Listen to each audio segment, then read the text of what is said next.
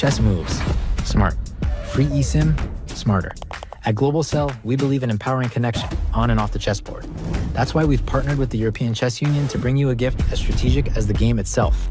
A free eSIM with 100 megabytes of data. Staying connected has never been this simple. Just scan the QR code, install your eSIM, and enjoy seamless global connectivity. Global Cell supports over 190 countries. Global Cell and the European Chess Union. A checkmate for connectivity.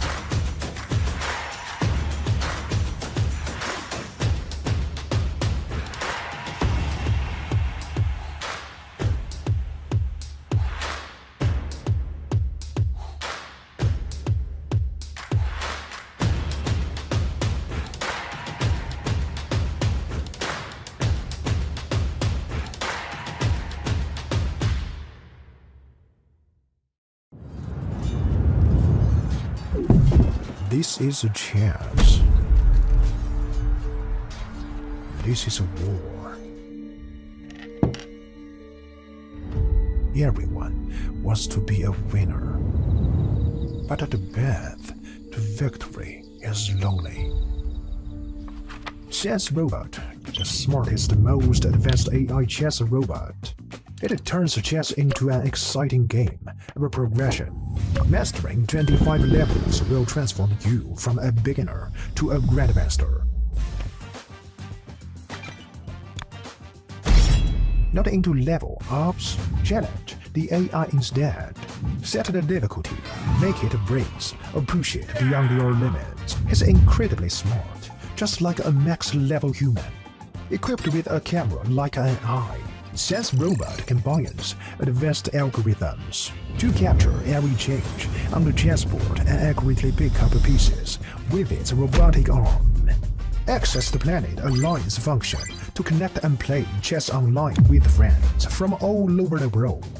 Here you will find players of all skill levels. Flip the board and play as white. You can't wait to get started.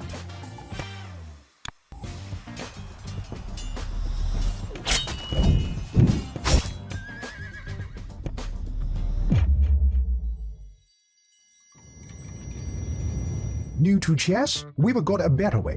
SenseRobot offers a variety of learning methods to help you improve.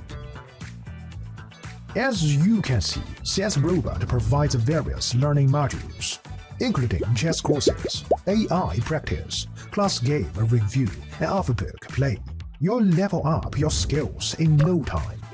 Let's start the endgame practice, featuring 145 carefully selected classic endgames.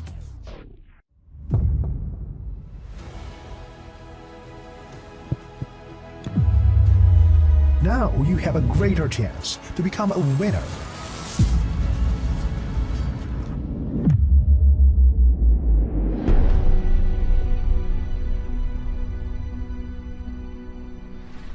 This is SenseRobot. Today, chess all in AI.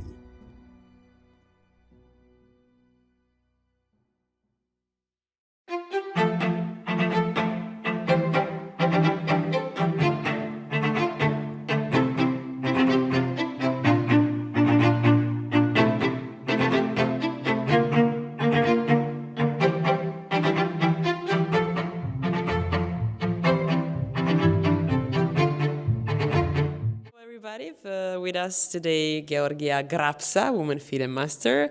Kalispera, posise? Good. Now you're domestic player, let's say. This is your country. Yeah. You just played the game. You're playing against Luxembourg team. How does it look right now? Tell us something secret. Yes. I don't know what my teammates because I finished quite early. I lost, unfortunately. But I had to go out, so I can't see the games. But it's my first loss.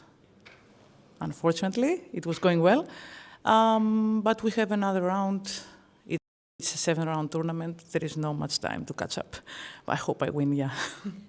Definitely a short tournament, but most of players love short tournament because, 9 is too long, yet 5 is too short. But this is team competition, and I know that you play a lot of open tournaments, individual tournaments. So what do you prefer, a team or individual? Tough question. Tough. Maybe individual. Yeah? Maybe, yeah. Because I consider chess an individual sport, and as much as I love my teammates, I love the team spirit, I love the help that we give each other and the support we show. It's still an individual sport, and we can go to individual tournaments as a company and again have the same, environment. You still need to play by yourself your own game, either way. Yeah. But your peak was 21-28, I think, and you're a woman FIDE master. 21-30, 40. And what is your next plan, next chess goal? Is it about to chase the women international master title, maybe? I don't know. I'm not such a fan of women titles, I have to be honest. Yeah, yeah, unpopular opinion. I don't know. I mean, I don't consider we should have a discrimination. I always play in open tournaments. I don't play in too many women tournaments. But okay, the next goal is probably 200 plus. I'm old, I'm 41, so it's tough because I have my life. It's not about age, but it's about my life. I have my husband, my family, I have to work. It's not just playing chess and be, And still, how do you balance everything? So you took 7 days off? Yeah, and now I don't work. I used to work as a computer engineer in a company, but it closed, the shop closed down due to pension of my boss. So now I do only chess lessons, some arbiter duties, but too many chess lessons, like, 40 hours per week. Very nice. So you're like a chess professional, like a chess trainer. Yeah. Very nice. So you're an author as well. Very nice to hear this. And maybe one more question, because this is your country. This is Rhodes, a wonderful place. I've been here for a vacation and stuff like that. But how do you like organization, environment here? Oh, I'm so used to it. It's like my second home now, because I've been I don't know how many times, 11 times, I think, in Rhodes for chess. In this hotel, maybe 5 or 6, I don't know. So this is your second home? Yeah. So I don't know what to comment. I mean, it's like the people are my family, and I have very good relations with everybody. Yeah. Yeah, you were in the chess family for a long time, so that's something what we get used on it. Chess is a small world. We all know each other. You heard Georgia Grapsa, woman FIDE master from Greece. She lost the game, unfortunately, but still she's in a good spirit. Thank you so much. Thank you. Thank you.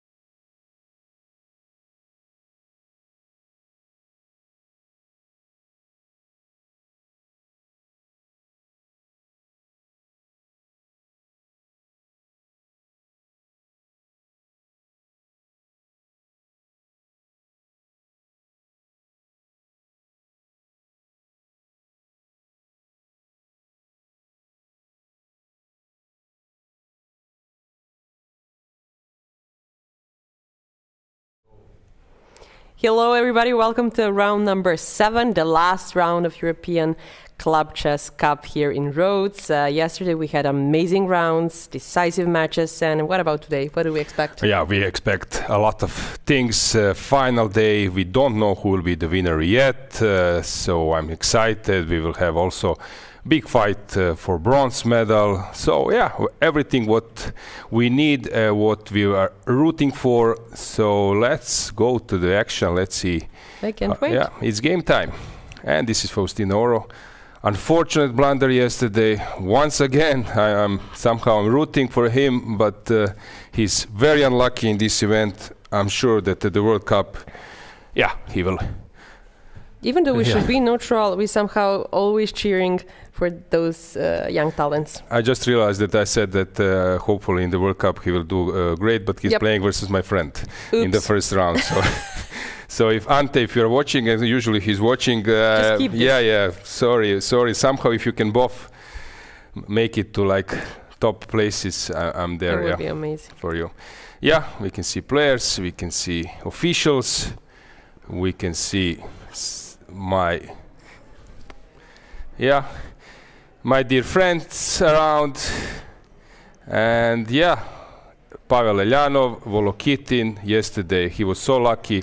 Oro was executing this fabulous combination. He was playing a really great game. Why am I saying this? Because to be able to outplay Volokitin, you must be a really, really strong player. And he crashed him completely, and then this painful blunder. There was a fantastic resource trick, which actually I think will help Oro to become even better player. We do expect that he becomes a world champion. So by learning that it's not over until your opponent stops the clock and shake hands, there was this fantastic resource, Rook F2, and I think this will help him in future not to be excited and not to overestimate. Huge experience anyway. Exactly. Huge experience. Painful, but how they say, you are learning best from your own mistakes. Absolutely. And Vugar Gashimov Club, very interesting match versus Novibor. Novibor was hoping that they will play versus first seeds, but that's not the case. Grandilius here, he was our yesterday guest. I'm trying to check, is there any player from Novibor who was not in the studio? Only David Anton, I believe. Yes, probably only. Yeah, so we had Keymer, we have Vidit, Hari Krishna, Navara, Grandilius, and Anton Galjara? Biere. So David Anton is the only one who was not here, and we will root that he comes. I see Aleksenko. See him today. Yeah, we didn't reveal whom did we play paddle. Maybe it's a moment that we say it. Is it a time? Yeah, we played it, Lena and me versus Aleksenko and Yufa. Exactly. Yeah. And we do we reveal result? We won't reveal result. It was 6-0, 6-4, 6-3, 4-3 for us. I just revealed it, sorry. Oops. Yeah. We love to brag about. You did a great job. Thank you so much, you too. Somehow it's easy. Yeah, Giri, he was yesterday your guest. Lovely interview. Users were very happy to see him. So kudos for that, for bringing him to the studio, your studio. I was so happy when he said yes to review the game. So I had nothing more to do than just to watch and listen and learn from him. So it was a pleasant Actually, guys, I would love to somehow point out that you have this natural talent for those interviews, Elena, every players joining, of course, Sandra as well. But I see Gukesh, so let's see this moment since Super Chess is arriving. Yeah, they are actually coming together to the match. I love this. As a team. Yeah, almost. Yeah, all players came at the same time. Gukesh, fantastic leader. We will have Paul at some stage. But not yet. Not ready yet. Gukesh will now do some small meditation. I see Ivan Sokolov. Yesterday we spent some time in the evening together. I'm a big fan of him. And I think he's currently world #1 trainer. Okay, we need to make distinct. There are seconds, there are trainers, there are lecturers. But let's say trainer and mentor and lecturer, he's #1. Maybe there are better seconds in terms only analysis. Jordan, he was in the studio yesterday. So, take a look of that event. Zoltan Medvedev just shake hands with Ivan Sokolov. Nice sportsmanship. And Aqua Profit Tuxera, they're seated. Jordan van Forest, I love his sense of humor. He's very humble. Yesterday we made Wei Yi laughing. Yeah? Yeah, Wei Yi was laughing, which I think it was so cool. Suddenly we're laughing. I said, guys, you want an engine or not? Because if I turn on the engine, you don't need to do it in the room afterwards, so you can immediately go for a dinner or something, and they start laughing. Yeah, you're right. Let's do it with an engine. Nice.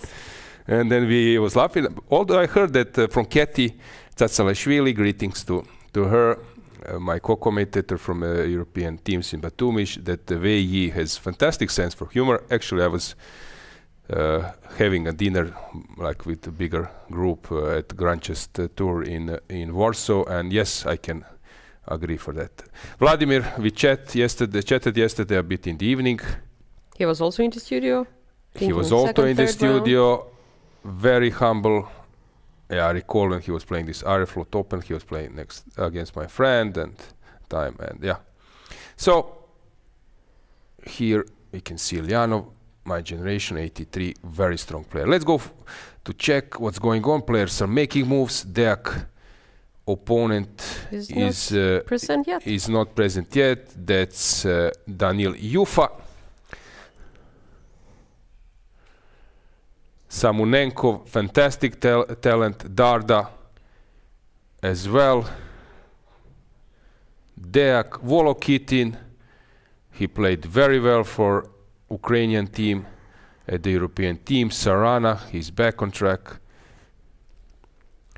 Gledura, he was studying in US, I believe it was Texas. Now he's back to Budapest, and he just made an E4 move. I see Bodana with her booster. Nice. Today she's playing as always fighting game, and Gukesh making a move. Queen's Gambit. Vlad as well. I have an interesting story for Jordan today. My colleague was with him in elevator, and they talk a little bit, they chit-chat. And then she mentioned, all of a sudden, that, okay, good luck today, but I remember that last year you lose the last game, which was the decisive match. And he was like, why did you remind me of that? Come on. So Jordan did actually lost that last game at the European Club Cup last year. And Sandra, our dear friend, just remind him of that. But we will see is that going to affect his match. We will follow that.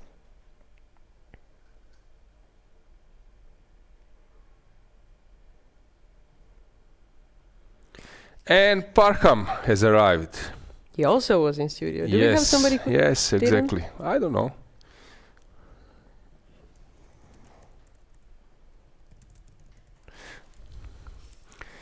Okay, they are thinking. First moves, last round. Do you think that today is going to have, like a lot of draws or something like that? I mean, it's last round, but still. We also have some metal in pockets. But sometimes it happens, especially, but this is more related to individual tournaments when it's the last round, like half of playing hole is just draw. Okay, first of all, it's very short and people came here to play chess. Many amateurs, it's not exhausting. You have even substitutes. Well, I believe that people are enjoying. It's not something like third tournament in a row and you're a chess professional, didn't take prize, and then you're not motivated to fight in the last round. So I don't believe that this is the case. But I think that they missed that one day off, so the amateurs, both professionals, one can actually enjoy the city and get some rest. But still, if they don't, somebody will maybe accept a draw. If not, they will play as they came to play. But actually, yeah, this free day I don't believe is important, since usually free day is connected with resting, not just sizing and shopping. It's connected with resting. Wallet damages. And then that means that you play like 5 exhausting rounds or 6 like European teams, and you want to have a break. Here, it's Rhodes. If you are like touristically oriented, you come one day before or you leave one day after, which I think is completely like logical idea. So you don't need like free day to make some sightseeing. Maybe you're right, because Laura Unuk told me yesterday, and we will watch her in the interview later, but she told me that she had a lot of free time here because she was reserve, and that was a really damaged her wallet. So maybe you are right, actually. Yeah, I will take this as a compliment. Let's see how Theodora is doing. She's really, I would say, like perfect guest. Yeah, she's an amazing guest. She always says yes. She's really like talking a lot about her career. She's always happy to talk and share more, and we love to see her. And just to remind you, current European champion from Rhodes, she started with a loss. Unbelievable game. She lost in the first round versus a lower-rated opponent, and she missed mate in 2, forced mate in 2, and she lost the game. Crazy. And then I think it was 9 in a row. Exactly, and she won. Yeah, so that was really fabulously. And Bodana, booster, is there. She's seated and thinking versus Osmak. I think that will be very interesting to follow. Yeah. And we can see some other faces, and it seems Captains, that, yeah, arbiters, everybody our maybe dear nervous. Abel is leaving the hall. Did I see Sandra? Yes, Whoa! let's see. No way! What is she doing? Is she taking interviews here? Let's find out. Welcome to the 7th round, final round of European Club Cup. We just had opportunity to see all the players before the game. They were chatting and they were smiling, but I'm sure that they are full of nervous because this round is one of most important round on this European Club Cup. And now we can see what's happening at this part, because here usually captains are sitting, and I saw some of them. We can ask some of captains, either players who are resting today, what they think and what are their predictions about today's round. So I saw Laura. We can go. Laura, my dear friend. Hello, how are you? I am a bit stressed. You don't look like that. You look perfect. Thank you, you too. Thank you. No, yeah, everything's great. I'm cheering for my team. She's playing for the rival team. But we're having a good time having a coffee, and hopefully our teams will solve these issues by themselves, you know? Yeah, I understand this. So you don't play today, but I'm sure you will be stressful from the beginning till the very end, same as you. What are your predictions in men's section? I'm just curious. I will not ask you about women's section, as you two are sitting here, but what about the men's section? Okay, I think Superbet is doing extremely well, and if they don't take the first place this year, it's going to be a surprise, in my opinion. Yeah, I agree. We will see. I think that draw works also perfect for the team, but we will see later. Thank you very much for this quick chat. I will see you later. Here usually captains are sitting, and from here they can go very quick to the playing venue and to see what's happening inside. We have another playing venue, which is, I will show you. Come with me. There are few playing venues, as this year European Club Cup broke all records. There are more than 800 players, so it was impossible to put all of these players at the same playing venue. Although I know that personally, I always like when all chess players are at the same playing venue, but that was impossible this year. There is second playing venue. And also a lot of very strong clubs are playing here. They started their matches. We can just give quick view on that.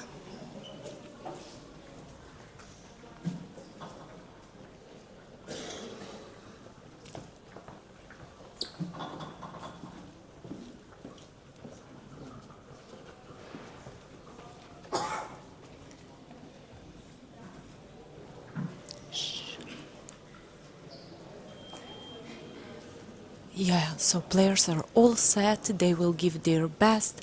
For most of them, this round is a very important round personally and for clubs. And I think it's time to visit our studio, as there are Lena and my colleague Aloysie. So let's see how it looks like. I think they miss me, so we will see if that's true or it's not true. They are doing great job. I said I'm a bit jealous that today they are working together, but okay, I will bring you there so you can see.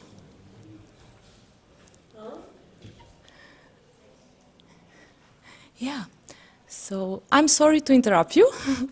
I just came to say that I miss you guys, and our followers, they can see whole studio and how it looks like behind the scene. Lena, you look so beautiful today. This color suits perfect to you. Same for Aloysie, of course. How is everything at the beginning of the round? Everything is perfect here, as always. Yeah. Thank you for Let's see. I just want to see. Ah, okay. This is you. Oh my God. This is me. We look good. We look good together. Yeah. The three of us here. I think Aloisi is not so happy that I just entered to this studio because I interrupt their job. I'm so sorry, but you are the only one who is not happy. So it works good. Oh, I cannot say something, but I will say something. We were following. You did fantastic job. We didn't hear all the sound, but That's why. the way how We you just were watched you and it was amazing. walking around, it seemed that you enjoyed it. Yeah, I really enjoyed. Okay, I will leave you to continue to follow the most important round of this European Club Cup, and I will continue with my job, and I'm very happy. Interviews, yes. Bye-bye. Bye. It was fantastic, Sandra. If I would be As always. I would be a viewer. I would love it. I will be super happy. Yeah. So big, compliment for To your Sandra.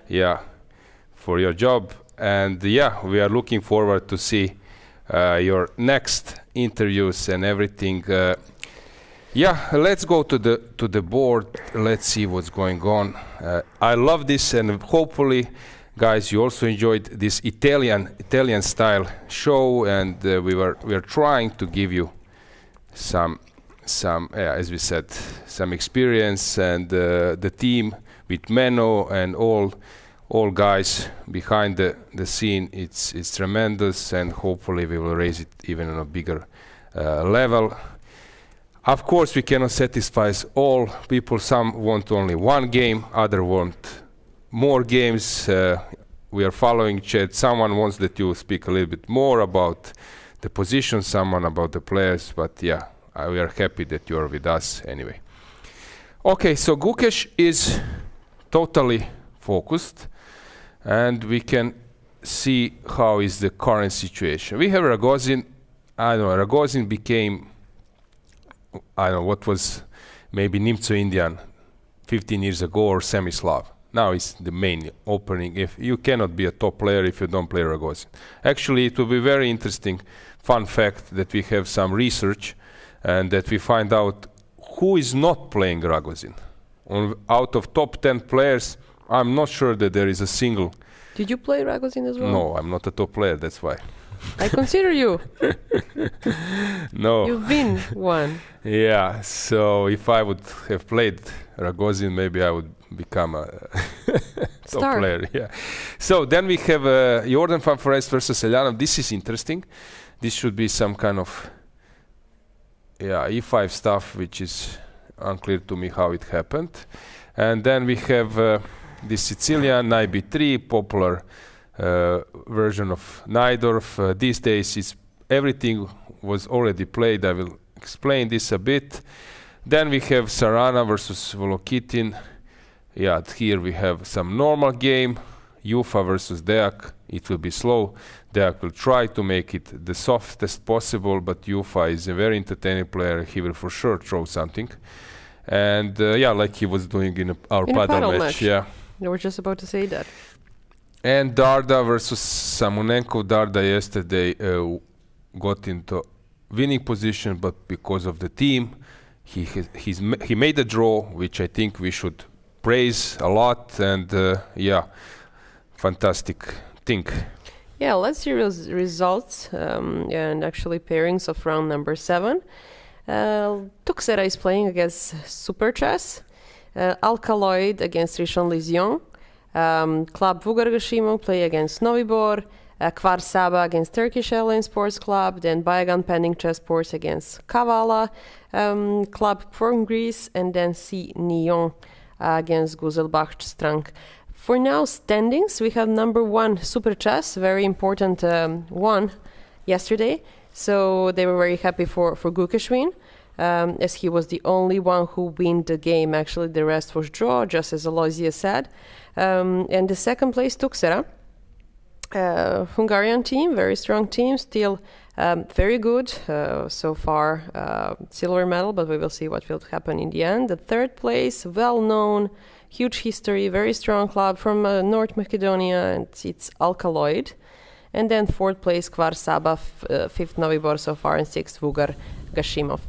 About the female section and the first board, Turkish Airlines Sports Club, again, won very strong Turkey club against the Monte Carlo Chess Club. Monte Carlo is holding that first position ever since the beginning of the tournament. Then second board is Sremska Mitrovica. They played amazing tournament. And I spoke to his club captain, and he was like, we finally managed to earn medal. So we find out that in the result, they finally earned some medal. We will see which one. Is that silver one? Is that bronze one? They're playing against Super Chess, and Super Chess is really, really strong club. Standings for now, Monte Carlo number 1. I'll say, of course, because I saw him only in the first position during this whole event. Then I will be very proud, even though my colleague Alojzia told me to be neutral, but I'm very proud of the Serbian team holding the second position right now, Sremska Mitrovica, with their captain Dragan Lazic here. And then third place, Gambit Bonnevoy. The fourth is Typhoon. We spoke to them, we spoke to Laura many times. Fifth, Turkish Airlines, and then sixth, Super Chess. That's pretty much it. Yeah, I love the way how you are actually pronouncing everything, explaining your passion. Yeah, you can also work on radio. Yeah, if something goes wrong. Why radio? Yeah, because I'm too ugly for television. No, not too ugly, but to put focus on your voice, not voice, on voice. Okay, people on TV, then you are fine even if you're muted. But on I radio, just like to make you people laugh here. No problem. I'm just kidding. No, I love the way, how but either way, I choose radio as a subject on my faculty when I was about to choose television or radio. So yeah, you will somehow notice that. Okay, fine. So let's dig a little bit. Let's see what's going on. Let's see how Fedoseev is doing versus Gukesh. In the studio, it was, I think, on second day. Fedoseev was not playing first 2 rounds in the studio. He was mentioning that he thinks that Gukesh is like calculation monster, and that he's very impressed with the way of how he handles those positions. So here d4, knight f4. Why sometimes players are entering this line? Because he's offering a Nimzo Indian. This is how Gukesh hero Anand is doing. So he's offering Nimzo. And in case white plays knight f3, then d5 comes. And he doesn't want to play d5 in this move order because this allows exchange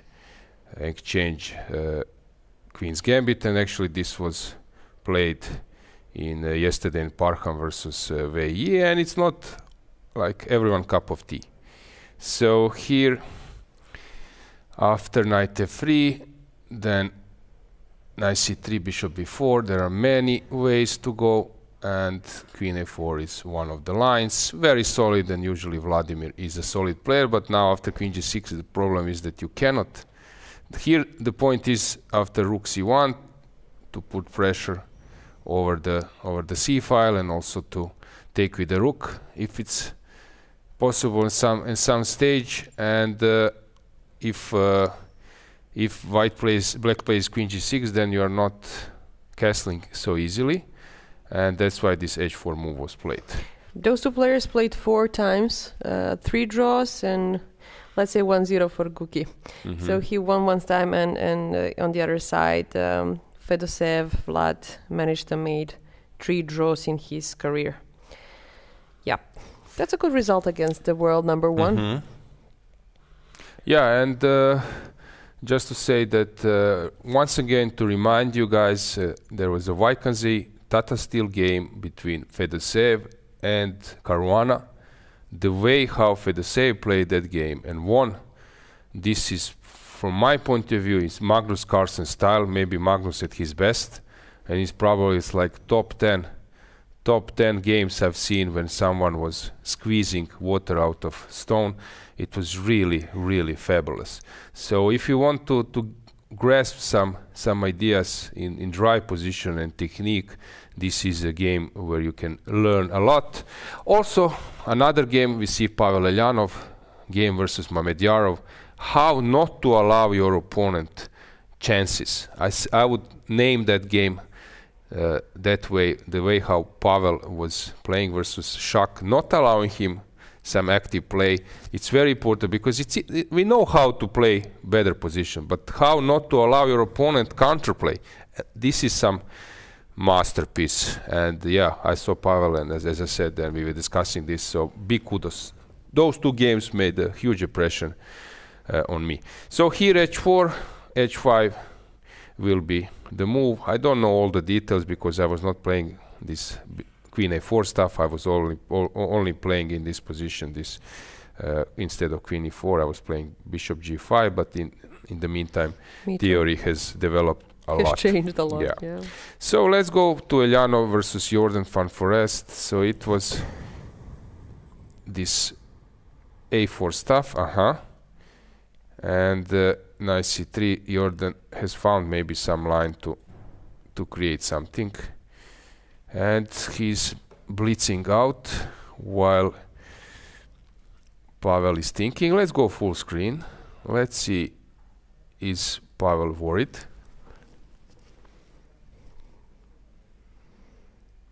Jordan looks worried a little bit. But Yes. But he prepared this. He came prepared, but he's super, super focused on this match.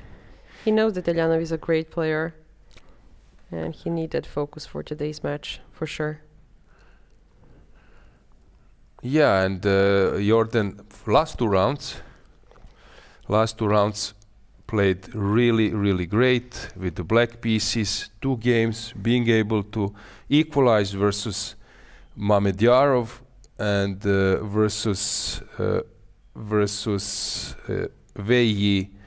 That was really, really awesome. So big. You see how this momentum changes. He was playing quite bad. He was on the verge of defeat in two rounds prior to that, and suddenly he's a big asset of the super chess team. Yeah, he's super asset of super chess team. Cook is sleeping right now. Yep.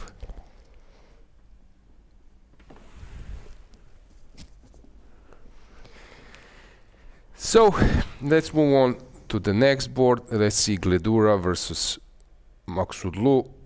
So it was this knight b3. Let's bring the board. So at one stage, only people were playing bishop g5, and there was this famous Petrosian Pologaevsky variation which was buried. Then you had bishop English attack stuff. Sozin was Bobby Fischer pet line. Then this bishop e3, I don't know, e6 or e5, and the lines with f3.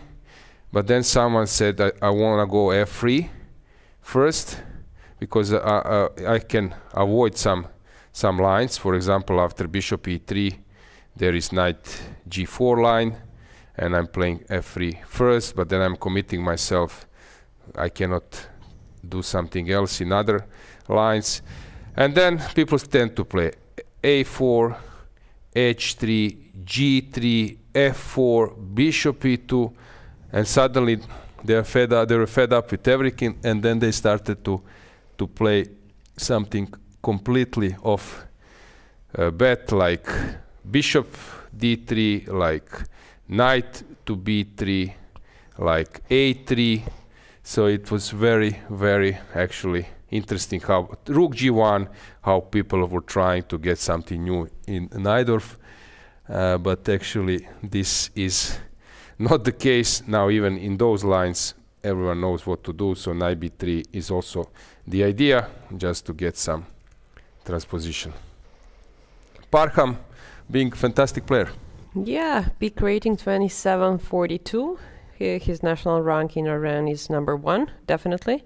World rank 36, so very, very strong player. He was here, I think, once or twice even, maybe one, but he was around. He's always welcome here, anyway. And he is almost now 2700 again. So he's a very strong player, very young player, 25 years old, so we will see what is he capable to do in this match. Yeah. And then we can, so it's now some transposition. The thing is, if you know Najdorf, you will soon end up at some familiar structure. Okay, we have Teodora Ignac, but hang on, we also see something very cool. we could see camera, small camera. So Where? guys, you could see how players are feeling when they play. They have this tiny camera, which was awesome. This is a women's section. Yeah, you can see this. We can go full screen. You can see this tiny camera. Here is it. Here is a teeny tiny camera. It doesn't even bother us players, which is the most important thing. And on the other side, you can see their emotions during the game. It's amazing thing. I have never seen this camera before, so kudos for our streaming team. Very, very good and fancy event. Yeah, the thing is that you tend to forget sometimes when you play when you are playing. It's actually a normal thing that you focus on the board, and I think in future it will be same like with chess pieces. If you ask me, was I playing with plastic pieces or wooden pieces? Does the board has notation or not? Yeah, I wouldn't. Yeah, know after the game. So basically, you see combinations. So same will be with the camera. So you will just get used to them and forgot that they are existing. Thank you guys for this such amazing comment. So nice to see Lena today in commentary with Jankovic, Mr. Grandmaster Jankovic, and they're very happy to see Sandra walking around in totally new format that to represent the team, what's the behind the scene, and everybody loves. This is my favorite thing, by the way. When I watch movies, I want to see behind the scene things. So the whole idea was amazing. So how did you say, Mr. Grandmaster? Mr. Grandmaster Jankovic. Okay. Yeah. Too many titles you have, you know. Okay, I will get rid of you. Stay with Grandmaster. Yeah. Or just master. Or just master. Yeah, master in everything. Yeah, I'm glad, guys, that I have ladies in the studio. They're doing a tremendous job. Thank you. Yeah, keeping our chilly atmosphere, and yeah, it's so nice to have you here. So let's get back to business. So knight g4 was played by Parham. As I was saying, the bishop e3 allows this knight g4. Then we can see next board where Volokitin is playing versus Sarana. This is classical game, but Volokitin is hard not to crack. He can be really, he can be really tough opponent. Last year he was totally winning. Or hang on, no, he won versus Abdusatorov. He was winning versus Keymer with the black pieces 1.5. He made at the last European Club Cup. European teams. Wow. Scoring heavily in Olympiads. This player is, you don't want to play against him when he's in his peak. Andre, he has a problem with clock management. He's spending a lot of time, but in general, when he's like there, sitting at the board, motivated, terrible opponent. K-Fun. Yeah, Ufa versus Deak, just to check. So this is this typical structure, and Samunenko versus Darda. I love them both. They are so entertaining when they are here. Somehow, the Darda has this nice sense for humor, and he's like making some irony sometimes. But he's very fast. His brain is working for some remarks, comments, same as Jordan van Forest. But Ihor is on some different level, different profile of person, but also very entertaining, very calm. He speaks the way how he speaks, very mature boy. So I love them both, and you can see that they are having an interesting game. Darda did a great job yesterday, 2 days ago, winning with the black pieces, hero of the match. Yesterday he was pressing because of the team result. He made a draw. I believe that this will be awarded somehow by the team. So as we love to say, team spirit. Yeah, exactly. We haven't mentioned team spirit at all. Yeah. So this studio needs a little bit of team spirit. Let's go full screen. Let's see how they are doing, because as I said, it's very cool. Yeah, Giri is always walking around. Oh, I see some chess fans. Yeah, that's awesome. That's something I think she will be playing, which will be memorable. Probably. Yeah, of course.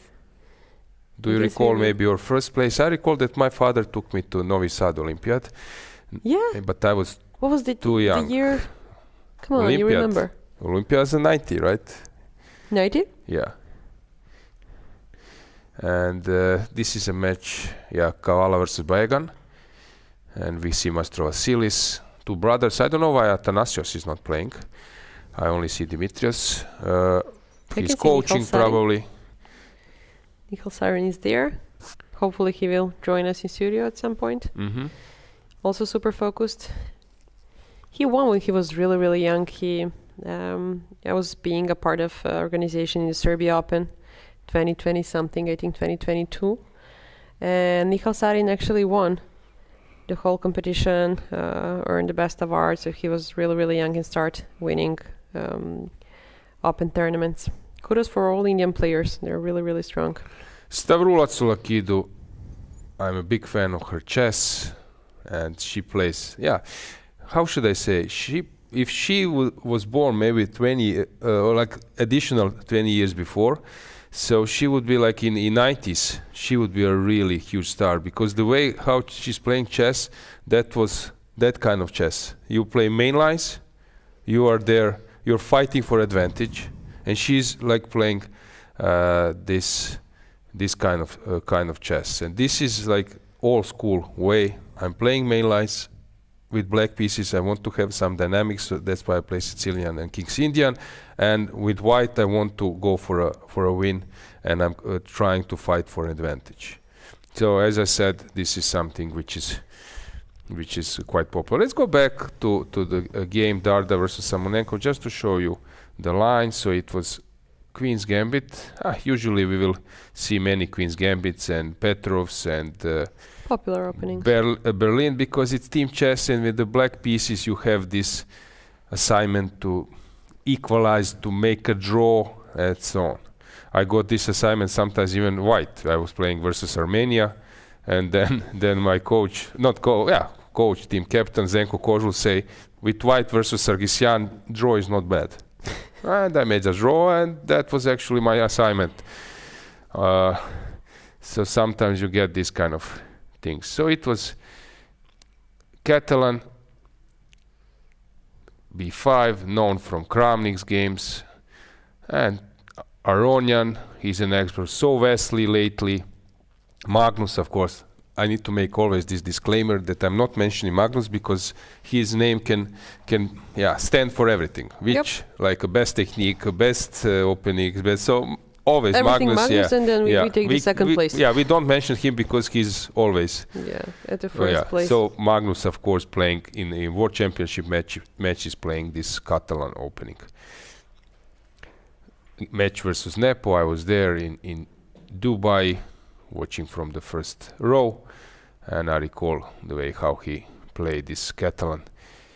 So b4 sometimes is a move, but here c5 was allowed, because after b4 a5 there is still c5 and basically Darda is heading towards a draw, which is surprising a bit, if you ask me.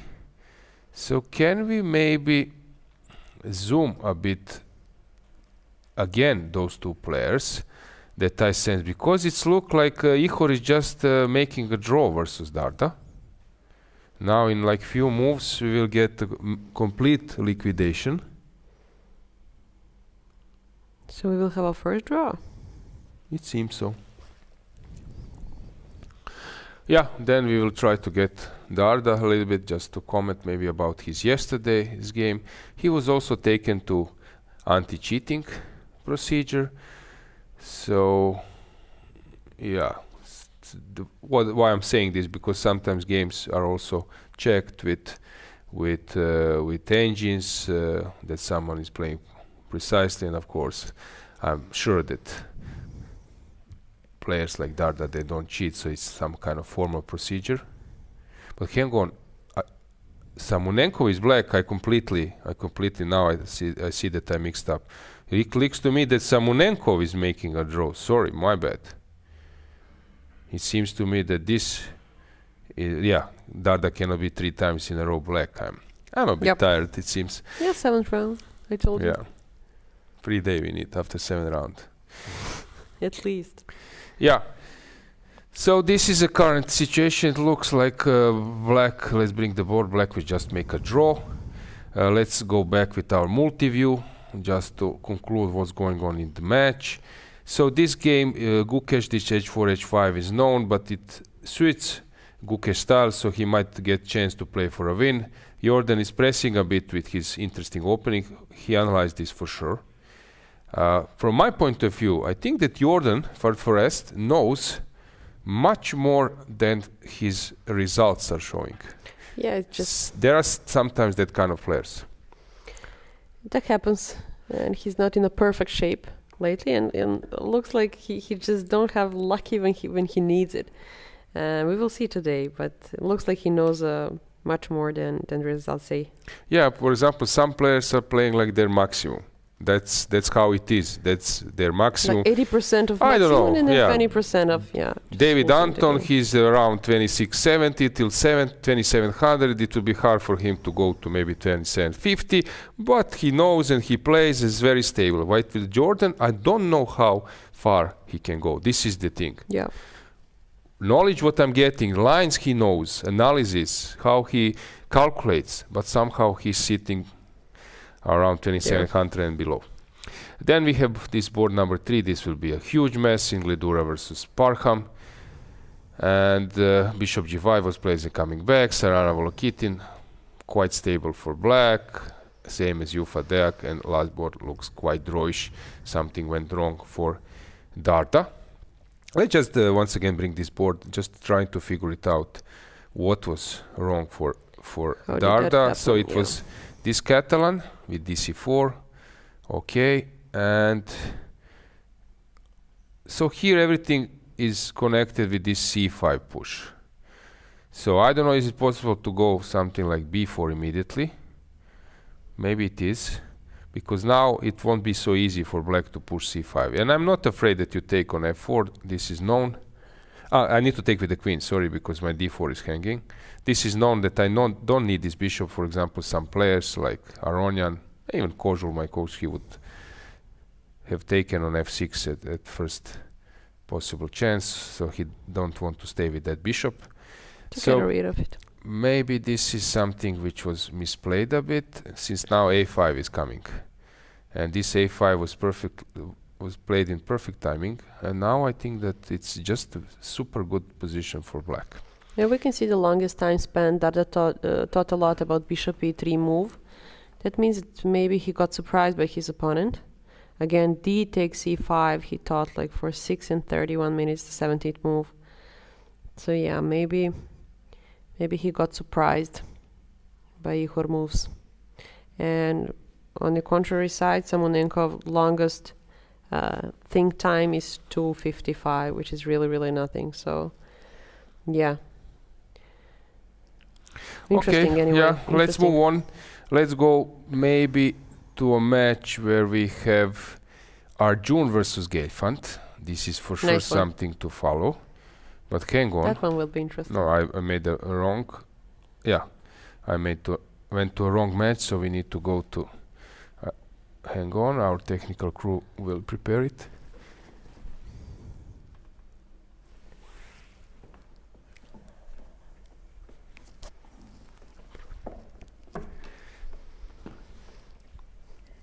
Okay, just not my day. Yeah, let's bring the multi view. Of course, as I mentioned, I will need to repeat it once again. Boris Gelfand played this.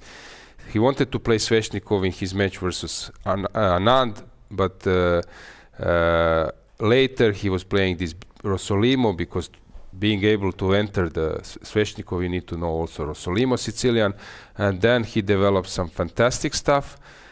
He played this versus Keymer. He played now this versus Arjun, if I'm not mistaken. Let's see how the opening was. Yeah, so he's ready to play Rossolimo. So he's now the one, like the main advocate of this line with black pieces, and only plays e6. Magnus has something crazy. Magnus in this structure, bishop c6. Have I mentioned Magnus? No, Not not for at a all. long, yeah. So bishop c6, dc6 in this line.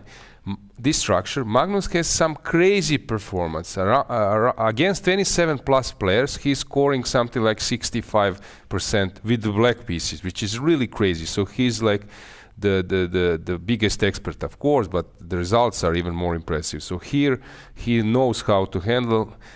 2 years ago, where Offerspiel, his club from Norway, won the title, European Club Cup title. They were not first seed, but they managed to win. They had fantastic atmosphere.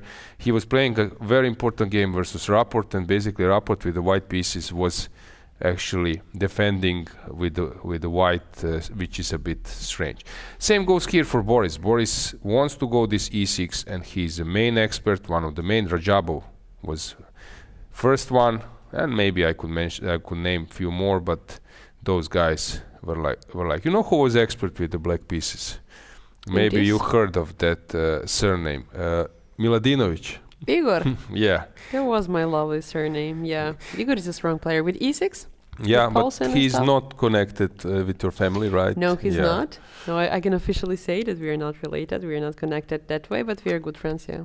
Yeah, Igor was a fantastic player, world junior champion. Yep. That was a famous story. He was world junior champion somewhere, maybe Jakarta, or I'm not sure, or it was Manila. And then next year, maybe it was like Jakarta, then he needed to go to Philippines, and no one, I think, has won the title in 2 consecutive years or defended the title of world junior champion. Usually become a world junior champion like Mamedyarov, like, I don't know, previously Ivanchuk, who was Parham, or who was world junior champion. And then you play something else, your level increase, and actually this is also your last year. At that time it was under 23, so you could be a world champion with 20 years, 90, and then you can repeat the title. Maurizi was world champion with 16, and I don't know whom else. So he's coming next year to try to defend the title, but it was a long haul flight and everything, and he missed first round. Oh. And I think that he won something 8 in a row and leading. Like Theodora Inec? Yeah, and leading the field, but the end I think he was something like not first, but maybe top 3. But it's a pity to miss the first round. He was 26-50 and he was playing the 6-6. So my advice would be, if you want to improve, and you want to play this Rosolimo with the black piece at the e6, check games of Rajabov, Gelfand, Miladinovic. I played few, but I don't want to promote myself. And for example, Bojan Koraica, he was a world junior champion, now living in Spain. Like those 4 players, you check their games, and then you will. Plus, I played the same system, so check my games as well. Yes, check games to learn about Just mistakes. kidding, another Miladinovic, yeah. Yeah, Igor was 26. 50? You know that audience are listening to you all the time. So I have a voice, not the face, and then I check my pulse and to see how to make a mistake. Just kidding. No, come on. Yeah. I'm waiting that comment right now. Yeah, guys, we are sometimes poking each other because it's hard to sit here for 7 days. 7 days, 5-6 hours, and of it course will be even more. Yeah, I'm big. What is saying? 15 days, and that will be a case, in a couple of days. I'm a big fan of Lena's and Sandra's work, so if some comment sounds a little bit too aggressive, believe us. Just for fun. Yeah, just for fun. Yeah. We don't have problem with that. So this is a current situation, BC, which is very tough, as I said, because Rajabov had this feeling when to sacrifice this pawn, when to push c4, but it's very hard to have the right timing, because basically what you want to do with the black pieces, you want to do this, and then you have some familiar structure, and then you can maybe play something in like normal style. But when the game comes, you want to go this, and actually this is your weakness, because you want to make this setup, because this setup makes you comfortable. This reminds me of e4, e5 lines or normal Sicilians. But actually, this is your weakness, because you're trying to go there, to be in your safe zone, comfort zone. And when these moves comes, suddenly you're completely out of the comfort zone. Why? If you push d5, then you have this horrible pawn, and sometimes c4, b3, later bishop a3, whatever. Now, whatever you do is wrong. If you take, you're having bad pawns. If you push, you are allowing some squares. If you wait, your opponent starts to target your c5 pawn, and nothing works. Sensitive structure. When you take, then you have this very bad structure. If you allow it, then you have it in the same way. It's very, very tough. I would say that this really burns like mental energy, being able to make the right move here. So fast forward, we are in this position. Of course, Boris knows how to rearrange his pieces, but this is also Arjun's position. He has nice position. When you get rid of one bishop of one color, let's say that you exchange light square bishop, then you're putting your pawns on light squares, because your other bishop and your other pieces are controlling other squares like dark squares. If you get rid of light square bishop and you place your pawns on dark squares, then you will have like huge holes on light squares. So this is the point. So white is actually placing his pawns on the light squares. Also is important that when opponent has double pawns or there is a fixed structure, then you can use some outpost. Elena's favorite word. And yeah, so this is actually the way how you... What is Boris' peak rating?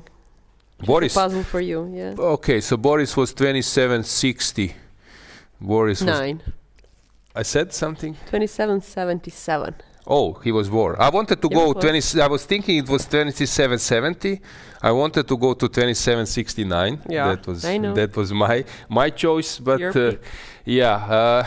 then 2770, yes, but he was super strong. That was strong player. You know what is the thing with Boris? So when Magnus was in the studio 2 years ago, okay, first Injic was in the studio, then I said that he's a big fan of chess history. Aleksandar Ijic, former European champion last year, European team champion, European bronze medalist, and I said he's a big fan of chess history. He's working with Aleksandar Morozevich. This is Injic main coach and some others. And I said, okay, I heard that you're a chess fan. Let's go with time machine to 1994. Check a little bit. 1994, tell me top 10 rating list. And he starts. And he starts Kramnik, Anand, Topalov. Then he starts to throw names. I would know maybe 6 out of 10 for sure. 7 maybe. He was something like 8. Wow. And then there was a closing ceremony of European teams, and there was some kind of small party, and Magnus was there, and then we were chatting, Magnus, Ivan, Sokolov, me, and then I asked Magnus, okay, Magnus, how about you? And then he threw like 9 out of 10 very easily. Maybe even 10 out of 10 very easily. Very easily 10. But come on, it's not so simple. Not so simple. Not so simple. But my point was, Boris was always there. You go to Vasily. You go to rating list 1998, he's there. You go to rating list 1994, he's there. Chucky and him. So he was always good. And there was this famous photo of Botvinnik Chess School when Boris, Shirov, Ivanchuk, they are all there. And we are getting some feedback from Sotiris that he was the only player ever to win 2 interzonals, 90 and 1993. Yeah, speaking of interzonals, then I'm always recalling this Suz interzonal where Bobby Fischer left, but also there was this Palma de Mallorca, and of course also Portorož interzonal when Bobby came being only 15 years old and qualifying to candidates. Candidates was Bled, Zagreb, Belgrade, 1959, Portorož 1958, Bobby becoming a grandmaster. And that was really a strong grandmaster. Now we have this record chasing and some players becoming grandmaster with 12 years, but not having international results on a toppest scene. But Bobby with 15 years old, then, for example, Judith Polgar, they were super strong being grandmasters. So yeah, this Portorož interzonal, although I think that Bobby lost to Friedrich Olafsson, I'm not sure. Who can check? But because Friedrich was playing well in that. Yeah, okay. So let's go back to. So this is Arjun. Let's go back just 1 second to see what's going on in Fedoseev versus Gukesh. So the game took following course: Queen A4, H4, Yup. This is this maneuver. You see, the point is when you're watching the game, it's very important that you grasp the logics behind the move. So why queen d6? Of course, the engine will say queen d6, but the engine won't say, I'm playing queen d6 to protect b4, to being able to move the knight to e7. This is the problem. That's something you won't hear from engine. We need human to explain. And someone needs to tell you, but it's very important to grasp the logic. What's the logic behind? If we start to do some analysis from the beginning. So either you play e4 or d4. You play this or that. So you play d4. Your opponent played knight f6. I want to go e4, but I cannot do e4 because I'm dropping a pawn. But if I play knight c3 to play e4, then if my opponent stops me, I cannot undermine his pawn. So that's why I need to play c4 first, and then knight c3 to play e4. Okay, my opponent goes e6 because he's fighting against my knight c3 to play bishop b4, and still I cannot go e4. Okay, so I switch the side and I play knight f3, waiting for him to because I want to go to castle. He also wants to go to castle, but he needs to move the bishop. If he moves the bishop, now I'm there to come to c3. If he gives me check, I will think maybe I will play bishop d2. I don't need to play knight c3. So he plays d5. Okay, I go knight c3 now, because actually he already committed himself a little bit differently. Because here, hang on, I press something.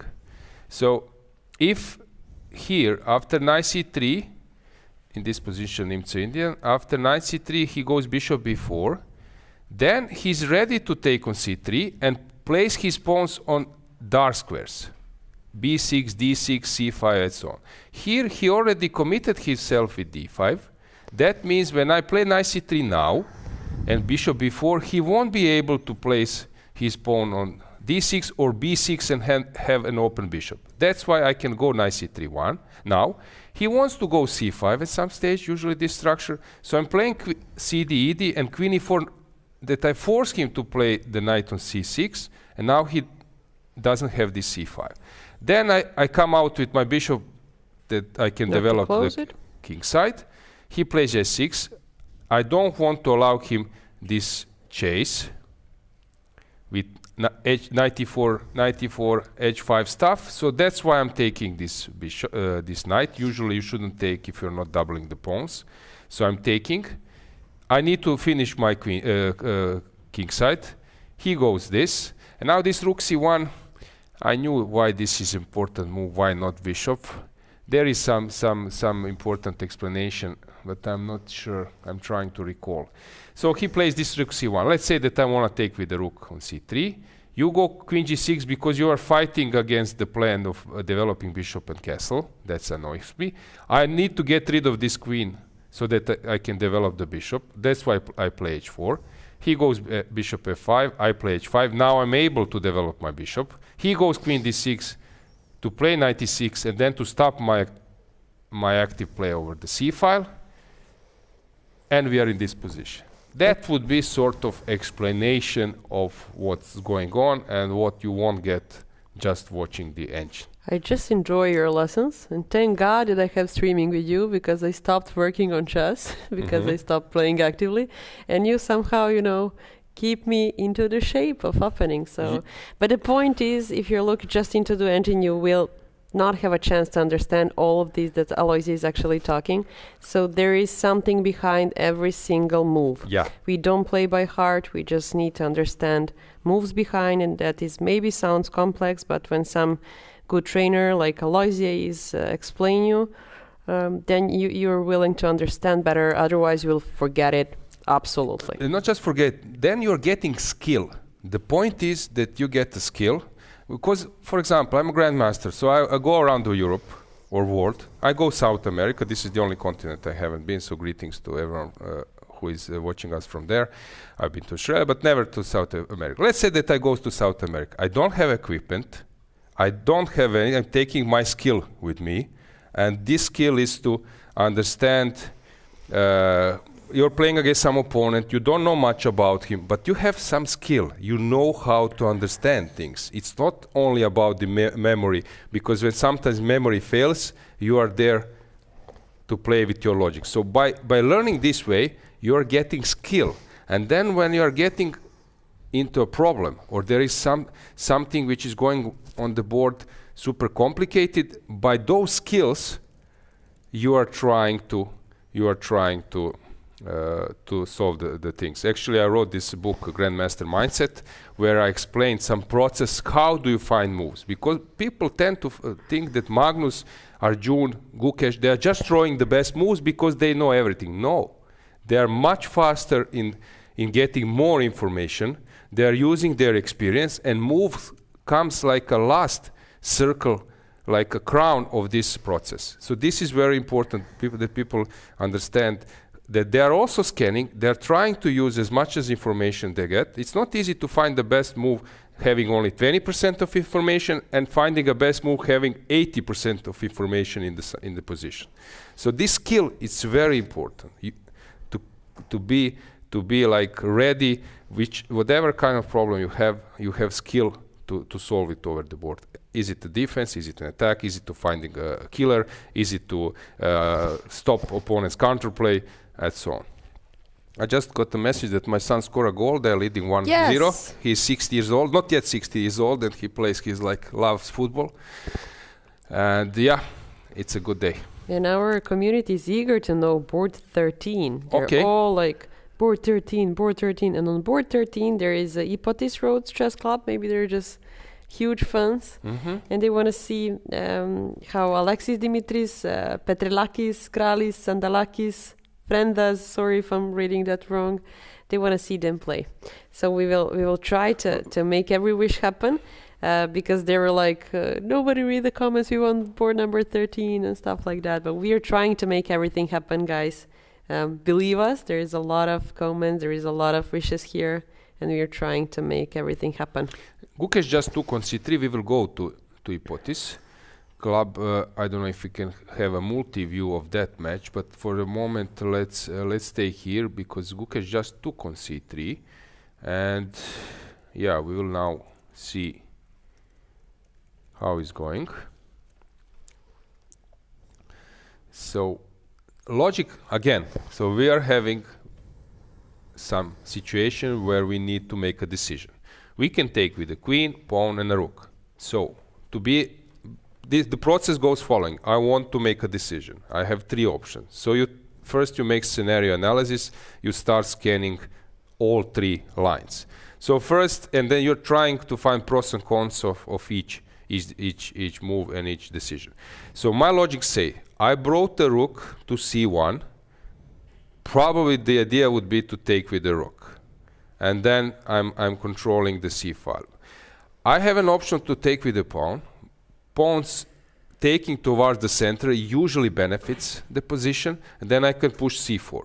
I can take with the queen, and I'm not disturbing my harmony. My rooks are on the initial squares connected in future.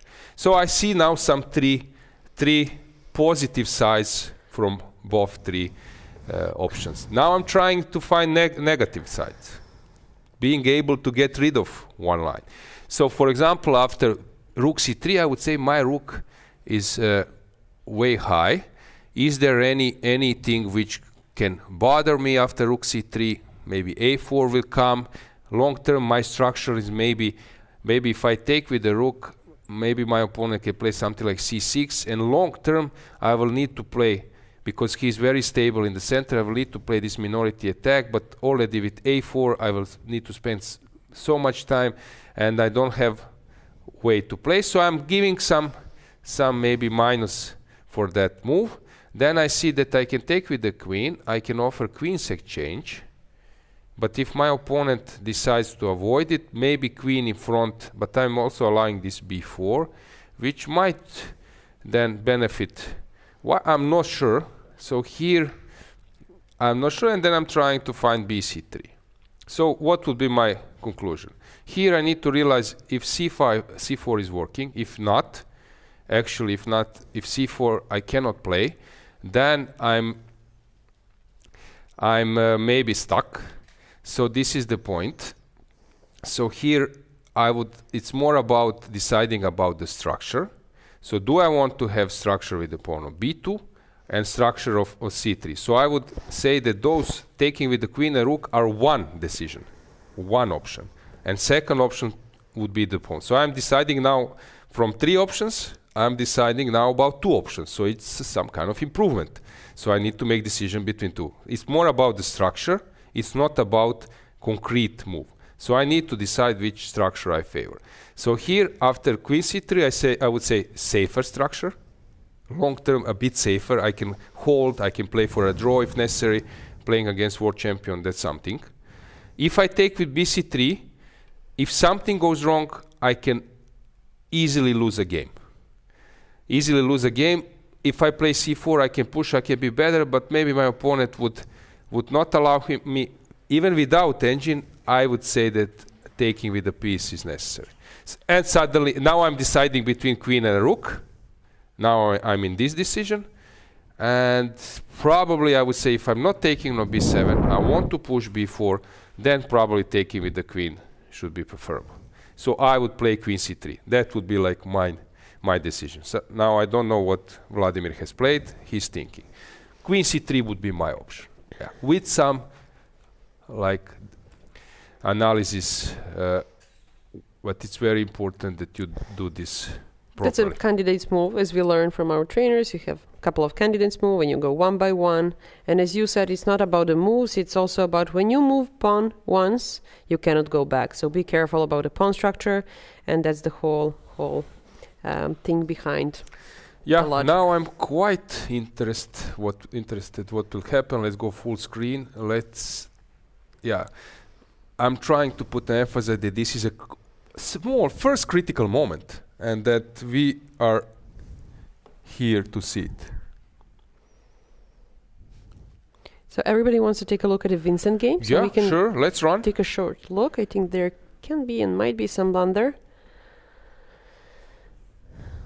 Oh. Vincent looks happy. Yeah. Oh. Looks tricky. Rauf is lost. Hang on. Completely lost, yeah. We were all about Guki, and then what happened? This knight d7. Usually there is a possibility to play knight e4, and then this bishop d7 stuff, and then taking on c6, and theory goes and goes.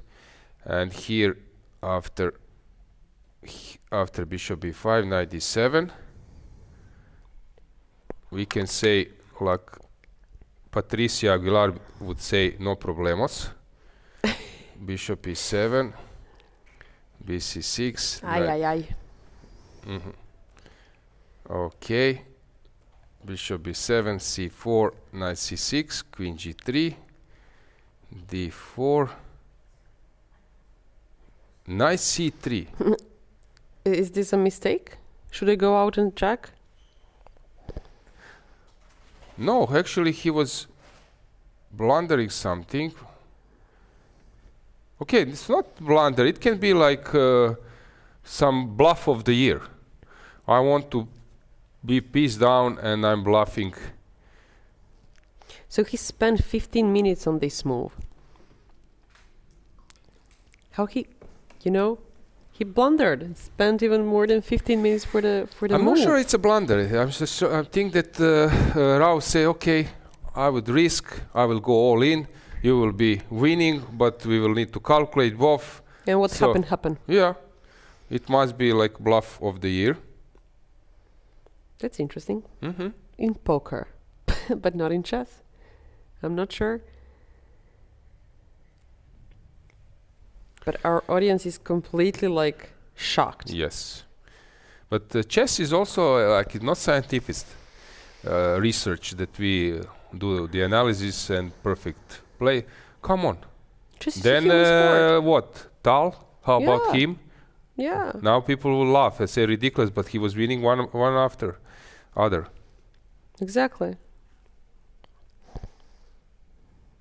Yeah, but can't believe. The evaluation chart is so like crazy, goes down after the 15th move. It's unbelievable. And now Rauf is just probably walking. because he's all in. He needs to walk to bluff to see is Vincent going to fall for this trick. But I'm not sure. Not really. Vincent having some crazy games. If you check, what's interesting, Vincent has this aura of like the most classical player in terms of structure, in terms of understanding. Take a look of Vincent Keymer's games here and in Batumi. For example, here, was it yesterday? Yesterday, yeah, I think yesterday, with two exchange sacrifices of his opponent. Then versus Arjun, completely imbalanced material. Yep. Then versus Gelfand, crazy game in terms of double pawns. So he's like classical player with classical understanding, but he's having completely irregular positions. Which is interesting. Yeah, that's something which His maybe player it's a to be paradox followed, which was not mentioned. Yeah, I know French paradox, but this is also now but this is a chess Vincent show. paradox. You know, most of the games are peaceful. You know, playing stable chess, playing right moves and stuff like that, going into the equal position, following the engine. And Vincent chess is different, and we can see from game to game that this is really interesting. But you mentioned earlier that players are actually changing their style. And I think that you follow the Deak style, that he changed a lot. So maybe Vincent will change style. He's young now. But maybe he will change style later. So we have some statistic here on the game against Rauf Mamedov and Vincent Keymer. 4 games in total, 3 draws and 1 win for Vincent. Very nice. Very nice. So he's expecting to win, and Rauf did risk everything here. So this is his 5th game in career. Rauf is experienced, much more experienced than Vincent is, but Vincent is kind of a new star. I think it's his live number 5, I think, if I'm not mistaken. But definitely top 10 players in the world right now. Yeah, regarding live 2700 list, there were some changes, of course, after Gukesh yesterday win versus Arjun. Yep. I think you cannot gain more points only maybe by winning versus Magnus. So of course this immediately affects the standings. So Magnus is number 1, Hikaru 2nd, Fabiano 3rd. Yeah. Congratulations to Fabi for winning the title in US Championship last night. Yeah, he's really doing well. Great job. And Arjun, board number, he's now on the 4. Vincent 5. Exactly. So it will be very interesting if Vincent wins this one quickly and Arjun fails to do so. It will be very interesting. And Pragnananda 6, Giri 7, so 8, Gukesh 9, and Firuza 10. This is our top 10 prodigies today. So let's bring the board. Let's just check a bit this game of Mamedov Keymer. Let's just see what was going on. So here, knight d4, knight b8, protecting c6. Black doesn't want to push c6 because c5 because nice then, trap. Yeah, losing a queen shouldn't be allowed. And then queen f3. This is Rauf style. c4, everything normal. Queen g3, quite unpleasant because if you castle, there is this bishop h6. Crazy, yeah. Yeah, and then g6, and you're dropping the exchange. Which is enough for Rauf. d4, rook e1, a6, and so why he was unhappy with this move? Probably strategically this is a bad position, knight b4 or something. Black dominates completely. So already here, maybe here there is a mistake. Rook e1 is mistake. Maybe he played it pretty quickly. Can we see how much time does he spend on rook e1 by any chance? Because if he played just a logical move, rook e1, and then you suddenly lose the game. Yeah, so he wanted to sacrifice the piece already a few moves around here.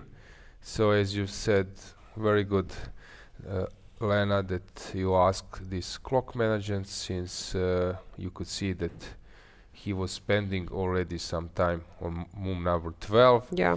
So that's mean that Rauf was already, I think, after c4, he lost some time, and then queen g3, and he was playing this sacrifice. So what's basically going on? So he wants to play this kind of position. You never know with Rauf. It can be also some analysis where black is winning, but maybe 3-4 ways super complicated, and in human way maybe white has some compensation. He spent like a few seconds on rook e1, if I can Take say a that look by what a is chart. the main line. So AB, e6 takes, rook takes, and suddenly here engine allows this queen f8, which looks horrible. King d7. Beautiful, looks beautiful. Yeah, and then this horrible everything. Maybe something here was missed black. by Rauf. But this game will, of course, will be very quickly probably finished. So regarding you mentioned Greek club, maybe we can show that 13 match. board, 13 board. Maybe we can show that match so that my audience can be happy. I'm trying to make everybody happy here. Come on, not an easy job to do. Yeah, please, board 13 again and again. Board 13, blah blah blah blah. Hypothesis they want, yeah, not Kavala. Hypothesis. Okay. Let me check, double check. Hypothesis Yeah, Rhodes I just Chess found Club it. Hang on. against Somewhere Rokaden here. from Sweden.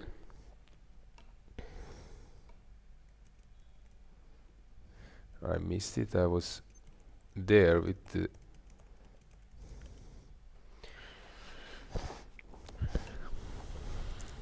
Now let me check right here. So we do want to fulfill every single wish. But we need some time to find hypothesis. And Very stable we position. got the boards. Nice. Hang on. This is we got the board. Yeah. So this is the current position. This French defense gf6 is very playable. You can see in block this game, and this d5 is quite a reasonable try, but it's also quite popular. With the black pieces, this d5 second board push usually fits black, but then there is this bishop b3. So I don't know. It looks quite normal. Last board some Sicilian. But maybe queen is misplaced. Yeah, still quite balanced. Yeah, I think maybe it's a moment that we switch to women's section. Yay. Yeah, and a good transition would be an interview, since we have Typhoon as a very important club. Last year they were very, I would say like stylish winners of the event. Exactly. Yeah, playing very well. From Ljubljana, Slovenia, coached and led by Borki Predojevic. So maybe it's a moment we could see Laura Unuk in this fantastic stroll of Sandra, which I think gave you some impression how this. Maybe even Lena. Yeah, and You'll see. yeah. So let's check Laura's Unuk interview. This is going to... Dear audience, today with me Laura Unuk, woman grandmaster, international master, playing for club Typhoon from Slovenia. Last time they won a title. Today they're leading 2-0, if I'm not wrong. Yeah. How is going there? What do you expect from today's match? Win, probably? Oh, I would very much like my team to win 4-0 if possible, of course, because of the tie breaks. Even though we lost 2 matches already, we still have one of the highest tie breaks in the championship. So we are currently hoping for a medal anyway, maybe a bronze one. But yeah, I am really cheering for my girls right now. Nice. So we need 4-0, guys, to try to reach third place, maybe even second possible, or? It is definitely possible with some mistakes of the opponents, but yeah, let's keep our hopes up. But realistically, I think third one. So theoretically possible, but still, let's go for bronze for first. You played 2 matches, one win, one loss, and I personally, it's rare to see you on the bench, personally for me, but it's nice because you have a tight chess schedule. It's nice to get some rest. So did you have a time to get some rest here? Yeah, actually, I am also very much enjoying the rest. Usually I'm playing the first or even second board in these hard team championships. So I am very happy with our captain, Borki, that decided that even today, even though if I would play 1900 rated player, that I don't need to play because Vatika, she lost 2 games and he said that maybe she needs more confidence to win. And I am very happy with exploring Rhodes. I went to Old Town today for the second time and did some damage in the wallet.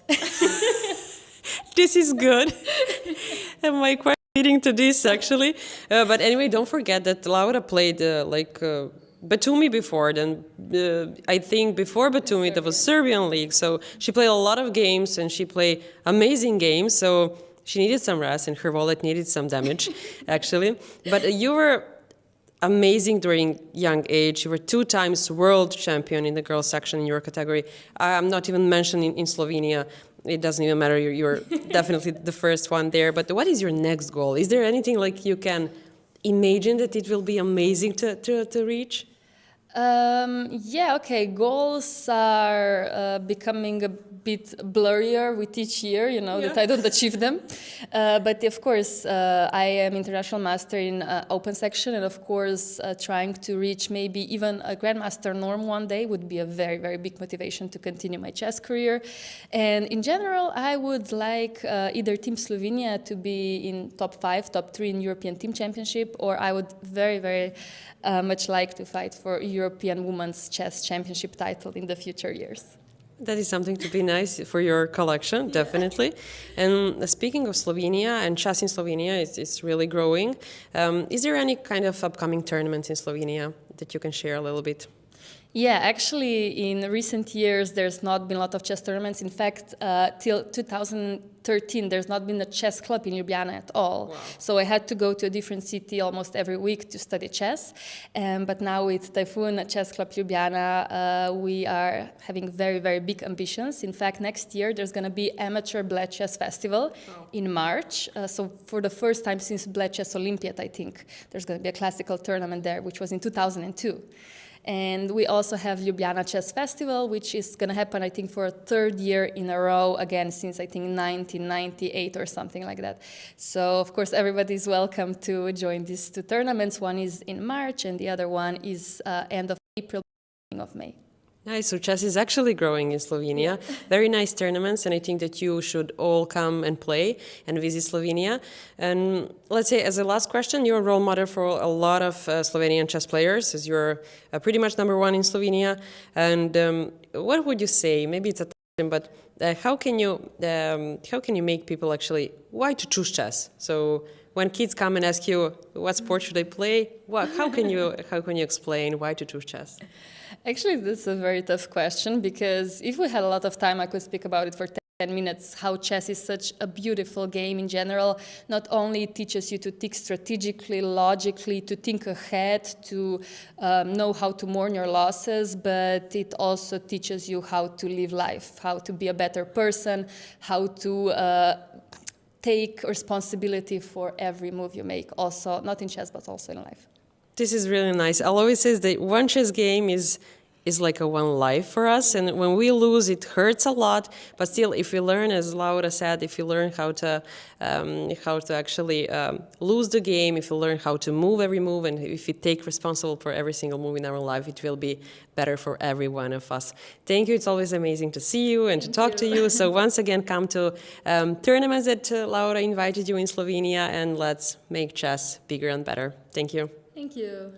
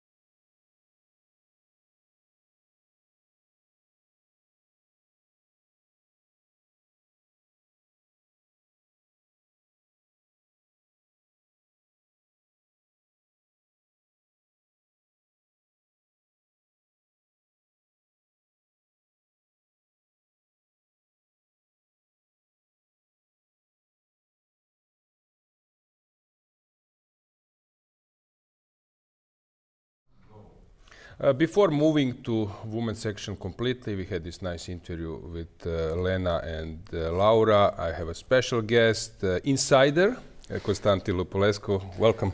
Hi, nice to be here. Thank you. Yeah, your team is doing fabulously. You yourself played in the European teams very well.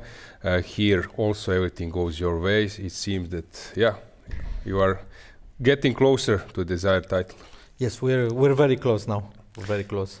Yeah, okay, let's go to the games. You know players, your teammates very well, and you can tell us a little bit more about current situation. So in the opening, this H4, H5, probably it's something you would happy a bit because there is also the winning chances. It was not the usual Carlsbad structure, so it can, okay, white will try to place this knight on e5 and then hard to kick it with f6 because, okay, g6 square will be an issue, but then on the other hand, white king can be weak. So here this rook c1, I'm not so involved in theory these days in details. So rook c1, why not immediately bishop e2 or something because of queen g6 or? Yeah, this is a good question. Rook c1. Maybe he didn't want to allow this changing of c3. Yes. Okay, so then came this h4, h5, bishop e2, and here after queen b3 there was an important moment. I was expecting that he will take either with the rook or with the queen. Yes. That bc is too risky probably. Yeah, then probably he will still go c5 maybe, or I don't know. This game can be lost after bc. With rook c, queen c was still solid. But so like this, I think, yeah, I really liked what Gukesh did. I mean, after rook c3, of course he could go c6 to have the normal structure of Carlsbad, but then it's not so easy to organize counterplay. So this b6, c5, obviously he's aiming for hanging pawns, and okay, this will give him some good dynamic options, I think. Okay, how he's doing with time. Also with time, I like it because during this tournament, sometimes he was burning a lot of time. So he was playing very well, but burning a lot of time. But now I see he's doing very well with time.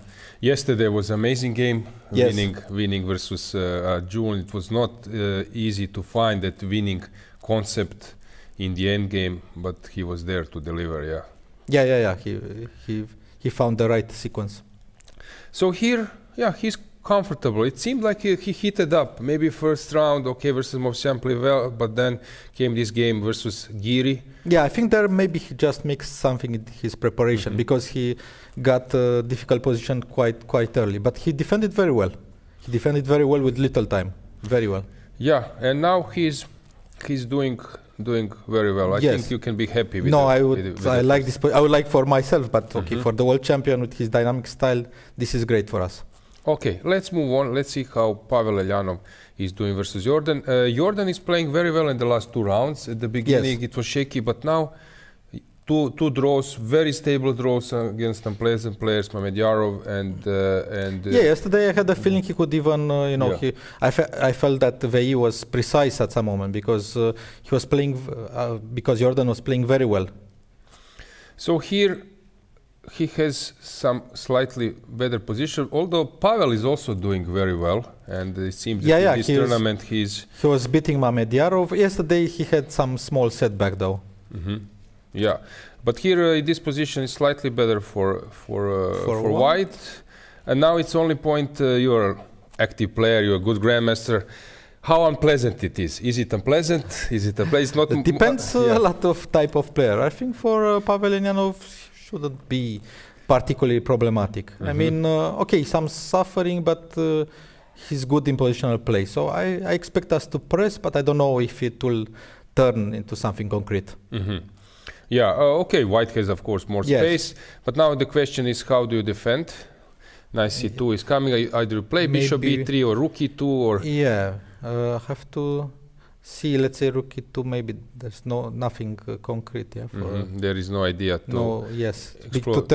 to exploit this. X-ray, bishop b3 is another story, which is also normal one. But then maybe you cannot kill the knight with c3, which you can do maybe in this position. After rook e2 there is c3 because d3 is protected. I don't know now. But I'm not sure he wants to do this. Do the c3. Okay. Yes. So rook e2 probably Yes, I guess he wants to. He will want to keep the position together. Maybe in the long run, to advance a bit on the king side, to organize h4, g5 maybe.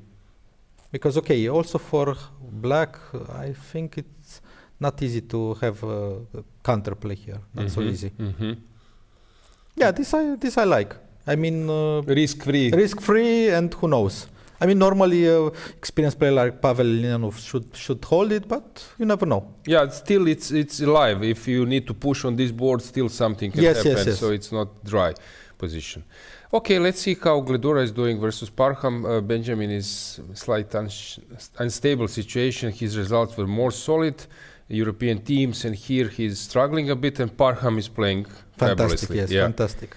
So how is to spend time with that kind of players? I heard that he's super optimistic also. Yes. I think our whole team is very optimistic, including the captain, as you well know. Yes. So, I think this year will be our year because, everything went our way. I mean, in previous years, sometimes we were struggling in matches. Here, we didn't even have good luck in our the matches we won. We could sometimes even win by higher margin, but we were never in danger. Let's say to have some setback. Always we were in control. So it's looking great. Yeah, and sort of you deserved because you were like pushing in many events. We were quite unlucky, I would say, in previous years. And here, what I've noticed that you're a little bit more relaxed, which maybe suits you. That you are enjoying, and the way how you have your team lineup, it's some new fresh energy. Daniel is playing very good. Yes, it was very good because personally I was a bit afraid because he was struggling a bit in the European teams, but here he just played fantastic. Yesterday he could have he basically sacrificed himself for the team because he had a big advantage, but then with his draw we secured the match. Do you know have you discussed what was the winning concept in the last position or close to last in his game? I think so. He was triangulating with his king to get into the position where white queen was on e3, and then he could play g5. So I think he could finally organize it. It took some time. It took some time to organize this. Okay, these days, this Sicilian, as you know, you're a sort of expert also in those kind of lines. We have some mix. This is a mix of... This was very interesting game. This between Gledura and Parham was very interesting. This knight b3. Yeah, known, but also a little bit... Yes, I guess Parham probably decided to slightly improvise at the board with this knight c6 and all this concept. And Gledura was well prepared till some point. So, Bishop d2, very interesting. Usually bishop doesn't go to d2. Yes. I'm not sure that I've seen this bishop g5, bishop d2 in Sicilian. For me, it's like new way of play. Knight f6, Try to insinuate that h6 will be a factor. Yes, I like t5 for Parham. Because, to kind of get a grip of the center. Because otherwise he could run the risk of being run down. And now he gets... This is somewhat like a Kalashnikov, Laburdone style position. Yes, but knight on b3, it's quite far from d5. I think she should be fine. I would probably take white, of course, but also... Normal, let's call it normal. But I don't see particular problems here. Also, with time, Parham was burning some time at the beginning, but now I see it's level, so anything can happen. What was his comment regarding his game versus Rapport? He did really fantastic job. Yes, there. he played. He was, of course, very happy. He was very happy to beat Rapport, in such a convincing style. I was impressed how he found this f4, f5 idea, sacking a pawn but limiting black's counterplay. You have those team meetings. Yes, we have who is having fun? Who is putting some job? Everyone is having fun. Of course, it helps that we're winning all the time, so people are in a very good mood. Yeah, and you know them. You were playing Grand Chess Tour tournaments, some others, so you are meeting them often. Yes. Also, Gukesh was playing for us even before he became world champion. He's been playing for us since 2022, so we already know each other a bit. Yeah, actually, I'm rooting for you, all guys, because Lupo, you were around for a long. Maybe there was no like support when you were on your best, but still you were Let's contributing. just say now we're really grateful for the support we're having now. Yeah. Okay, so let's go to the next board. Let's see. So this is like a normal playable position. Let's see how Volokitin is doing versus Iran. I'm trying to explain to the viewers how strong can player like Volokitin be, and when he's at his best, it's really hard to win against him. Because in team events, and last year he won versus Abdusattorov, he had Keymer on ropes, so he's really tough player when everything goes his way. He has those some weakness, I would say, that many times he enters these terrible time troubles. Yeah. Then it's tricky.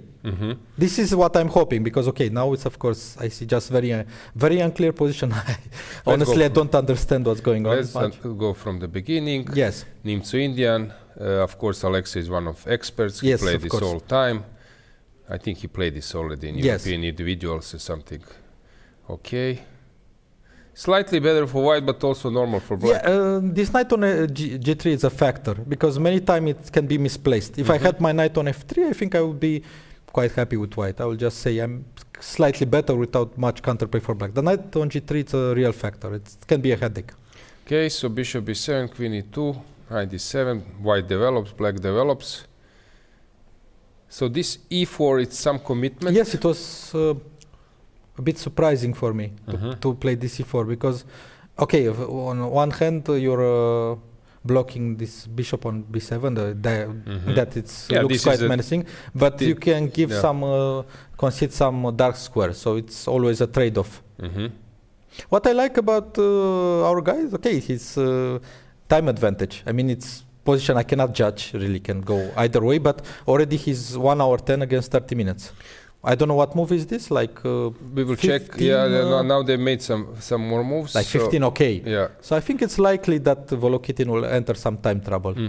Okay, popcorns and TV for us, so it will be very nice. Alexei is yesterday. I think this was that kind of game. It's on like super strong level. I cannot even explain how hard it is to press, how hard to deal. First of all, with those two passers and the way how he played. I think that was really superb play. Yeah. Yes, he put a lot of pressure on the opponent. Yeah, I mean, his opponent is just hanging by a thread. Yeah, and actually it's not something which many players can do. No. Yeah, that was really... Especially because somehow with pairings and everything, he got many blacks during this tournament. But he was always, he was always trying to do the best for the team, even though, some people might complain, but he was very eager good to help. Yeah, this is this team spirit fantastic, we were just fantastic. Speaking about. Then we have Bogdan, who is struggling a bit in last games, but he's still stable. He's very solid. Very solid. And you need to have that kind of player sometimes. So he will now push C5 or not. Usually on this structure F3, C5 is the move. Yeah. So how do you find this position? I think isolated pawn or not? It will be isolated pawn. I think he cannot allow C4 in this form. It will be isolated form. E3 is also a factor. Also Bogdan usually he burns sometimes himself, but now I think he's okay now. He's playing versus Danil, who is very entertaining player. Yes. But this position might not be his... Yes, this kind of Carlsbad structure, probably not exactly his cup of tea. I think, this will probably, most likely I would say this will be a draw. Yeah, we have this last board which surprised me a bit. So I was showing this Catlan, and of course this is a classic. If black managed to play C5, it will be fantastic.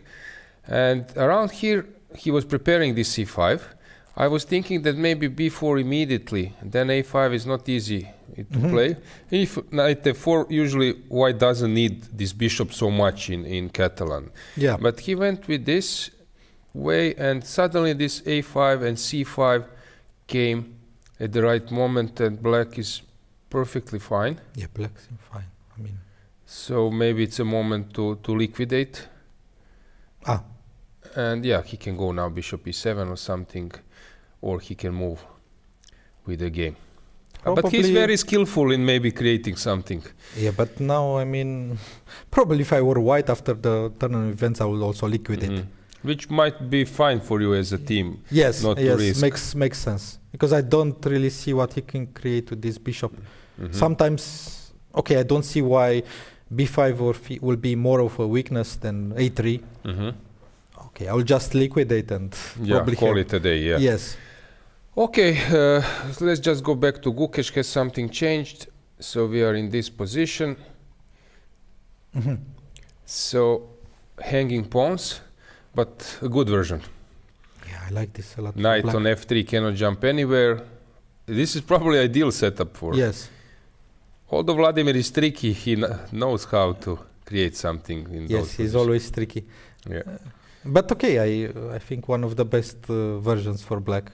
I mean, at the moment, I think this h5, h6 works in black's favor, I would say. Okay, in some endgame could be factor for white, but I don't think here. Yeah, I think we can conclude, Konstantin, that you have a good match situation. Yeah. That you can be happy. We will see what will happen. Of course, chess can sometimes bring some additional drama, but all in all, it's quite fine. Yeah. Yeah. Okay. Thanks for coming. Good luck in your next tournaments. And yeah, we will follow your games. Thank you very much. Okay, guys. We will now show you one interview, a little longer one with our president ECU Zurab Mamedyarov, because now games will maybe take some small break because players are thinking for a long, and this is the right moment to show it. I have a special guest with me, ECU President Zurab Mamedyarov. Zurab, how are you? Very well, especially today. Hi. And I hope that we'll enjoy interview. Both sides. Yeah, I hope so. European Chess Union just celebrated its 40 years anniversary, and in Batumi just few days ago you had a gala and also some big announcement. So I want you to tell me more about this gala, but also announcement, because we would like to hear more about that. Okay, about gala, what I can tell you, we planned a long time ago to have in Batumi such a gala, because 40 years is something. It's not probably century or something like FIDE anniversary it was last year, but 40 years for European Chess Union was very impressive, and I believe that European Union did their best, all presidents and who were in charge of the creating this organization, especially our honorable founders of European Chess Union, Mr. Litorin and Mr. Jungwirth. They did a lot. Unfortunately, before our gala, Mr. Jungwirth passed away, and he was okay.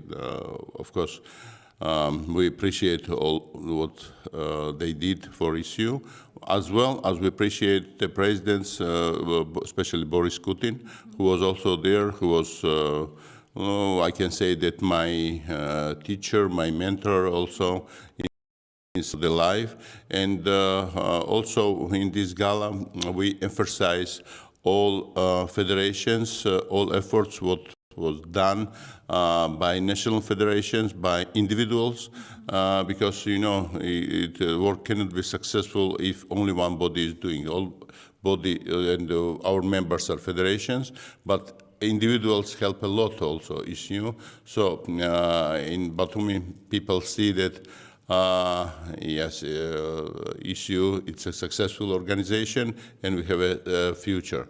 Our gala was combined with a very nice Georgian group, theater, and I think all people really enjoyed this evening. As well, we are talking now about big announcement. Actually, it was not a big announcement, because a Georgian Federation, well, nominated me for a next election for 2026. Of course, preliminary, I spoke with the people who are joining my team, and without this, okay, cannot be just a declaration, announcement that I'm running, because it's a teamwork. ECU, it's a teamwork. It's not only president or on the others.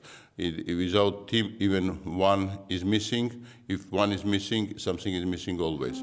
So that's why in our team, I want to say that 2 new persons become, our team. One is president of the German Chess Federation, Mrs. Lauterbach, and the other it's on the position of the deputy president, the president of the Romanian Chess Federation, Mr. Ardeleanu.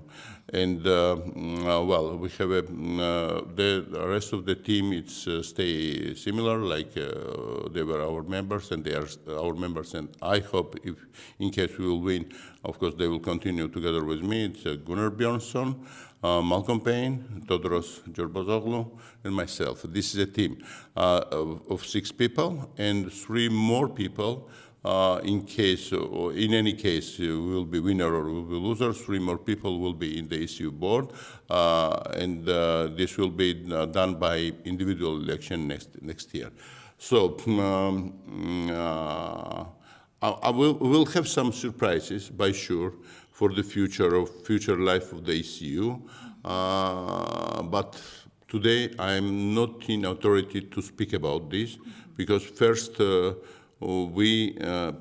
live like this, that first I will have talks, I will have some kind of guarantees, and then I'm going for the public announcement. I don't like to make any public announcement and then to try to find the solutions. No. I understand. What I could see as a chess player and working here in the studio for ECU is that ECU is rising in many different ways, but I will connect that with a number of participants on all of individual, but also team championships. What do you think that it is the secret that is like that? Okay, first of all, we have to understand when it's an organization is successful, it means that we have not only one organizer, we have different countries, different federations, different organizers, and looks like to me that now we are reaching some kind of standard, and this standard looks like again that satisfied people, and when people they believe that this standard will be okay, they are willing to participate there. And here it's all including, I cannot really go farther, but this includes, of course, playing value, it includes the hotel accommodation, it includes also the standard of the social media. It includes now ECU TV. Everything in the package is growing the atmosphere where people feel more flexible and more enjoy. So this is my opinion. It's some secret. Another, it's not a secret, but generally, if you go now and see the general world is also growing up, and you see that even tourism is going very much up. All planes are almost full always when we are flying. It means that people somehow, I call it, somehow, sometimes I'm joking about this, it was post-COVID period, this continued post-COVID period, so people, people, become more, they want to see more than before. Looks like to me that, again, nobody is really keeping now, people is transferring in the other direction. If you're making money, so you have to spend this money as well also. Yeah, I agree. Not just players, but also mass media is very interested in European Union projects. Here, this tournament is live broadcasted by national Greek television. How common is that? It's not so common, to say the truth, but I would like to congratulate my Greek colleagues and friends who are working with the local media, and it's nice to have in the state channel chess. Not every day we can see this, and always we have to think about format. What is good for the TV, and try to also make a parallel step on the direction. And I believe that what now, right now, ECU TV, or generally people who are in the TV broadcast, who are broadcasting, they are working on this direction perfectly. And I think also our bloggers are helping quite a lot. I just want to use the floor and again give my condolences to the family of the Naroditsky. And well, you know, unfortunately the scandal came after, and this scandal sometimes is for media attention, it's also good, but generally we are chess world, and I don't like to see such scandals, especially with Grandmaster Kramnik in the future. And I think we are, somehow I was taught when I was a kid that chess is the game of the gentleman, okay? And here we have to, whatever we reach, which kind of hate we reach in our life, doesn't matter. First you have to stay at the personality and then others. I fully agree with you. I have to be honest with all the things you just mentioned. My last question will be, we have ECU YouTube channel, ECU TV, ECU Hub, many different projects. What is next? What is next? To say the truth, it's not a secret that we don't know what is next, but something will be next by sure. Really? No, we are not. We are discussing. Again, I told you that we are the team. Not one guy is making the decisions. We are making decisions together and listening each other, and then we are going to the live. When, especially about ECU, when Todoros Chorbazoglu, my general secretary, he brought this to ECU board, of course we discuss about this. We didn't go immediately in the first day, because you have to analyze all steps, where will be successful or not, and you know, all this. We analyze, we believe that this project will work. Looks like this is growing up, it means, okay, it's so we would like to implement in the life things which satisfy all chess, European chess family. That's nice to hear. I said it will be my last question, but my last question will be, when we will see you over the board playing some tournament? No, I'm playing always in the league chess. Just one I said over the board. Over the board, yeah. Over the board, I like to also to play, but you know, people are calling me because I become like pensioner. I will use opportunity, by the way, to confirm this, that today my grandson became 18 years old. I would like to congratulate him. Happy birthday to him. Yes, and really, you know, I don't like to play pensioner chess. Really, somehow, you know, they're calling me, why don't participate? It's nice, you know, to see. I want to play different competitive chess, but I don't think that, you know, when I see the games now, how young people are playing, it's different chess. They are so much trained by computers, and they know how to play now, how computers are playing. I don't know. And I'm a little bit, really, I feel old from this to play to them. And at the same time, I don't want to feel that I'm a pensioner, sorry. I understand. What is your favorite time control on lichess? Favorite time control for me? Definitely not 130 plus 30, definitely not. I believe personally, if you ask me, that 1 hour should be enough for all game without any increment. I don't like this increment. Even increment was in the past probably important issue, especially when Fischer implement this in the live, because you know the chess was not so much how to say known by people, because we are how our chess go. We are getting the informator, we are getting some newspapers, some books, collecting the games. Then computer step by step came. Today I don't know what is in the base. Maybe 200 million games, maybe 300 million games. So everything in the base. So it means today we don't need the same time control. Today it should be shorter. In my opinion, it's like this. I don't know. Many people will be against, many people will share this, but for me, looks like this, that sometimes even, okay, we play 1 hour each, you can play 2 games per day.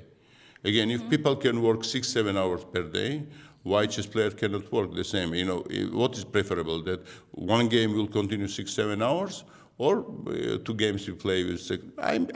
In my opinion, you can. And shorter, of course. When we are coming to the rapid tournaments or blitz tournaments, more it's exciting, right, for the people, even for the chess players. You see how they are reacting. They are reacting naturally. When they are playing the big games, everybody, control himself how to react after the game. But in blitz, nobody controlling. In blitz, you can see what is his nature. That's true. Yeah. Okay, thank you very much for this interview. I'm very happy that I had this opportunity. Me too. Thanks so much. Thank you.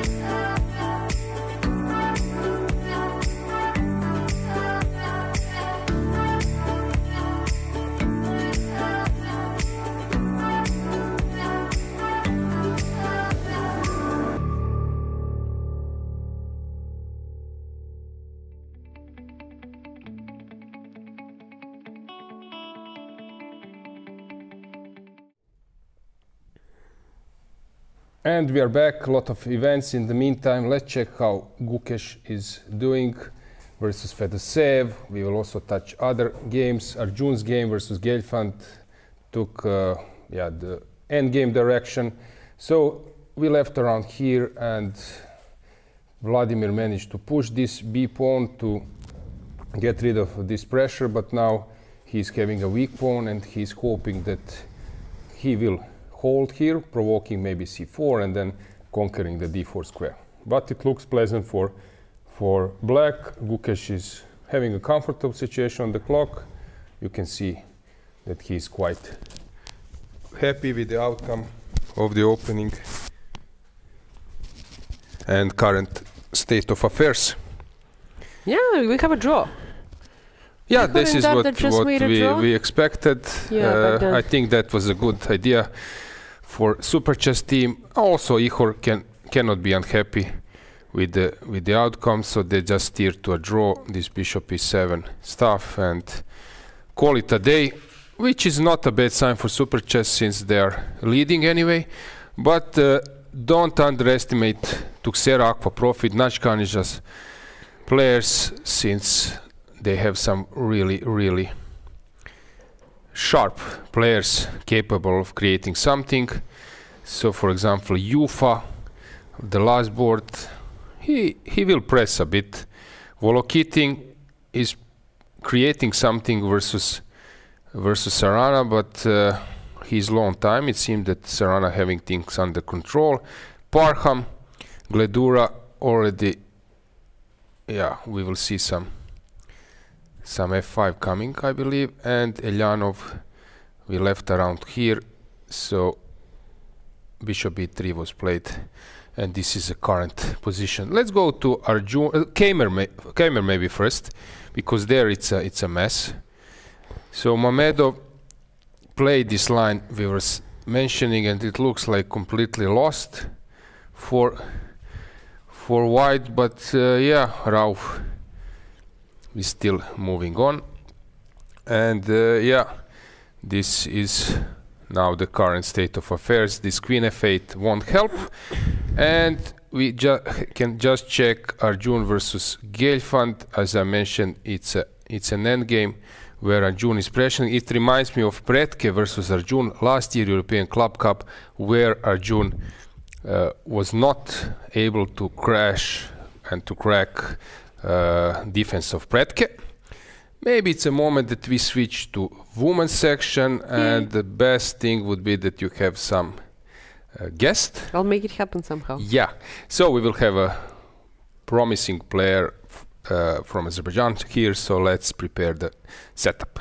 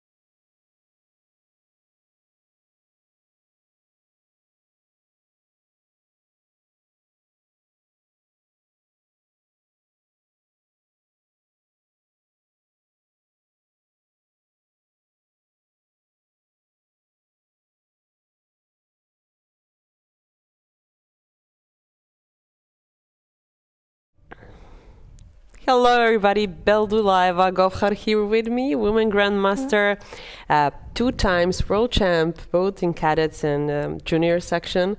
Is that true? Yeah. That's amazing. I know how hard it is. I tried when I was younger, but it's so hard. So congratulations for this. Thank you. Playing for Serbia club, Sremska Mitrovica. And then, you will be here with me to talk a little bit more about your playing. So I know you played 5 games.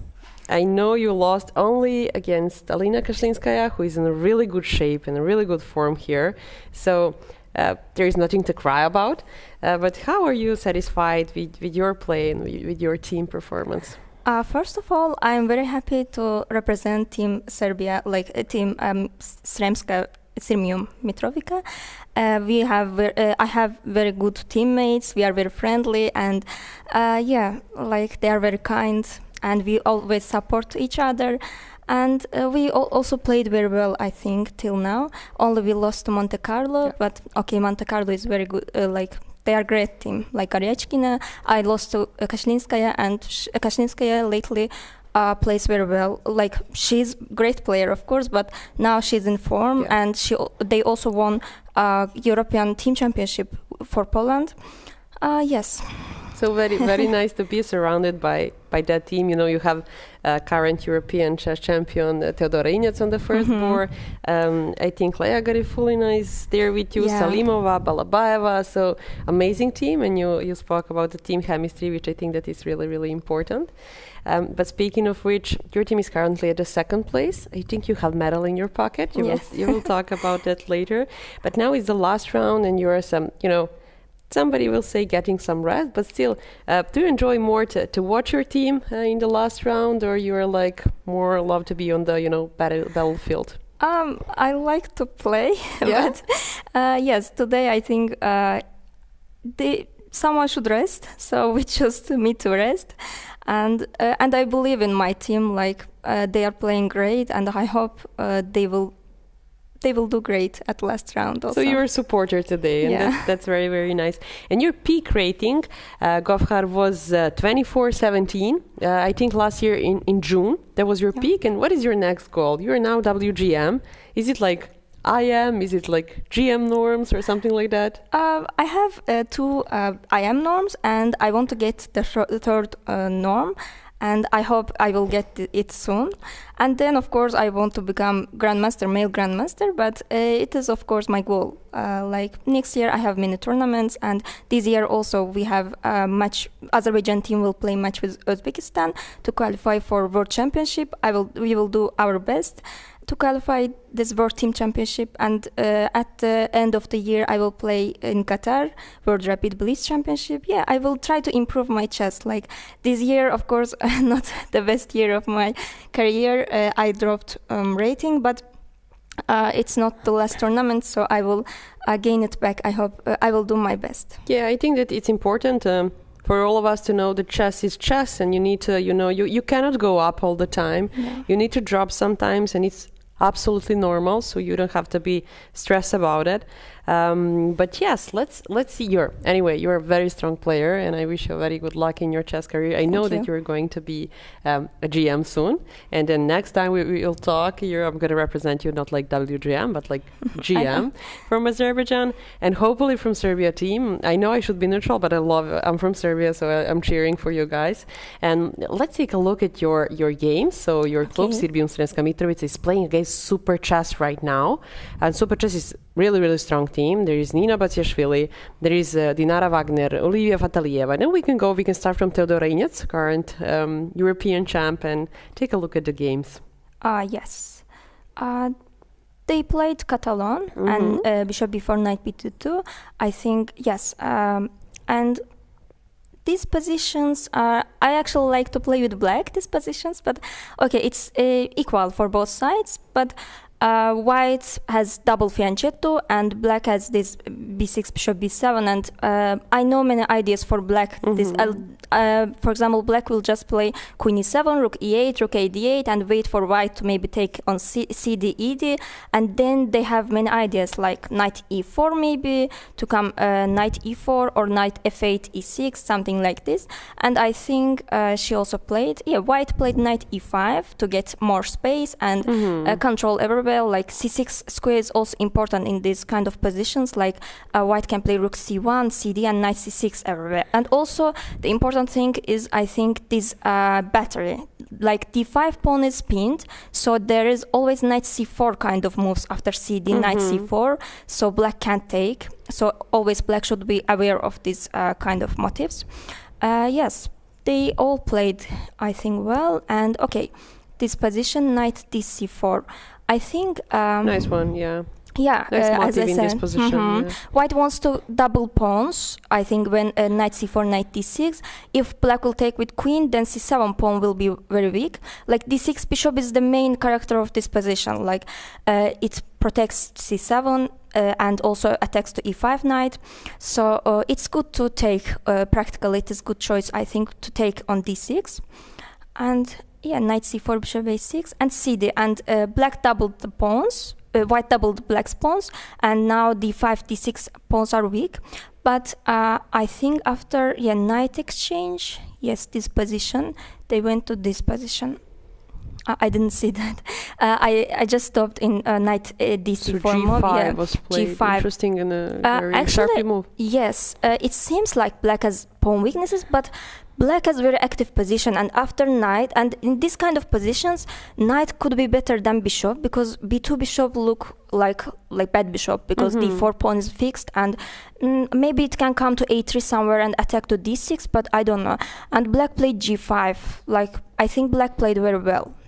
I think Nino knows what, but I'm looking at the time management right now. It's very good for both players. Yes. But looks like Nino understands these positions, and she's really self-confident in g5 move, even though it's a risky. I'm not sure. They probably need to win the game, so maybe they try to risk a little bit, even with black pieces.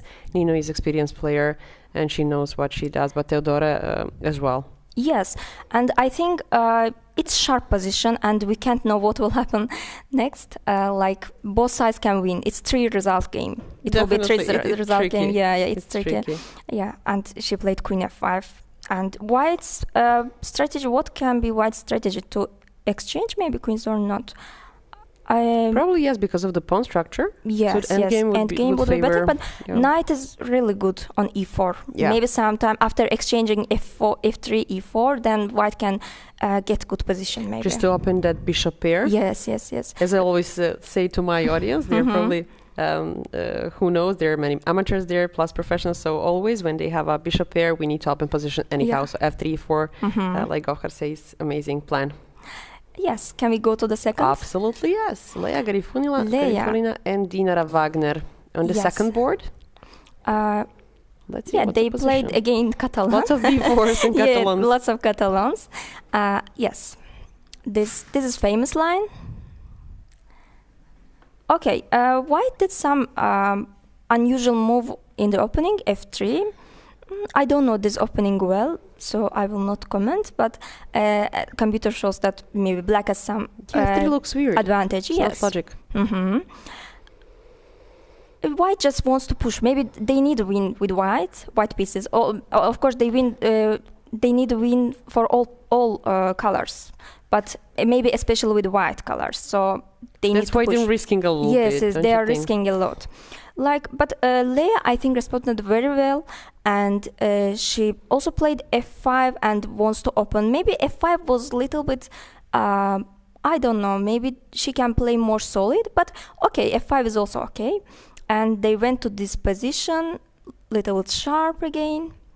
I liked a queen d8 move, because in this position, I think white has more active pieces than black. It seems like, for example, queen is better than black queen, and this knight can come to d6, but white has many weaknesses, like f3, d4 are weaknesses, and king's side, king's shelter is very weak. Exactly. Like, bishop is protecting right now, but maybe in the future, h5, h4 moves can make problems for white. Absolutely. So yes, and with queen d6, queen d8, sorry, black wants to get this queen to the game. It's very good move, I think. Knight d6, bishop d6, and bishop d6. I think CD would be better because after bishop d6, this queen comes to the game with tempo, and now black will push this game like touching on f2 a little bit. Rook f6, and I think Leia played great. Like, okay, bishop f1. White should of course exchange this bishop. This bishop is very powerful. This h3 bishop, and yes, b6. Okay. White need to cover, to keep an eye on his king. Yeah, white has many weaknesses. I think black will play for a win this game because f3, d4, king's shelter. Even if we will go to the end game, or if we will not go to the end game with black, black has more chances. Yeah, both with queen or without. Yes, definitely agree. Nice play by Leya Garifullina. Let's go and see Salimova and Olivia. Yes, they are both my friends and teammates. Yeah, Olivia is from your country. Olivia is my teammate and my friend, like Nurgil's also. So it's very interesting to see their playing, but I don't think it's interesting for them. I don't know. Oh, we can see right now. It's again Catalan. Yeah, again. Again Catalan. Fixed match. Yes, and this time classical Catalan and DC line. Nurgul went some sharp lines, bishop f4, and I think Olivia responded very well, like knight d5 and b5. I like this move with black. Knight c3, okay, and knight d4. I think this h6 move was a little bit fast. She played it really fast, and I think maybe because knight e4's idea was to play b3, so I don't know. Then after b3, she responded f5. Yeah, it's very good. BC, knight c5. Yeah. Wow. Interesting, Yeah, very interesting all game. sharp with 3 games. Yes, all sharp games. Like, she sacrificed exchange, and what she wants, she just got, she has some compensation maybe. Yeah, this position is the last position. She has just some compensation. Maybe she has active pieces, bishop pair, a6 pawn is weak, some dark square weaknesses, like maybe bishop, this d2 bishop. If this bishop will be activated, then white can use these dark squares, and knight maybe can come to e5. But right now, I don't know how she will use it. How to proceed from this position, yeah. Bishop c1, b2 somewhere, but black will not allow it, of course. That maneuver, yeah. Knight d4 maybe it can come to remove this bishop from here, and then maybe this e6 is also weak. Black has many weak pawns like e6, e7, a6, but how to proceed the game, I don't know. How to move the pieces, maybe knight d4. Knight d4, but is there some tactical resource like knight f4 or not? I don't know. Probably their calculation needs to be but done knight c6, here. no, knight maybe c6 there is I wanted to take d2, but okay. Anyway, it's complex. The position is complex. Yeah, very sharp.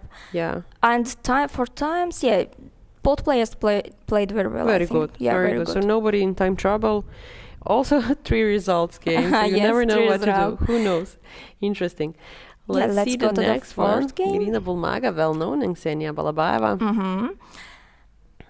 Yes, this opening. Finally not Catalan. Yes. Scottish. Finally. I love Scotch. Yes, this Scotch and bishop d3 line. This line could be very tricky. Like lately, my teammate in European Team Championship, Azerbaijani teammate, Hanım Balajayeva, played 2 games. Like she's like expert, I think, in this opening. Yes, she played 2 games with white, also with black. With white, she played very good against Javakhishvili. Also, they went to this position. Like here, I think black has 2 choices to play d4.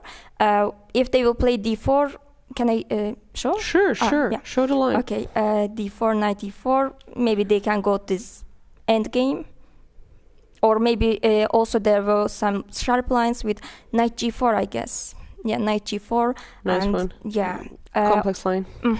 And she drew with Kashlinskaya. My teammate drew with Kashlinskaya in this line, like easily, like rook b8 and exchange all bishops. Nice. And, okay. Just simplifies and simplifies and draw. Free day.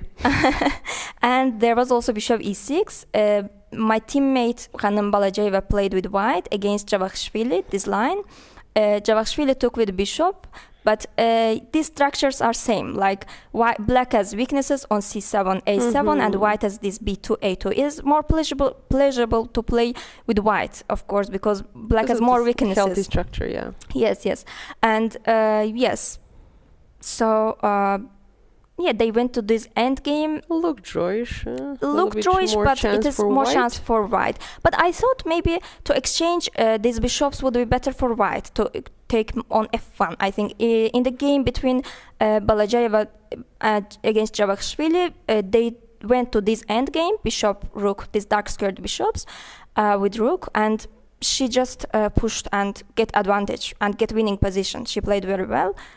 But okay, this maybe bishop d5 is also convincing.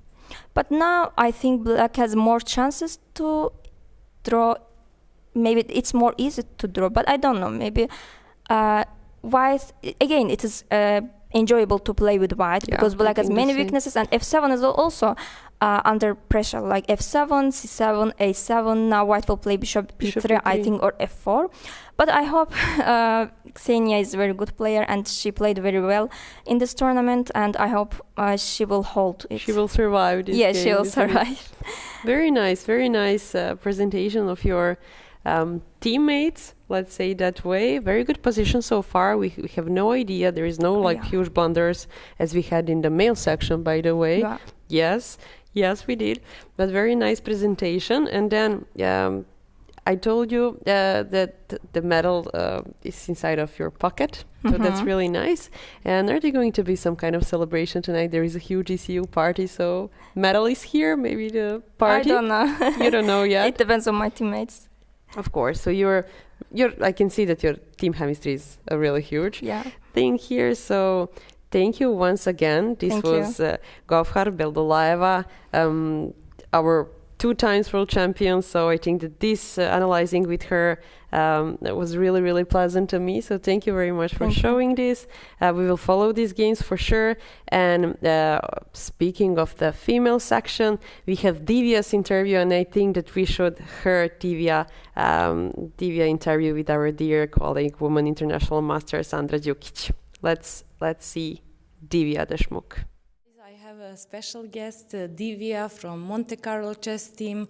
I'm so happy that I'm having you here in the studio. Your team is playing today, last round, very important round, and you are not playing. What was the reason, if you can relieve us?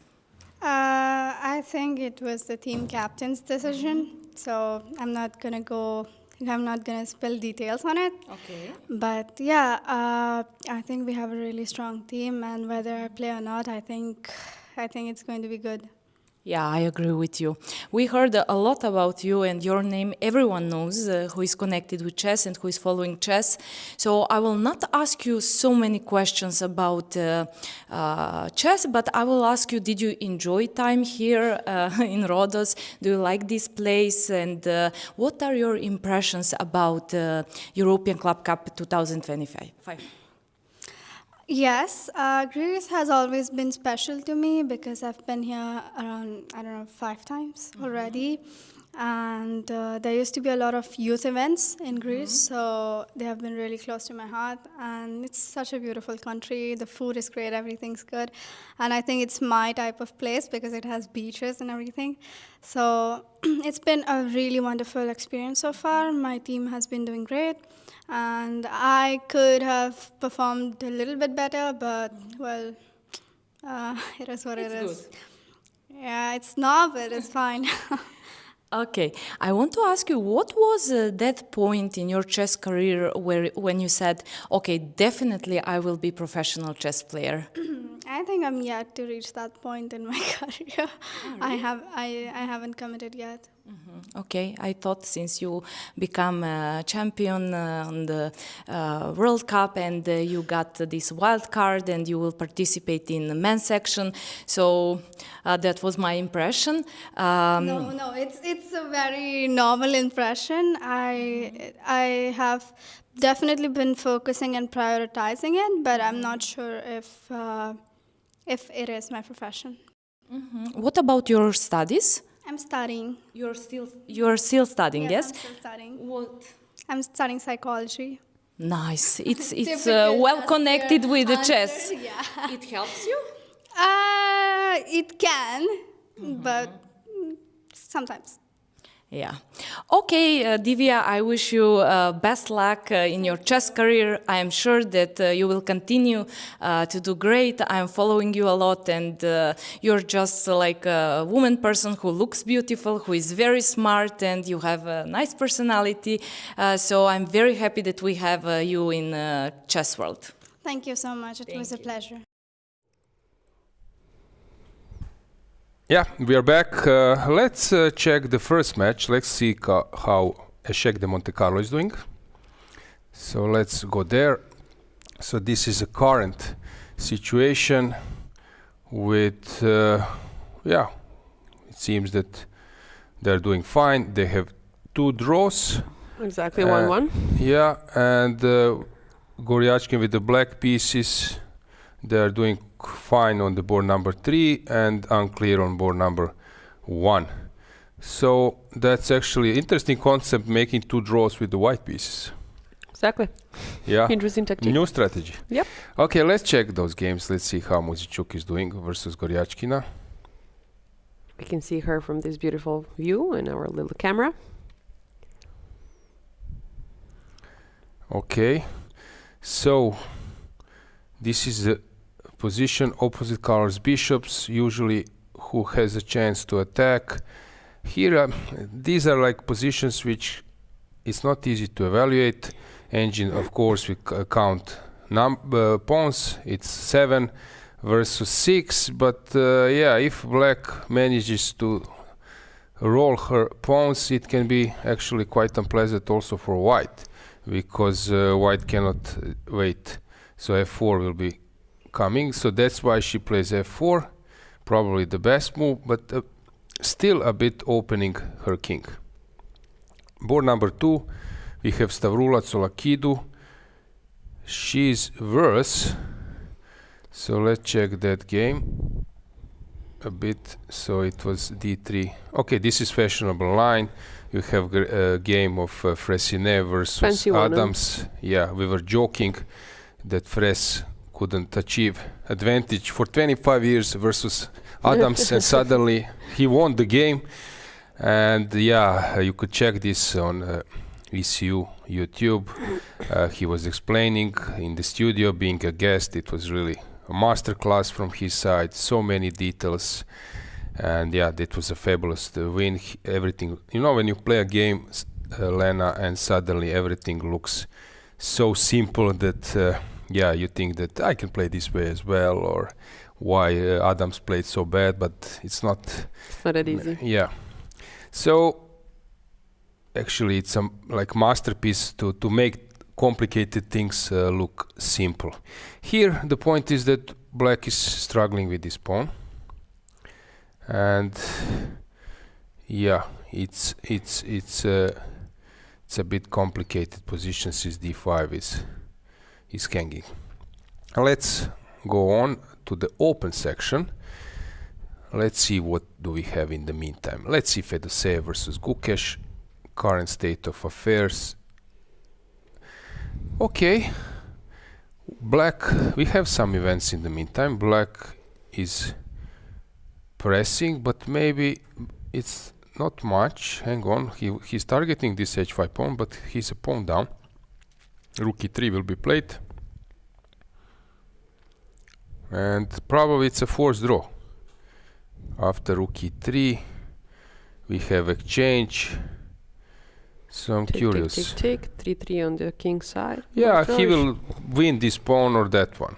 Yeah, he can even better to take on a3. Maybe immediately. No, this is bad probably, or maybe it's not. Let's check your engine. Are you going no to need take for him to this. the ECU No need party? for this. Yeah, no need for that, I believe. Or completely they will go this way. Usually when I say no need for that, that happens, exactly will happen. This is a dead draw. Let's go full screen, because I think now they are liquidating, and it's more about the angle and camera than about the board. Let me know when to count. I think 30 more seconds and this will be a draw. And hopefully Guki will arrive to studio, maybe. I'm cheering for that from the day one. My audience was very, very happy about Gauhar here. So they said hi. Very nice, thank you so much.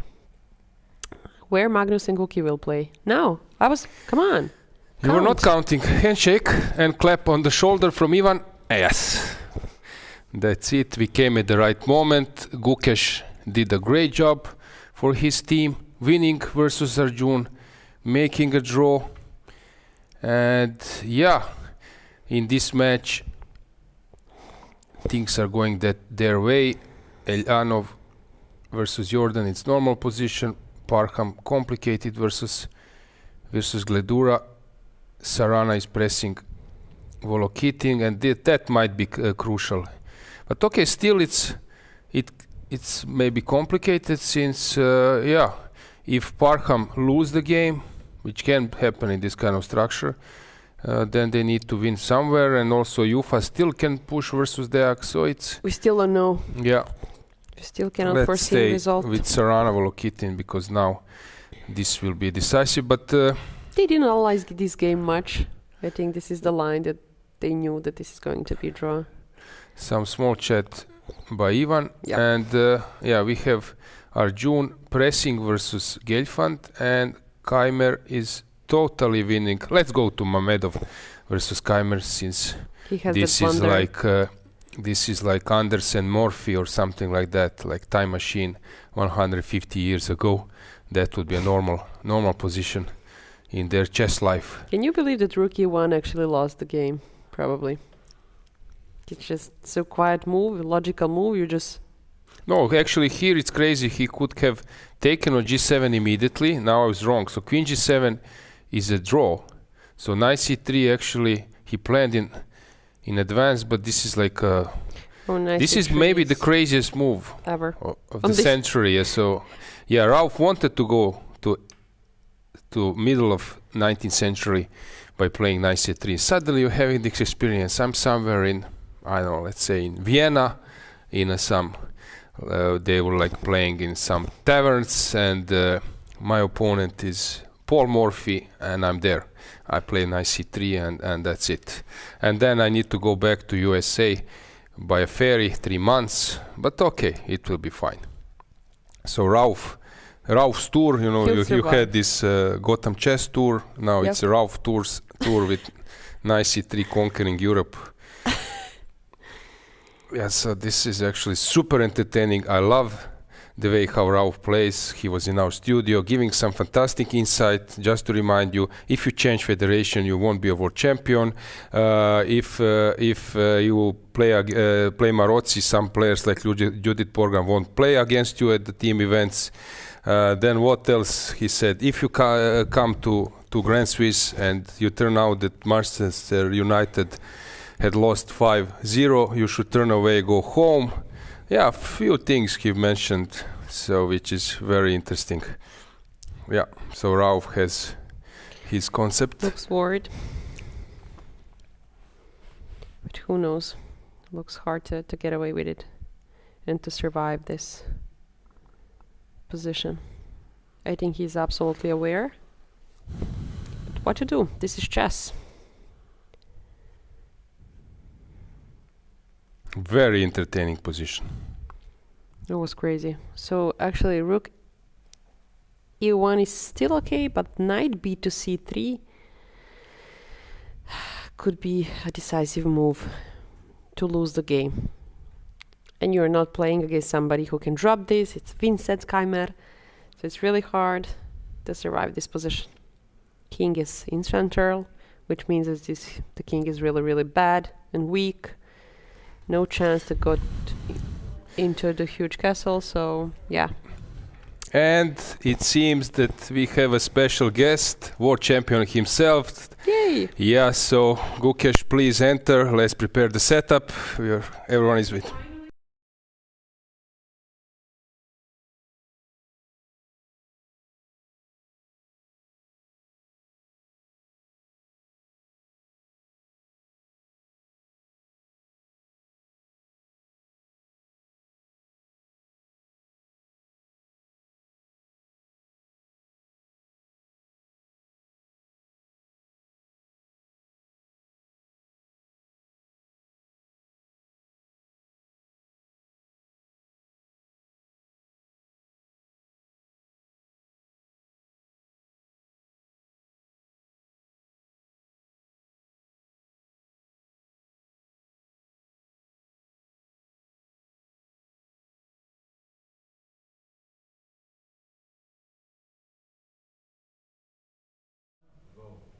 Yeah, I'm so happy I cannot even express that we have a world champion, Gukesh. Welcome.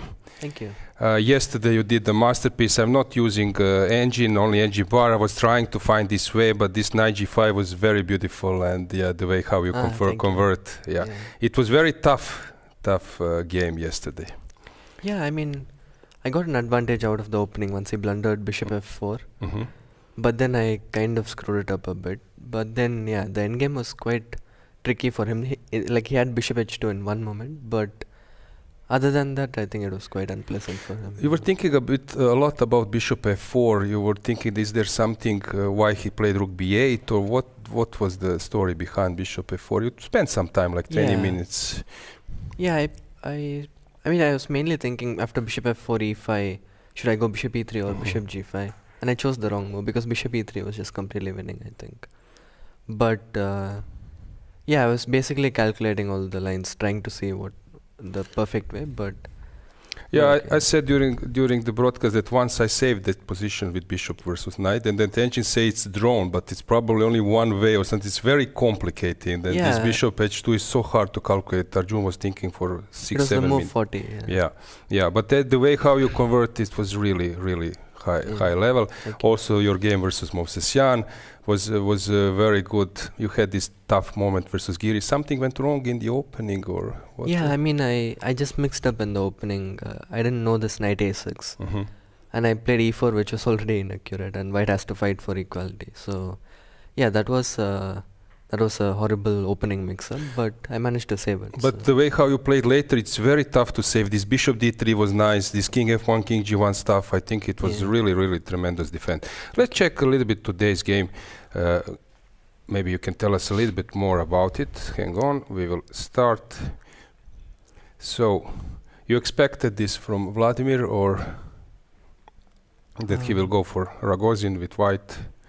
Or you were expecting maybe Catlan or something to happen? Yeah, I mean, he plays like a lot of stuff in general. It's one of the openings he played it in January against me, knight f3, knight c3. Okay. So I was prepared, but I was not aware of this idea that he came up. I mean, he must have prepared it.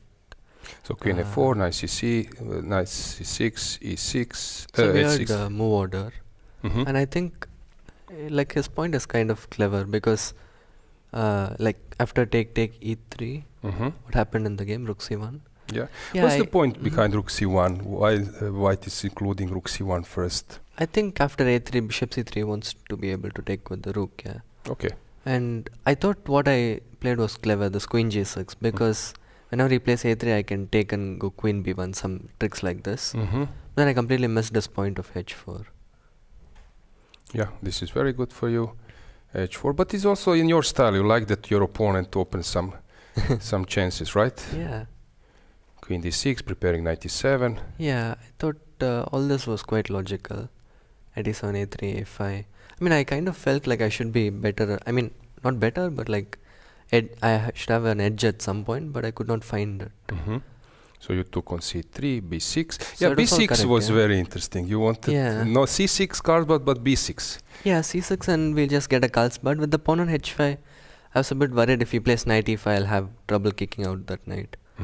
So I thought this b6, c5, since he is underdeveloped, underdeveloped in a sense he hasn't castle, I thought it should be good. And it is. It is good, yeah. Yeah, everything was well played. And he was worried, I think, a bit around here. Yeah, I was getting on a bit optimistic around this point, but after what he played, this knight d2, I couldn't really find a clear way to get an advantage. Rook c8. Knight d2 is accurate, yeah. Queen b6, b3. What should I play actually? Queen b3, rook b3, queen e6. Queen e6 if I go rook c3. Okay, let's show. So queen e6, rook c3 back. Now he doesn't have e4. Yeah. C4 and there is no e4.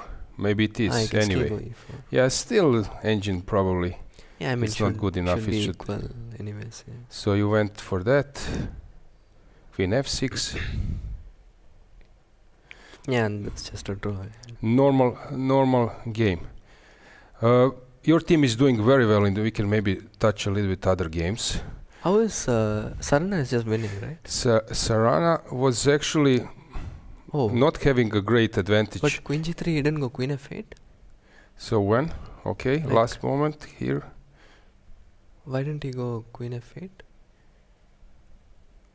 I mean, Queen F8 should just be clearly better, no? Queen F8, Rook F8 or King F8. FG3.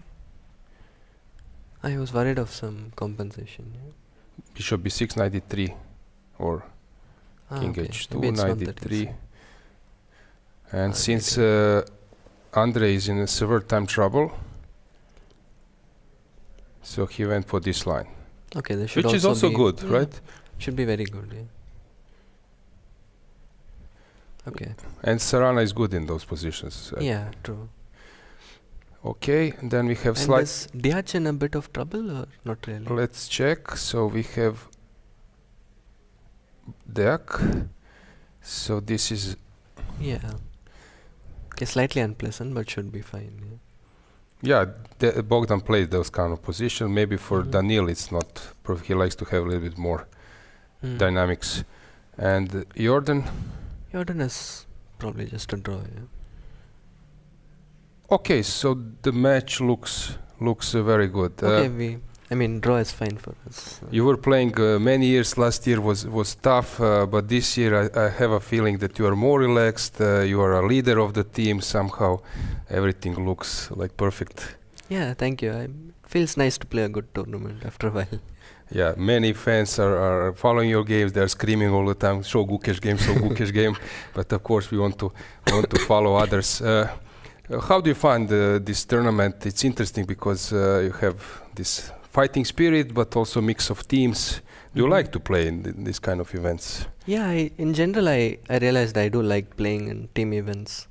I mean, it's not many events that you play like with the team, and obviously Olympiad and European Club Cup are like the most prestigious ones, and it feels nice to play with different players, to celebrate as a team and play as a team. It feels nice. Yeah, we are big fans, at least I do, of classical chess. So we are glad that you play a lot of classical games, that you like to play those old style like Vaikanze, Tata Steel tournaments. So it's nice that you are playing a lot of tournaments with standard time control. How about your next tournament plans? Yeah, I'm leaving for the clutch event in St. Louis. It starts in like 2 days, yeah. So, I mean, because of the time difference, I think it's 3 days. But yeah. How was this show in the US? This India versus USA? Yeah, I mean, it was a fun exhibition match, and obviously, like, first time playing with like 2,000 people screaming during the game. So it was a fun event, yeah. Yeah, now you have this World Cup, which is starting in Goa, in your country. Yeah, somehow chess world is very active. Lot of tournaments. Yeah. Is there maybe something like you want to point out in terms of what are your next play? Of course, you have this World Championship match coming and so on. But is something that maybe you want to play in future more? Is it like a little bit more rapid blitz, online bets, freestyle, or is it something that maybe you plan to maybe devote a little bit more time in future? Do you like to play those exhibitions like it was in US? I mean, it depends on the format, depends on other things, but like, I mean, even though it was an exhibition, it was like against a very strong opponent, and like it was good practice for me. So, I mean, obviously I didn't care too much about the result, but like, it's still good to get practice. Yeah, I mean, it's like a training game for me. So, and what I will be focusing on is right now the World Cup is coming. That's the most important, and soon we are entering the new year, and obviously the next year the match will be the main focus. Yeah, now people are saying that this experience which you have in World Championship match is very important, that you already have one tough match behind you, and that this is your advantage maybe comparing to others. What I admire the way how you are behaving, how you are promoting as a world champion. So you have a lot of fans. Yeah. So thank you. Yeah. Okay, I don't want to take your time, but of course you are following the games, and I believe that you're waiting that the match, that the games finish. Yeah, congratulations for your individual performance and the way how you played, and yeah. Oh, is Parham in a bit of trouble? Or? Let's check. Yeah. Oh, ED5, bishop D5. Okay, let's check. ED5, bishop. I guess just F3. Yeah? This. F3, bishop H4. Sorry. Yeah. Oh, that's nice. So maybe why was the computer screaming? Let's say advantage for it. Maybe he can take and go bishop E4. Bishop E2. And then E5 is hanging. Oh, okay. And on Queen G5, 95 F4. But okay, I believe in Parham. Yeah, everyone believes in Parham. Yeah. Okay, let's see something changed in other games. So Jordan, as you said, this should be a draw. But Rook white B3, is Rook E1, yeah. Rook E1, not an easy move, huh? I mean, otherwise I lose the... maybe Yeah. Rook A4. Yeah. Better move. And you have Sarana.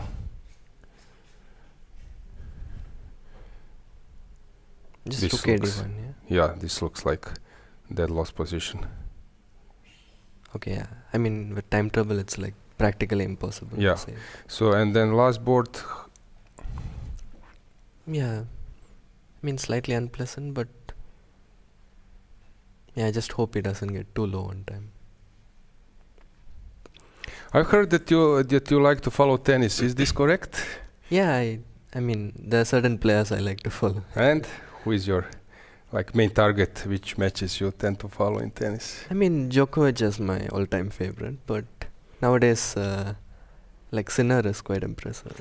Yeah, Sinner reminds me of you. Djokovic cancelled his Paris, I think, tournament because of injury. Okay. And also, I think he cancelled this exhibition, this last match versus Fritz. So, but he's always there's a Grand Slam. But he is he's still fighting at this age, which is very impressive. I saw some photos with Alcaraz playing chess, but also the Sinner was with Andrea Bocelli. So, yeah. Have you met them maybe somewhere, some of them? Tennis? No. I haven't met any tennis stars, but I would love to. Yeah, but you know that everyone knows about you. I have a friend, tennis player, Borna Čorić. He was world number 12, winning 3 times versus Nadal, twice versus Federer. And he's a big fan of Gukesh and you, so he will, of course, immediately follow. So Ivan Ljubicic, former coach of Roger Federer. So you have a lot of Thank you. A lot of fans. This looks slightly unpleasant, but yeah, still it's far away from anything tangible. Thanks for coming. Thank you so much. Guys, we will make some short break. Let's show you one analysis. It's David Berch's game. He's speaking about chess in US as well, so this is the right moment. Everybody, David Berkes here with me, Hungarian Grandmaster, well known, who spent a lot of years in US. So how is chess here comparing to US? My first question. Hey Lena, thank you so much for having me here. It's been a while, yeah. So I miss playing in Europe. I haven't really been playing open tournaments, especially I'm mainly playing in Budapest in the closed tournaments. So I'm very happy to be here in the European Club Cup. Of course, playing one game a day, that's a huge difference between playing compared to playing in the US. So you have much more time to chill, to relax. So of course it's not as demanding mentally. So yeah, overall I'm very happy to be here. I was about to ask you, you played every single round. Are you tired already? And you were like, just one round. What is that for me? Nothing? Yeah, I mean, I'm tired because I have played this year already 190 games. Wow. So, yeah, and last year I played over 200 games. So that's why I'm a little bit exhausted, but it's fine. I'm young, so I can handle that. Absolutely, yes, I agree. Today, unfortunately, you lost, and we will show your game. Your club is a Belgium club, Rochade, and I don't know how is it going to your team today. Maybe you can tell expectation for today's match, and then we can take a look at your game. Yeah, sure. Unfortunately, I think the match has been concluded. So we lost 5.5 to the very talented Israeli team. So yeah, basically so far, we beat a lower players team, and then we lost to a stronger, like on paper, stronger team. So, you know, win, lose, lose, win, lose.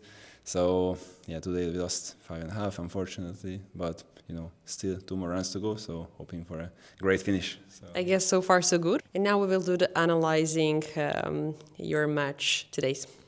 Yeah, all right, so I played back. He played c4, e6, which I kind of expected, d4, knight f6. Queen's Gambit declined, very popular, especially by Fabiano. And now he's surprising with bishop f4, which is not the most ambitious move. Probably prepared for this, and yeah, I went bishop d6. Probably was better to play c6, bishop f5, because taking on that b1 h7 diagonal with the light square bishop is very important for black. How much time did you spend? Because you didn't expect that move, and then yeah, probably spend some time. Almost near 10 minutes, because I thought he prepared for c6, bishop f5, so I tried to play something else. But yeah, bishop f5 is objectively better, because otherwise white is going to take on that diagonal, like happened in the game. So e3, normal, bishop d3, and I played queen e7. I think that was a little bit inaccurate. So I should have played b6, c5, bishop b7, knight bd7, some kind of queen's gambit. It's a normal idea. Yeah. And now, since we have straight out dark square bishops, that should be slightly more beneficial for black. So, but I went queen e7, again, trying to trick him a little bit, h3, and now c5. The point that, yeah, as always, move. unfortunately. Yeah. That's your style. And not unfortunately. I love yeah, I cannot play style. passive chess, so. Boring. And knight e2. Of course, he cannot take because d4, so I get a lot of initiative there. Knight e2 and now b6 transposed, the idea, but I thought that he played, knight would be better on f3, but maybe knight is better on e2 actually. So queen e7 was kind of a loss of a tempo. So, exactly. And now rook d8, rook c1, bishop a6. So his nice. Normal move would have been bishop b7, but I'm not sure if his objective was good. But you surprised him many times. Yeah, and then surprised myself as well. But yeah, maybe another idea was bishop b7 and knight a6, knight c7. Calm idea, but that's not for you. Too slow. Yes. So bishop b1, I think that was strong. I kind of missed that because I thought I could d4, knight c6, but he has queen a4, and unfortunately d4 never works. So you have a knight c6, queen a4, queen b7. So far it's fine. Rook e1, and I'm pretty sure this was a bad move. Yeah.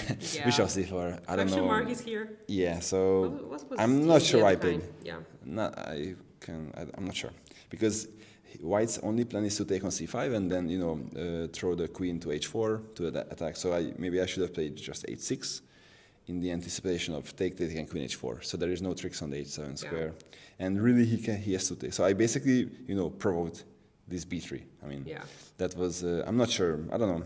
I think it's just fatigue or something. Really, after 190 games, probably just a little bit. Yeah, I don't know why. Tired. Because this b3 helped him as well. Yeah. And now I went back. To play good move. Exactly. So I do that a lot. Yeah. So you can relate. Queen h4 and even queen e7 was just bad. I had to go knight e5 for sure. That was my other idea, but I missed the sequence of tactics here. It took rook takes e5 strong. I missed this that after d4 he can just take on e2. Yeah. I thought after take I thought that maybe he has to take rook takes e3, rook d1, king h2, and I have queen d6 check, queen g3. I take the bishop. He takes my knight on c6, and okay, I'm pawn down, but still you have some chance. Yeah, for a draw, but yeah, just he took my knight. Too slow for you. Yeah. Just kidding. Unfortunately. Yeah, I blundered this because I don't have queen e5 check, except f4. So I completely missed that from a distance. So this is just completely lost. I mean, that's king this week now. Yeah, and rook e3, rook d3 or king d8, queen f8, and he wins the rook on e8. So yeah, I should have played a bit more solid. Yeah. But it's fine. But this is your style. I love to say, character is here, and then you're playing that kind of crazy chess, which is really, really interesting for us to watch. And sometimes this kind of games happens because, you love to play pretty active, and then, you cannot handle, when you're tired, you cannot, somehow survive the slow positions and stuff like that. At least I get early dinner, so.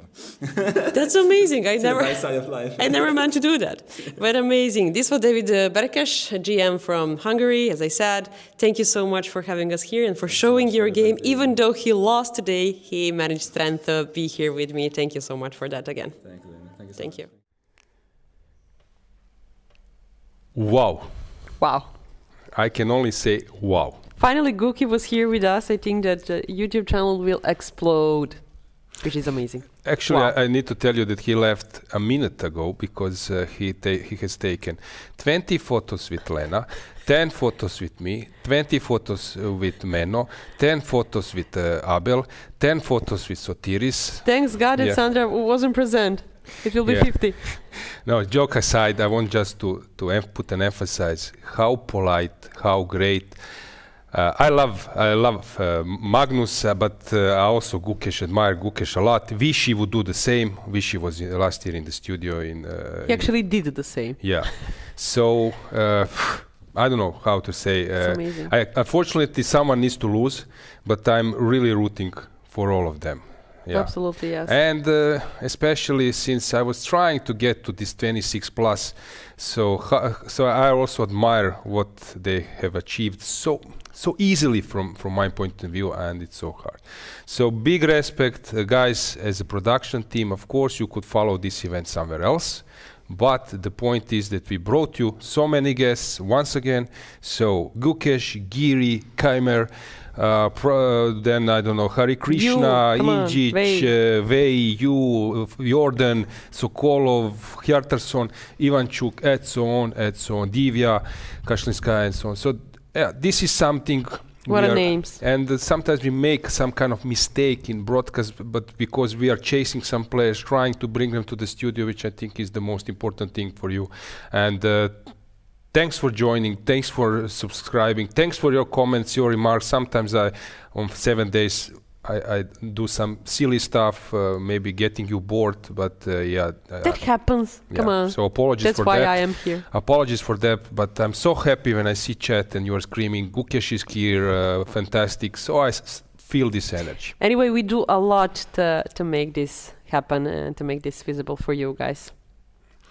Yeah, so it seems that Super Chess is cruising towards the victory, but let's go back to the match. Let's check So interesting to see how his bot is thinking. You know. Let's see how Volokitin versus Sarana, or let's see Boris. Yeah, why not? Why not? Just to see a little bit of. It's not emotions. It's more like his way of thinking. Blind chess for him is maybe even easier than looking at the board. It's easy as that. He's just superstar. And I love the way. So Lena took a photo. I just saw her mobile phone, and there is an option send to all.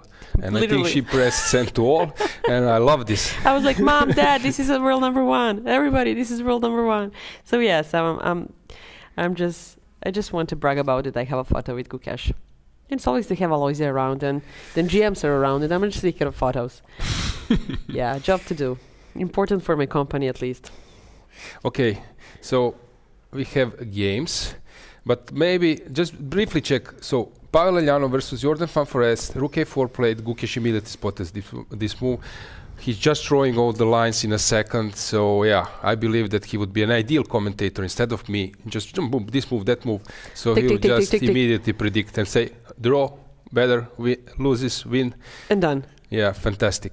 Parham doing his stuff. We will check that game. And we have Yufa versus Deak. Deak a little bit long time. Interesting rookies on b5. Volokitin Sarana. Here, yeah, he's long time. But let's go to Arjun versus Gelfand. Let's stay there because Boris is long time a bit. And I'll just see what's going on. King e2. Okay, Boris is not so long time. I don't know where to go. Sorry guys for that. Now this is moment where I need to choose and I need to speak. I will choose Sarana Volokitin since Volokitin is really long time. So let's go with the camera to Super Chess. He's always low on time somehow. Look at him, 40 seconds for him. And maybe this is a type of position which you, dear viewers, can a little bit grasp easier because not many options. And it's more about, 2-3 moves calculations and understanding, not about some crazy lines which is tough to grasp. So what's going on here? White is a pawn up and 2 bishops, which is something. How is chat doing? People screaming about Gukesh? Chat is crazy about Guki, so finally Guki is here. Guki comments on the Mamedov move, please, and stuff like that, on the rookie one, and then IC3 probably that was the one.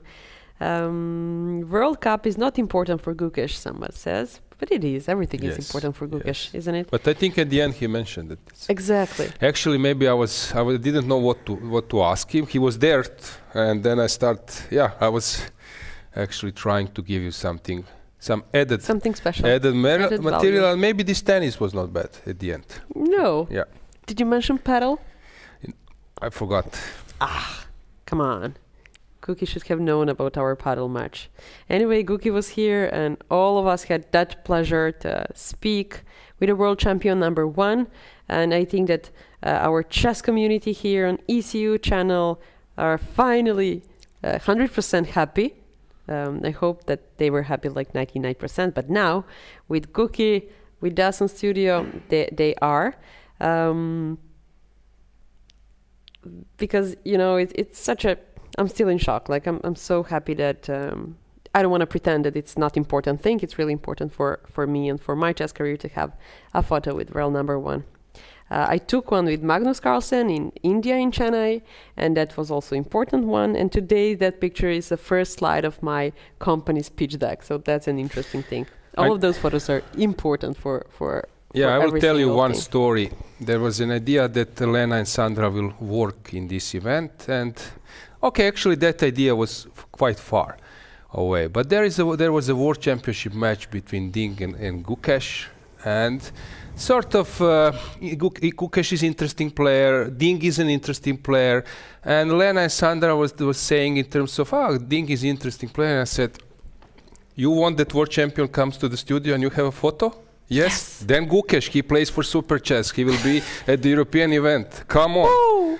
You are right. Then I'm rooting for Gukesh. And actually, and that happens. Fast forward, you see? Yeah. That's my vision. That's what I'm trying to show. That was chess inside of you. Yes, exactly. You're just calculating moves of I saw like 5 steps ahead, and I saw you and Gukesh on photo. That's why it's easy with you, And fast forward, that's the case. That's the case, absolutely, yes. But anyway, you foreseen that, which is nice, and that happened finally. Pity that Sandra wasn't here, but we will find Guki once again so we can take a photo with him. Everybody. He's such a nice person, a role model, and someone who really can talk with you. Even though he's a chess prodigy, he can talk to everybody else and to respect and admire everybody else as well. Volokiti now, minute and 35 seconds. We can see live positions. Sarana is former European chess champion. Thinking he has 33 minutes on clock. Quite a lot of time. Huge advantage, actually. White pieces. And then a little bit, slightly better position. Even though Loisia mentioned that it is simple because a few pieces left, so there is not a lot of chance to make mistakes. Thankfully, for Volokiti, who has only 1 minute on clock. I think he's going to play right now. And that was... Whoa, blunder! I need a Loisia right now. King h6. Yeah, it will Seems like a blunder. There will be something. Well, let's find something. Even though you turned on my engine, and I'm not that smart anymore, let's see what happened. Okay, first, what all of us look, his check. I learned some chess player from Russia. I learned about the first thing you need to know and you need to look about all single check you can make in this position. So yeah, that happened actually. Rook h8 check, king g5. They're blitzing now, and rook h7. Sarana saw it in like less than a minute. And now Andrei has to think how to save this position, but it's really, really tough. Plus something, let's say +4. You learn how to evaluate this position, because I made a lot of mistakes in the previous streaming sessions about my evaluations. But anyway, it's really hard to save positions. Minute and a half on clock for Volokiti. He already blundered move. And then it would be interesting later on to see about his time management. What was the move that actually he spent a lot of time on, to see what was in his head, what's the behind the scene, because now it looks like It's close to resignation. They will certainly play, yeah, let's see. Knight F-G4, 14th move for Volokitin, 24 minutes. Then 3 moves after, he spent 20 more. Wow. Then 2, yeah, so 3 moves really close. 14, 15, 13, 17. What is this? 60 minutes in total, even more. Which is, that ends up like this. So you're now in losing position. You have only 30 seconds left on clock, and it's really hard to save this position. We can see amazing charts of the clock times. We can see how Serrano spent really good time management and time. And we can see how Volokitin actually crashed in, let's say, 14, 15, 16 move. That was the decisive moment for his position. Nice. We can see his emotions right now. We can see that Serrano is pretty focused on the game.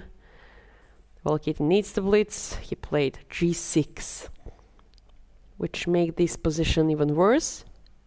And I'm pretending that I'm really smart right now, but I can see evaluation here. I can see that the evaluation bar, and I can see that it's moving in favor of Alexei Serrano, who is really in a good shape. And now he needs to find the right move. Who knows what is he going to play right now, but I think that he has enough time to think. And as you mentioned, it is really, it's kind of simple position, so he's calculating really fast, and we will see how is he going to proceed. There is probably not just one move that leading to winning position. There is a couple of moves, and Serrano will need to calculate which one of these candidates are the winning one. From this perspective, we can see, of course, Ivan Sokolov, as Aloysia mentioned, maybe the best coach and maybe the most focused. And, I think that he gave a lot of himself in this tournament. I can see him only in the playing hall, very focused on every single match. And I admire him. Yeah, you are right. Thanks for that, Elena. Ivan is, first of all, devoted, and he has ambition. Sometimes in chess, not many people are considering second place as a failure, and Ivan is that kind of person. And when you are surrounded with persons who think that, for example, coming to the event and you think that medal is a great thing, or to be in a chance for medal, and suddenly guys is speaking only about first place, and you start to believe.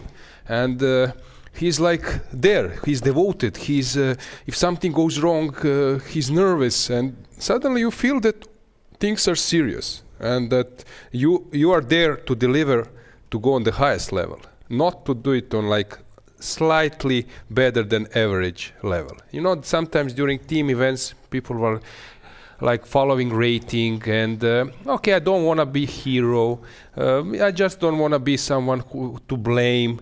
But for example, in this team spirit, take a look, Lupulescu, not playing, but you see how big fan. Because sometimes people, if I'm not in first rows, then I don't feel so well, because people won't see me as some kind of winner. You have Serrano with 5. Can you check how many blacks? I think 5 blacks in a row. Serrano. Who would actually accept this? There was a huge dispute regarding his games at European Team Championship. Take a look. 1, 2, 3, 4, 5 games in a row, and he was not complaining at all. Yeah, I was sitting with Ivan. My reaction was, hopefully someone would recognize Come it. on, And guys. he said, yes, for sure. I will try to put emphasis on that. You have Darda, who is a newcomer here, and he wanted to show the team. He had a bad year. European teams, he played horribly. His rating is dropping. And someone can say, why did you take a super chess with guys like Abdusattorov, like Pragnananda? Suddenly you're bringing a guy who is 2600. Maybe also some from Romania. That place could have been taken by some Romanian player. So suddenly you have that kind of pressure, and he was there to deliver. And today he was super nervous, making a draw with the white pieces. I just draw my white pieces. I don't feel well. I said, come on. I was thinking, I was thinking that I should maybe avoid complication. Then I spent some time and my ego dropped and I just went for a liquidation, which is probably the best decision. So you see that he's there. Then you have Jordan. Last 2 years, last 2 years he was not performing well. He was dropping rating, losing critical points. Suddenly he's board 2 and some game even board 1. He wants to show that he's there to somehow to improve his image in the club and everything. So you see that he's the way how he's fighting.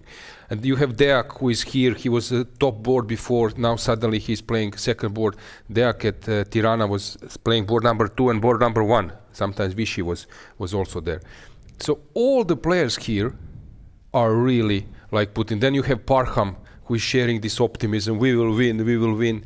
And Gukesh, I don't know what to say. Whatever I say, it's not enough. It's not enough. Yeah. Definitely agree. So, final moments. It's game over. Sarana, big asset. Just to remind you, he lost 30 points in Grand Swiss. 30 points, which is horrible. Which is a lot. Yeah, which for is... that coefficient of 20, I think. It's really hard to lose 20 points. And that hurt a lot, actually. But look at him now. 5 times in a row. Black pieces and playing like one normal tournament. He knows that he's playing in a really strong team. And he probably admires that very much. And respect the team. So you're here to actually be the best you can for your team. No matter if you're black or white. This is not just individual sport. As any kind of other individual chess tournament, this is a team spirit sport. Again, team spirit. Exactly. Function. So it is important. Sarana very close to conclude this game. I would personally love to see Sarana here in studio, if that's possible. Now he made a really look like a decisive move, h7. Now Andrei needs to take, which he really did. Rook takes on g2. Now just a little bit more of calculation for Alexei Sarana. And I think that he knows that he's absolutely winning. This is just a final trick, I guess. The last one in pocket. And that would be it. Even king g2 is winning. So I guess that Ivan is the man behind the concept of this team. With the budget, and I think that he was choosing the players. To choose Darda and Sarana, to leave Jordan after 2 bad club cups. So that's a signature of a know-how player. He was also, I guess, improving first year, second year. Now he got some knowledge and he was taking some risks. But this is clear signature of him, this success, if it comes. Also Romania performing very well at the Olympiad in Budapest. They were close to doing something. I think they made 2-2 versus US, which is of course incredible. Also now Romania 5 best result in history of Romanian chess play, and only with Romanian chess players, because they had previously Rapport and Kirill Shevchenko and so on. So I'm really impressed what he has achieved, but of course kudos to players.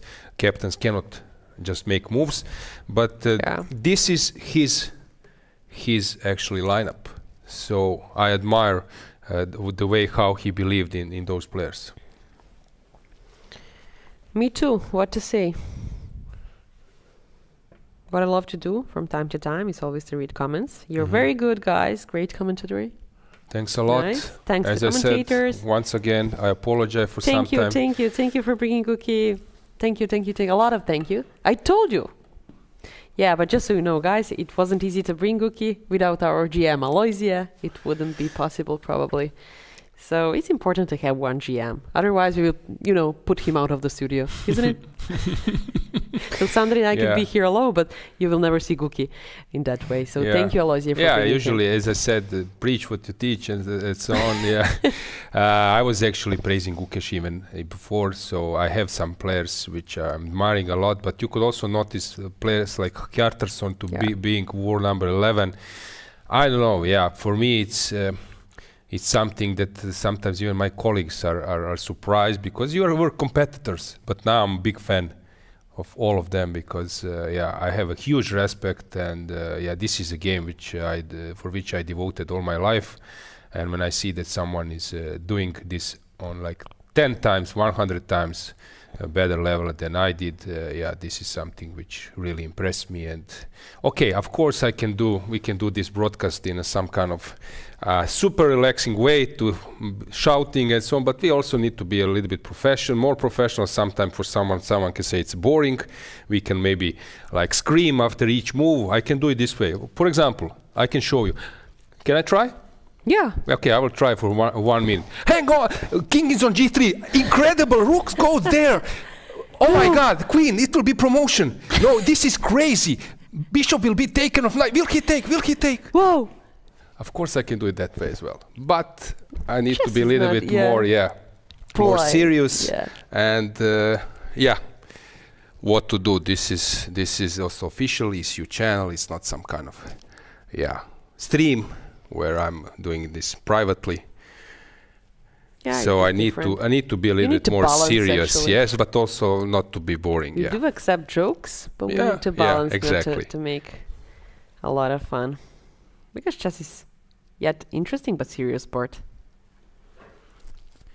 We'd love Arjun in studio. He is the sweetest. Mm-hmm. So maybe the okay, we will have resignation now. Exactly. Big kudos to Alexei. Hopefully we will get him in the studio. It was funny, last European individual, Petrovac, I sat in a plane to a spot, and suddenly there is only 2 places in the plane on the one side, and suddenly I'm sitting next to Sarana. Nice. And we were flying from Belgrade to Podgorica, and then it was 2 years ago, I asked him, will he come to European Rapid and Blitz to Zagreb, which I was organizing. Then he came, he won a medal. At that year, he won 3 medals: European Individual Champion, European Team Champion, and European Rapid Champion. It was not European Individual, we would travel to European teams 2 years ago, European teams in Budva. Resignation? And he was very humble. Then I learned a little bit more about him. I saw that Parham gave him somehow some nod, and that Alexei responded in terms of congratulations, but with eyes, like eye contact. So Parham just took a look on the side. Nice. No, Sarana, Sarana did a fantastic thing. Let's bring him to the studio. Yeah, let's try. Because now, this is very important win.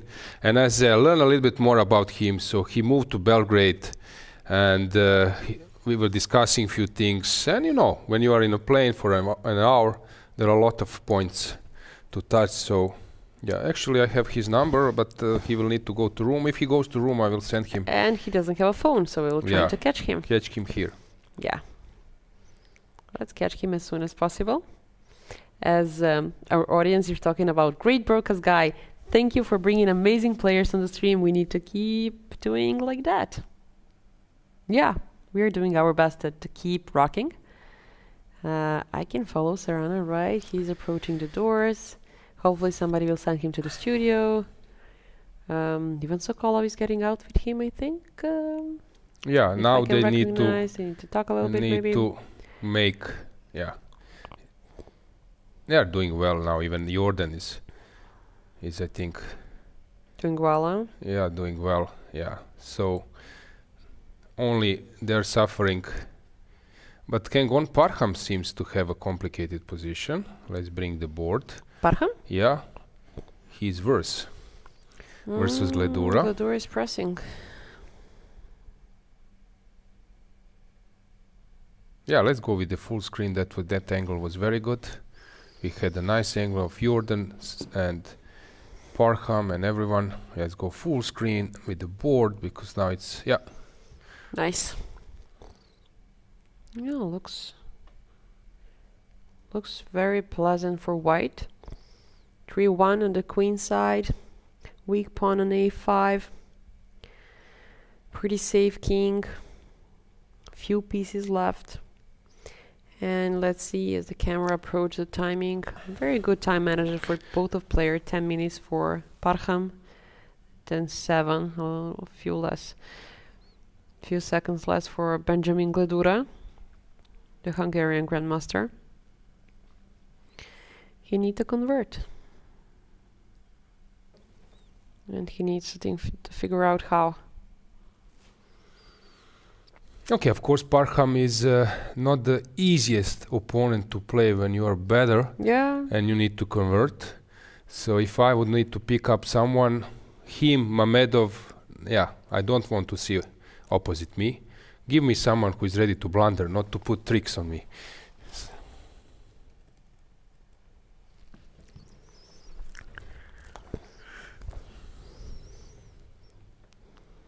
Yeah, we don't want to sound biased.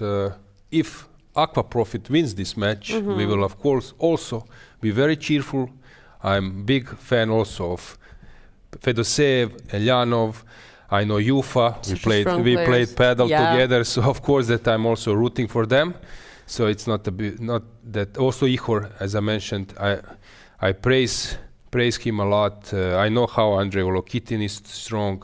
By the way, Benjamin comes every day to the beach. Yeah. And he sits. Take a look. Where? Yeah, where we are actually going every day. Really? Why? Oh, I see him. Yeah. I see him once. Yeah. When you are going right and then you're going left. Yeah. Yeah, and then I see him that he sometimes sits and take a look somewhere far. It's very nice. Actually, Rhodes, you can see Turkey. It's very interesting location of Rhodes Island. Will we have another guest? Yes, we will. Very, very soon. Okay, we will see. Will he come here? Hopefully he will come. He will. Yeah, but let's stay here until we get our. So it's anticipation right now for me. Is he going player, to come? Is he not? But he will.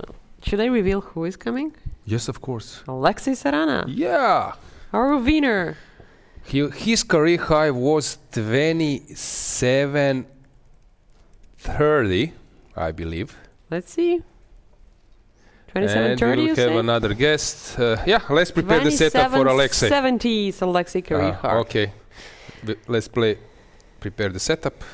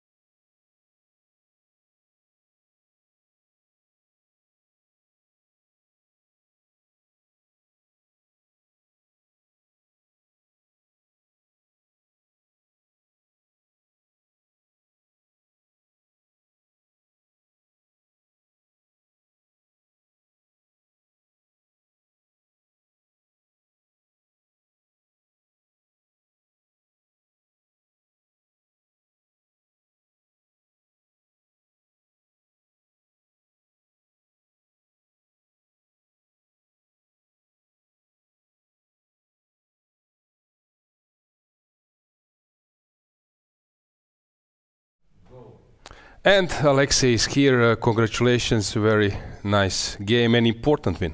Thank you. Yeah, the match, of course, 3-3 is enough, but of course you want to score a point somewhere, and I believe that for your team it is very important because now it's a bit easier, but still it's not so simple. Yes, I looked at other boards and I don't like our position at all. It used to be very good on every board, but now I'm not sure about Parham's games and Diak. Everywhere we are a bit worse, maybe much worse. It's very concrete. So let's check. This is the position, but still it's a time trouble. So Parham is having a disposition, and okay, it's very concrete. Is there any chance for Black to create some counterplay? Queen c7 is a good move. Black of course wants to play Queen or Bishop f4 and to put Queen on G3, but he will need to go backward a bit, somehow. Yeah, it's not so easy to move with Rook. Okay, let's say Rook, not to abandon the d file. Maybe Rook d5, but then somewhere. Yeah, I don't like position at all. Because okay, queen c8, king h7, queen c4, maybe bishop f4 and h3. Let's queen g5, and this is the. But queen d5, yeah, queen d5, queen g3, and check queen and d3, king g1. Yeah. And white and then to go back. Yeah. So yeah. So okay, so Parham needs to come up with something. So this is the current position. I was thinking queen a8, but it's not something you want to do. But probably he will need to go. Maybe queen e8, then threatening rook c8, and then put this bishop f4 later a bit. Yes. So, but bishop a5 without the pawns, and there is no real attack. Queen b7, rook. Maybe it's chance. Queen e4. Don't we lose rook? If we exchange, it's over. Yeah, rook f2 is not the idea. It's over. So yeah, and something open the king and it's over. Yeah. So yeah. Very tough situation for Parham. Yeah, Parham. Let's look at. Let's see how Jordan is doing. He's pressing, it seems. Yeah, but not so much, unfortunately. Okay, rook c6, but rook a4.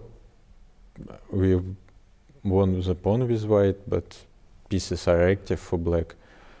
And don't see a way where he will win. And actually also just 2 moves before the time control, which makes it easier to defend. Parham just moved the rook.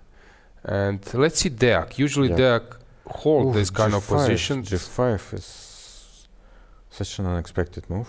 I saw this position and I thought, okay, Parham may be close to losing, and this one, okay, we should hold with good play.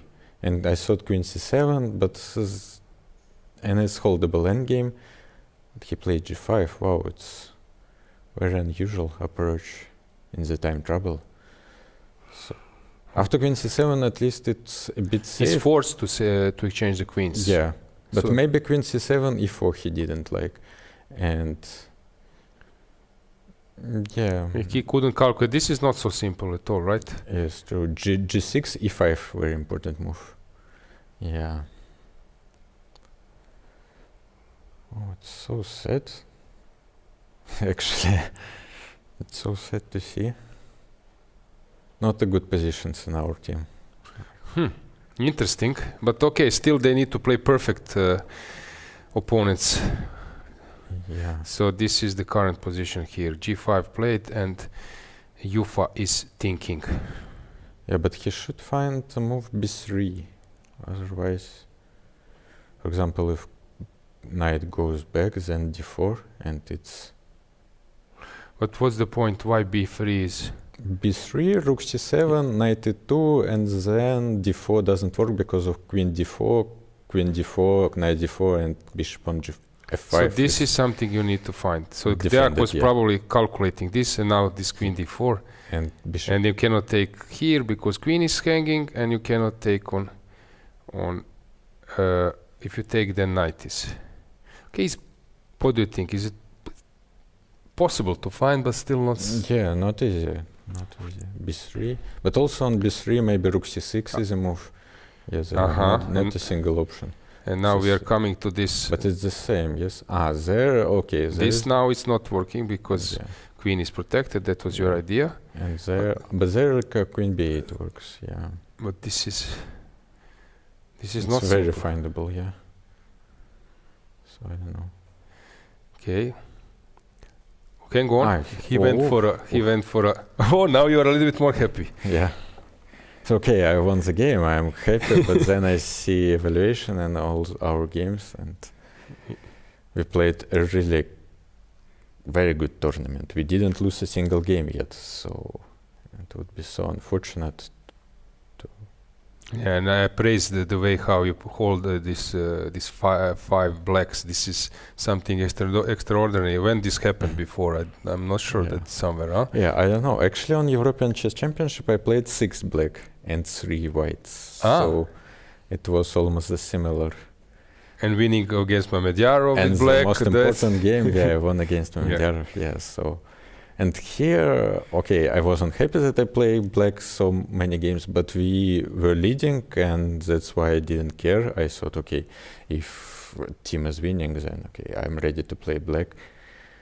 So this is something I would like to point out, because also, you know, there is karma, and maybe you lose somewhere, maybe some rating points, but I believe that people who are following this, and maybe there are some also people from leagues, from tournaments, I think that they would appreciate this. Maybe you get some invitations somewhere, and usually it's somewhere it comes back to you. Yeah, actually it depends. Here I really like the team, I really like everyone, and I want to take a first place here, and it's very important for me. It's another European title, and in some other tournament I could be more angry about black, but so far I don't mind at all. But the point is that maybe this stays hidden, because people tend not to check all the games. Suddenly, yeah, this is something which is hidden, but that's why I think it's important that we point out this in broadcast, that you are five games in a row on this level black. It's really tough. And how were you preparing then? You just every day you need to prepare with the black pieces. Yeah, actually yesterday I was already tired to prepare it, and I almost didn't do it and my opponents play always different lines, so it's hard to predict with black, so sometimes it doesn't matter. Because I believe if you with 5 whites, you won't prepare maybe after 2 days, or you already stop preparing, right? No, with white you should, every day you should come up with some ideas. With black you're fine with equal. With white, okay, I played, for example, game today, then I should prepare something more again. Because, okay, I can't play this line again because my opponent will know. With black, I can play the same lines again. I think you did a great job, from like my point of 2560, around 2600 view, how hard is to play yesterday's game. I think for my point of view, that was against Aravind, who is a tricky player. The way how you handled that unbalanced position with 2 passers and later create some mess. Yeah, I think this was really, because it's not easy to keep that game going. That can only do few players, because it was sort of dry at the end. But you still put him at some problems. Yeah, and actually from the start, maybe I handled good, but from the start I did a terrible blunder actually. Really? And it's not so easy to assess, but it was just +1 for him. But it was still unbalanced position, so we both didn't understand all nuances there, and yeah, but maybe I played good from human perspective. Yeah, from my point, I believe that it would be very hard for me to play that kind of position with black. If I look at our position, it's so unusual. It's so nervous to watch. Okay, let's keep analyzing a little bit. So, rook e5, rook b6. So what's going on? So 2 pieces are hanging. Okay, I need to abandon 1 and hope on the c pawn. So what is the most? Okay, if I'm dropping a piece, it's probably wise to take a pawn. FG. So now he decides which one to take. He needs to figure it out that this is better than the bishop. Okay, this is a restricted piece, although it can go to e6. Maybe it's understandable, I don't know. Yeah, but from far it looks like close to losing for black, but apparently it's not that bad. So I don't know, rook f4, then black just pawn for exchange. But maybe the pawn on c4 is really strong. So something it doesn't look like. Rook c5, and you mentioned, let's say that he takes or try to collect g. What is the best? Okay, we have some moves, so let's keep. So rook e5, rook b6. What a game, huh? Yeah, crazy games. Crazy last day. We can also get back to multi-view, because I believe that you also would like to follow other games. So, Jordan pressing a bit. Yeah, but it's the same position. It was almost forced this line, and unfortunately time control is best, so they have a lot of time. So now the most critical 2 games, they are still in time trouble. There are still few moves. So Parham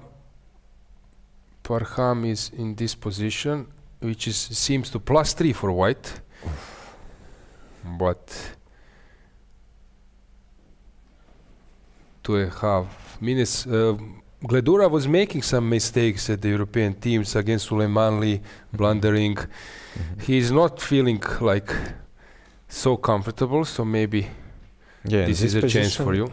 This position I like more than what was before, but I'm not sure. How many moves left? Okay, so we have 5 more moves.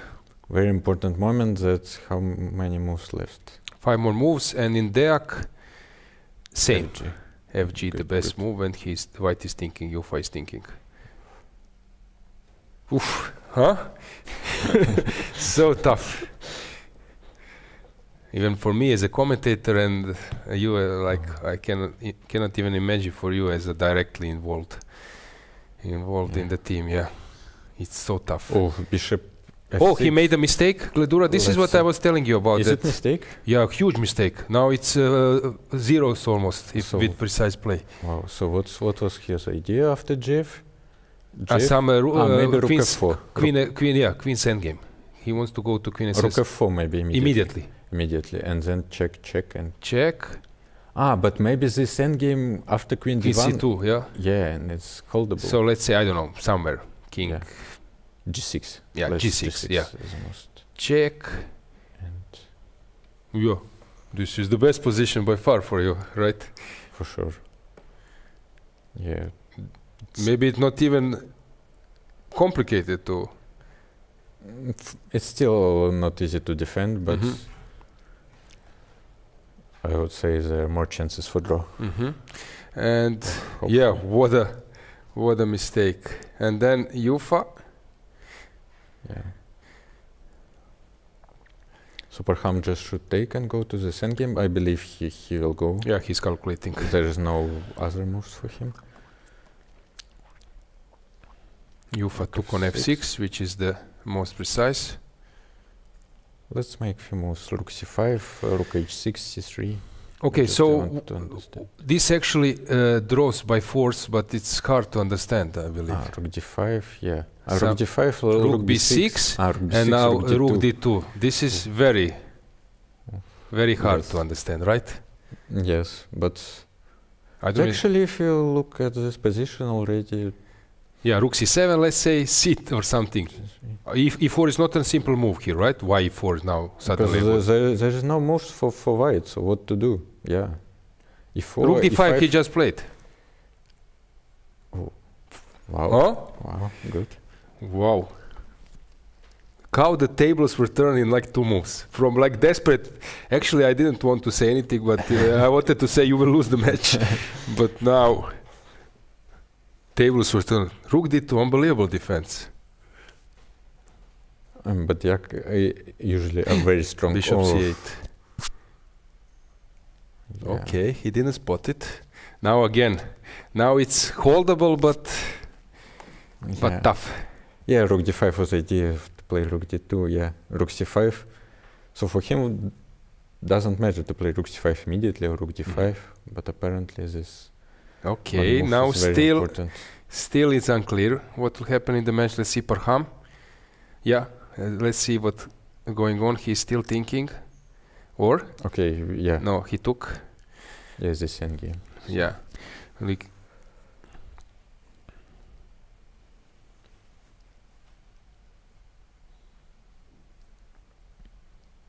Yeah, okay, they finished 40 moves. So yeah, so let's go back to Deak. We will see this endgame for a long time. Yeah, okay. So it will be a long day in the office, and let's check the next one. So we can check Deak game. Yes, let's stay there. Yufa is thinking. E4 is very logical.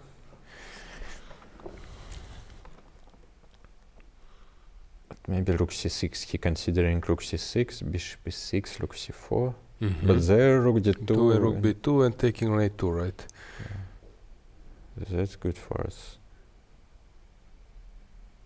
But this is not so simple. This e4, and then Angie says, now we are using engines, dear viewers, because it's so critical that we cannot think now. I don't like there that even rook c1 and rook, for example, rook c1, bishop e6, and rook d6, and just stays this and play with king f1, king e2. So why not immediately king?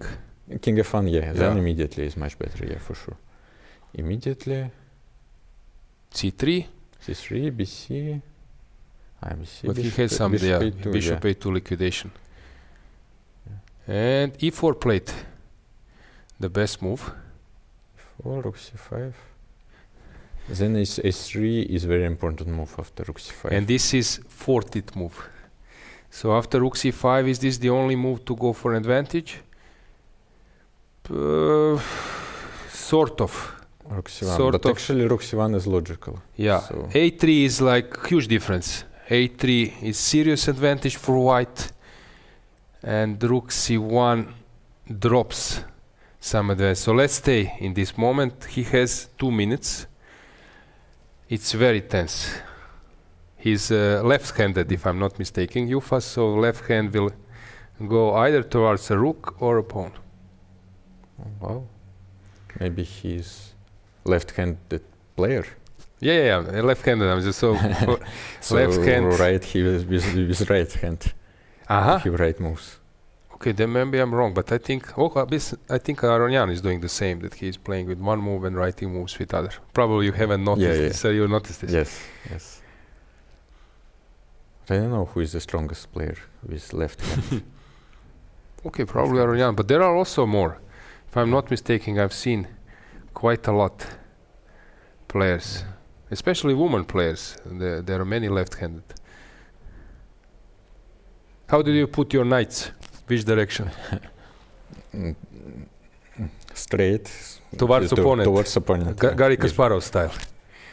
Kasparov is doing that way. Someone put different, like. Yeah, I think there was one player who was like placing his knight toward himself, but this was like really exception. Usually, I tend to put them that they watch each other, but then there is some kind of Benoni. My knight goes to c4, and then I need to readjust them. Oh, I think it's maybe not nice nowadays. Yes, exactly. To put knights. Exactly. This way. Actually, I don't remember it even happened to me. So, very tough. Last seconds. Very tough. We came at the right moment. You know, of course, better than I do how he feels. It's very tough. He wants to find the percent. It's very hard to calculate. And people, of course, with engine, it's easy. But rook c1, as you said, sounds like a normal way to go. Rook c1, and there will be last move for Diak. a3 is like exceptional. Yeah, understanding if he comes up with a3. Yeah, rook c1, the most natural move. Yeah.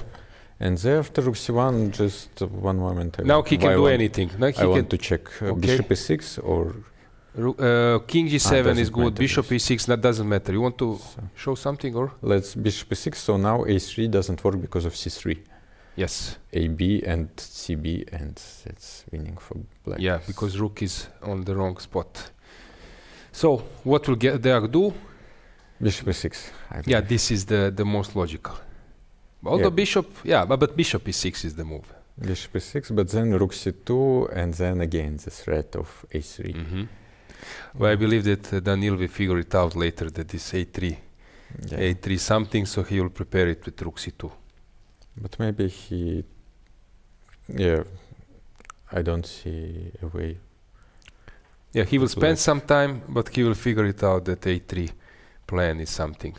Yeah, the simplest way a6, hopefully, Ivan Sokolov is not watching this, because if they would come to last 10 seconds, I was saying many times heart attack approaching, but now they changed a bit. Okay, so not great, but acceptable. Acceptable. I believe this is the right word. Yeah. This is the right word. Acceptable. Let's check Eliano versus Jordan. Well, it's some advantage, but I don't believe in it. Basically, he can just keep up going with the game to show that he's doing something, but realistically, it's not much. And we can switch to Parham just to dig a little bit deeper what's going on here. Let's find them on the camera as well. Let's see how Gledura is. Is he unhappy with the outcome? Parham. See Giri here. Actually, it's interesting that after before, he goes to this AB queen b4, and I don't like it, but apparently or maybe this is some immediately. Queen is weak, Yeah. or king is weak, and there will be perpetuals. No, but this is crazy that he engine says that this is h5 and this that you cannot do anything. Yeah, that's why I don't like it. Okay, let's just briefly check Arjun, maybe like one of top players. So you can also check maybe my game. Yes, as well, I forgot. Yeah, Alex, that was a nice tip. I like it. Maybe we can check my game because I'm here to show it. Yeah. But also there was interesting game. there were many interesting game today. I walked a lot while my opponent was thinking. A Keymer game against Mamedov. There was some crazy sacrifices. Yes, exactly. So let's just show the viewers your game. So you are an expert in Nimtsu Indian playing this. If I'm not mistaken, you played this European individual somewhere this line, or? Not exactly this, but some similar lines. This one I didn't play. This probably first time happened in my You want to add play. something, why you play this line, what is something you want to achieve, or? Well, it's theory and it's a very playable position. Which kind of position you're aiming? The one when the pawn was on c5? Yeah, and actually I wasn't very well prepared in this. So my opponents play always different lines in the Nimtsu. So my opponent didn't play this one. So I just had to play this. And usually I don't care about such lines because there are much more forced lines where it's almost draw. And here it just play. It's just all pieces on the board and structure is not similar. So there are a lot of play.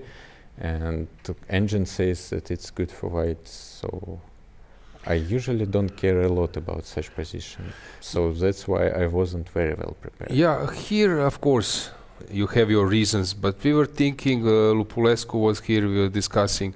E4 is, of course, you want to restrict the bishop, but not a simple move. And yeah, he calculated a lot, and E4 actually was some kind of a bluff that I know something. And also for me, I was thinking there about 2 minutes. And so structure is not easy, and after E4 it's very interesting play, and if I play fast, maybe he will be scared a bit, and maybe it worked out. Yeah, it paid off because he went for this and suddenly for last 2 moves here, like burning 1 hour. Because here are a lot of options for black, and I don't know what to choose. Knight FG4, actually I didn't expect at all, but it's also the idea that after H3 he had Knight F2, but there also he had some ideas. Knight F6, so if H3 immediately? Knight F2. Knight F2, and then if you take with the king, Queen D4. Queen D4 and double attack. Yeah, so this bishop is hanging, so that's why you needed to move the bishop. Then he came up with the queen, H3 and Knight F6. Now, Queen E3, not a simple move. So Knight F6 apparently was a mistake for him. Yeah. So what he should do? He should sacrifice something. Bishop C7. Bishop C7, wow. Okay, you don't need to take. You can go bishop e1 something. I don't believe this is some game changer, but yes, there is no direct straight like bishop e1, very logical, and and okay, he will stay probably like this maybe, but okay. So he went Knight F6. Knight F6, and here I calculated that bishop b6. I mostly calculate, and I thought that I will go maybe in the endgame after bishop f4, queen f4, and it is slightly better for me. Yeah, you will restrict the bishop and slowly. Yeah, maybe I also have knight f4, but I wasn't sure about knight takes e4, but it doesn't work. Maybe I just take and take rook e1. Yes, so maybe knight f4 also is a move. Yeah, 94 is probably. Yeah. So he went for c4, and now some interesting stuff happened. Queen c5. Yeah. And surprisingly, I calculated this a lot, and I saw queen g3, and for some reason I calculated only fg, bishop b6, knight f4. And when he played already this queen g3, I realized I have queen f8. So you know that Gukesh was in the studio, and he said, queen f8. And I was, but I calculated a lot, knight, this line fg. This is what we said, and then now I check and knight d3. So no, I calculated, not queen f8, I calculated a lot. fg3? fg3, what happened in the game. And after bishop b6. And I liked my position there. And I realized I need to calculate another 10-15 minutes queen f8, and my opponent have only 4 minutes, and he will also calculate, and he also, of course, he calculated queen f8 only.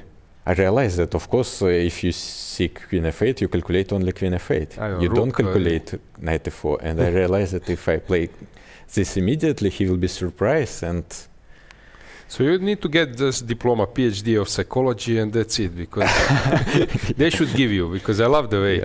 Yeah. And also bishop, okay, of course I calculated a couple minutes there, fg. Queen f8.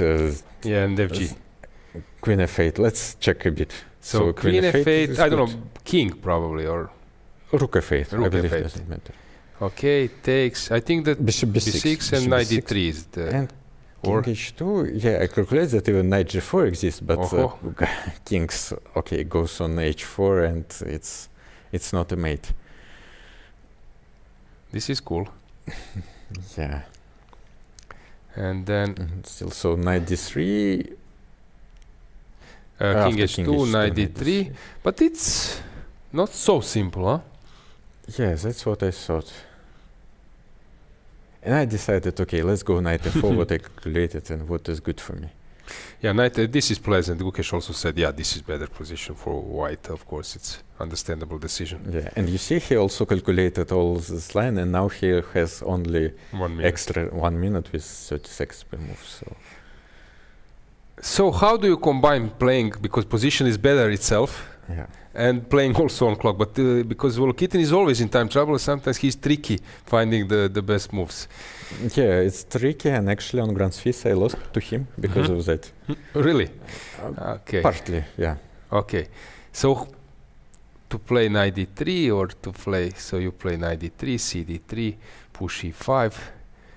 Yeah, here I thought that bishop b5 is probably the best option, bishop b5, rook e3, and take on c3, and try to hold this without pawn.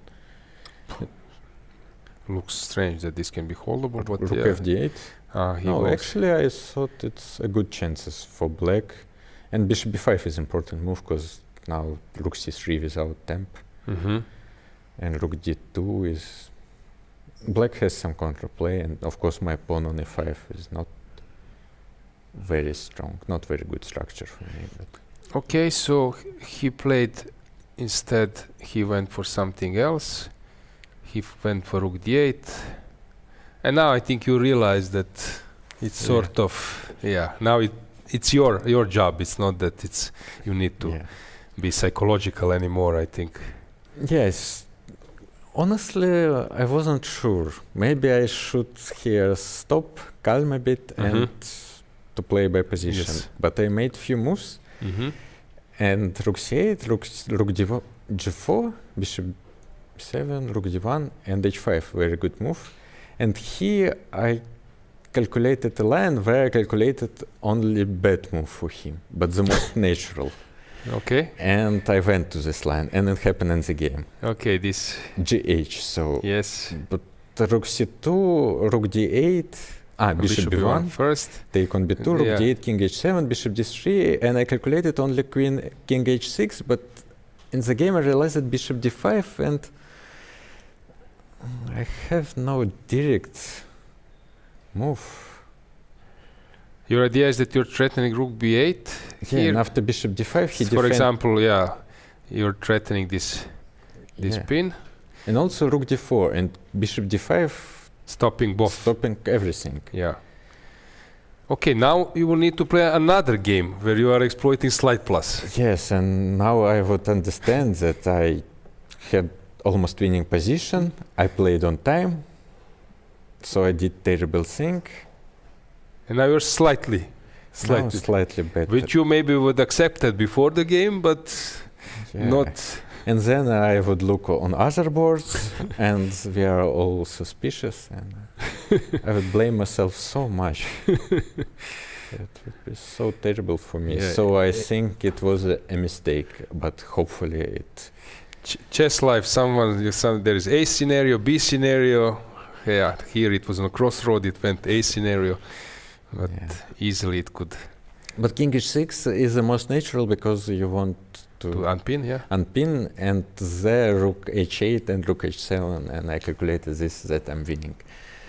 Yeah, and now actually after Rook f7 and this h6 is basically all over, although he can play few moves. Yeah, many moves actually. I even missed this, but it's not important. Not really miss. Yeah. This Rook f3 is nice. Yeah. It's nice actually. This is basically move, actually. So even if I miss this rook. Okay, this is okay in the end. Good game, but also it could went differently. Let's just check, has something changed? So Eliano versus Jordan. Okay. He took the pawn. There is now some. Hang on, is this a current position? Maybe we have chances here as well. Yeah. Parham. Not much is happening. White is burning a lot of time, and we have Deak. I like this change. Now this is good change, because now a3 ba, and now king e2, king d3.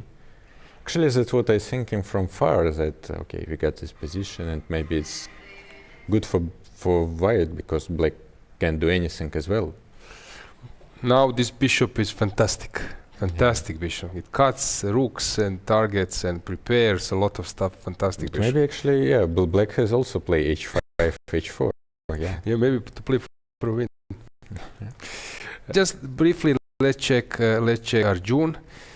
Boris is playing this Rossolimo e6. He prepared for World Championship match versus Anand, and he's there. Yeah, he's ready to.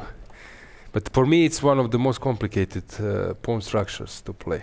Are you playing that kind of not stuff? at all. I play neither. More simple structure. Neither is so much simpler. Yeah, this Rossolimo, and Sveshnikov sometimes it's. Yeah, but now it's the most popular opening. Mm-hmm. But he also plays the line where this structure is very unusual, because there are some more simple lines in Rossolimo. Yeah, Boris was playing first this Najdorf, and he was an expert in Najdorf. Suddenly for World Championship match with Elyanov, Rothstein, Tomaszewski. Suddenly he prepared this Sveshnikov, and Rossolimo all the time he plays e6. This looks actually not bad for him. Yeah, it's very concrete. So Rook b3, a5. Maybe Rook b7, there is nothing dangerous. a6, Rook a7, and also pawn on h4 is hanging. Maybe it just draws some after Rook a5, Bishop h4. Yeah, okay. I think now it's maybe the right moment that you go back to your team. Once again, congratulations. We will show you now some small interview with Darda regarding his game, what happened. Alexei, once again, congratulations for your win and thanks for coming. Thank you. Thanks for having me. My next guest is Daniel Darda. He just finished his game. It was also, he had very important games, but this one was maybe the most important. We will see the end of the match. What you can say about your today's game? I had the white pieces against Igor Samonenkov.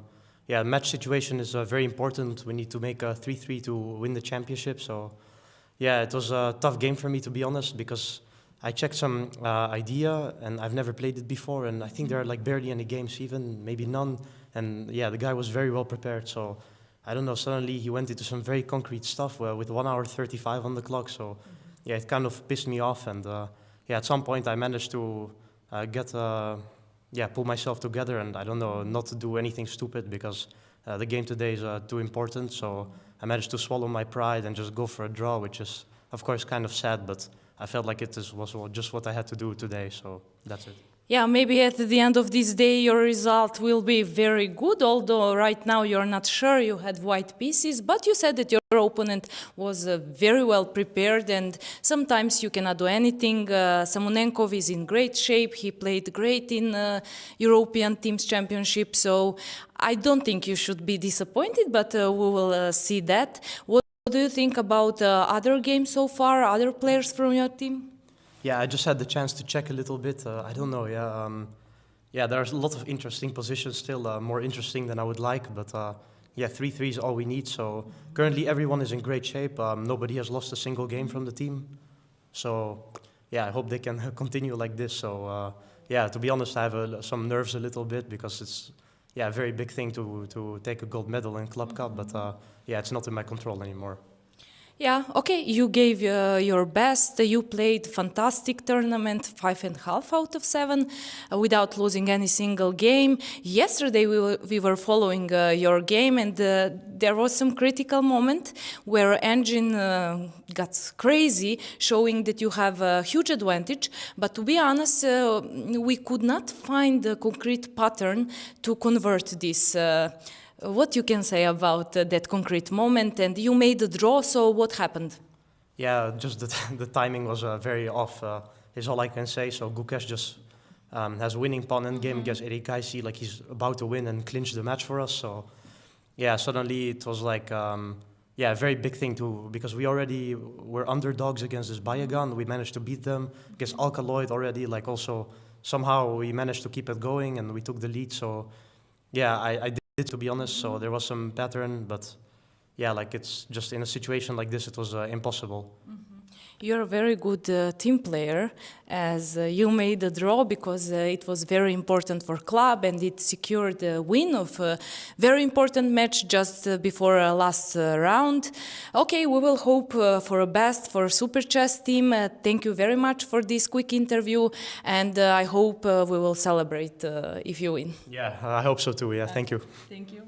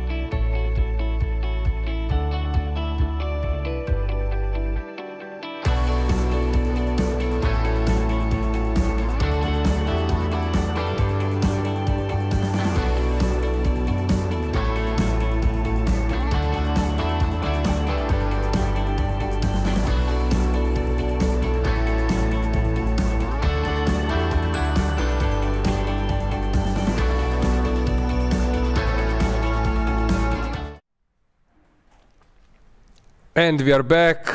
It's my pleasure to have Sergei Movsesyan. Movsi, welcome. Thank you for inviting. You were playing versus Gukesh. All the viewers are screaming about his games, Gukesh, so it was long ago. But you played a very good game till maybe some point. It was very interesting for me. It was an experience which I don't have quite often lately, and well, I played him many years ago when he was 12, so it was a good chance for him to even the score. But he played an extremely good game, and I really enjoyed. I'm maybe in part of my career where, when even playing my own games, I'm enjoying my opponent's good play. It used to be differently. This is something is wrong then in your career when you start praising opponents. Yeah. No, yes, it's true. Yeah, I was not famous for this probably, but no. Well, I accept the fact that well, they are top of the world, and I had a very similar experience yesterday against Anish. So Gukesh played a very nice positional game, especially in Reti, which I consider to be something which I know a little bit about, and expert, he did show that he knows a little more maybe, and yeah, well, his rook takes d7 sacrifice was actually practically extremely good. Computer says that it's quite okay for black, but believe me, it was not much fun to play it, and yeah, so at the end he managed to develop the pressure, and was a good game for him. I was in the elevator, his same floor as I do, so I went to the elevator for empty, someone coming from behind, I take a look, Gukesh. So we came to the elevator, I asked him was it possible to save the game, and he said he was not too optimistic, although engine was saying that it was holdable. Well, there is one particular moment close to time control where I think that if I would remain patient, I probably would have been able to get to an endgame 4-against-3 on the side, but somehow I didn't really see how I consolidate my pieces, and I tried to jump with the knight to provoke this to force this endgame, and didn't really work well for me. It ended up in 4-against-3, but unfortunately with 2 bishops against the rook, and almost a stronghold. Almost there was a fortress which looked very close to, but frankly, straight out of the time control, I saw the zugzwangs coming, and actually he did execute with precision. So yeah, just to remind you guys, Movsi was 27, almost 60, if I'm not mistaken. 51. Maybe almost 60. Yeah. Yes. Vaikanze, that time you shared first place, if I'm not mistaken. Second. It was second, fourth. Karyakin won that year, and we were 3 of us behind by half of a point. I was actually also mentioning a few times when I touch your game and comment that in a year, for example, that usually people tend to blunder a rook piece, but pawn. But I think that that year you didn't blunder a single square. You're like playing fantastically and almost unbeatable. Yeah. Well, almost, but well, was actually I lost a crucial game to Karyakin back then, actually in Vaikanze, in very technical queen's end game. So yeah, well, in any case, always nice memories. It's been a while. It's almost 15 years ago. So yeah, it's different. You are playing now, okay, some leagues like in this club cup, but you're mainly coaching. Sure. Yeah, you coached Georgian, the women team. Yeah, probably let's not mention that recent, unfortunately not a greatly successful tournament. But yes, it's true that I was team captain of a Georgian women's team at Europeans. Let's go back to this tournament. Yesterday you played versus Giri. Usually your strategy is to be a little bit solid, but somehow you let it go with this h4 and everything. Yeah, I had to explain it to him actually after the game, because he exactly expected very solid, something safe. And as I mentioned earlier, maybe a couple of years ago, or maybe 5 years ago, I would have done exactly that. I would play a solid game, would try to push a bit, but basically playing on a safe side of let's say not a draw, but equality. Yesterday was completely opposite to me. I just said that, well, I'm not going to do that. I will. I wanted to play a game because it's probably one of the last games I could play against the very top players. Never know when the next chance comes, and I was grateful for this opportunity. Actually, I played 2 games against the very top of the world, and still means.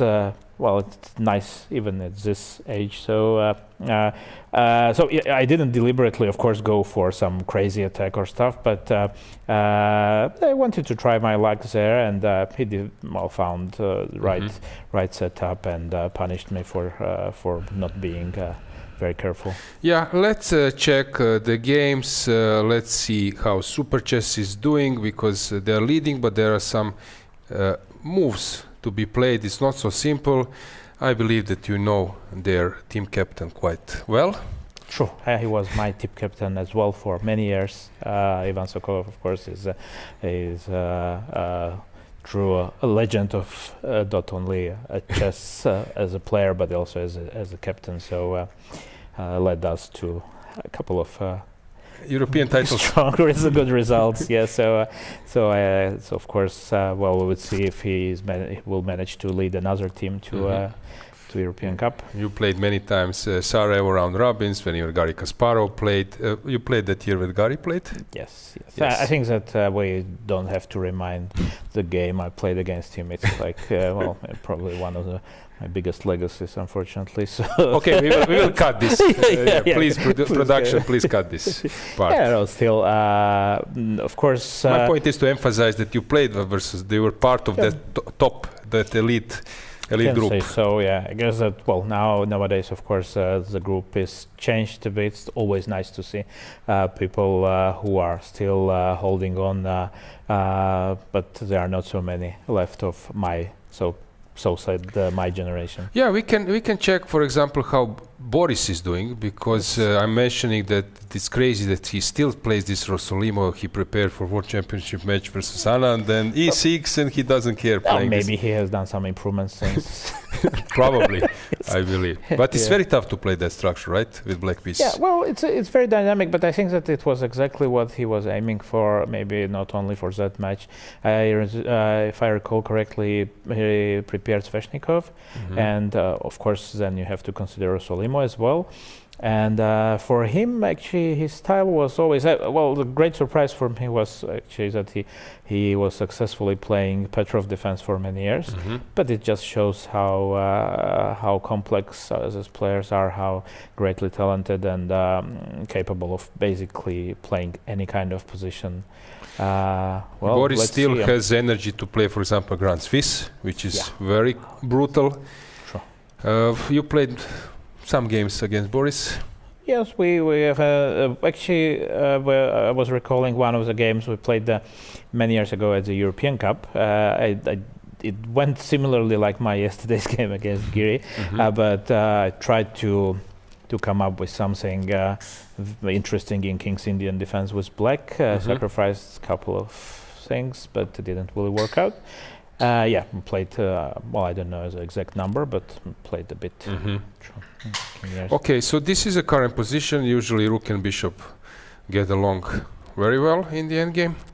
Rook a5 looks like a very annoying resource from white. Now black is on the, so he needs to... I mean, after Bishop a7, Bishop a7, Rook a5 looks quite annoying there. The Rook goes after this e5 pawn. Okay, where will white will kite his king? Or bend on this one? Maybe I just sacrifice it, go to e2. Okay. Can I go to e1 also, or is it dangerous? If I go king e1, g3, can I allow g3?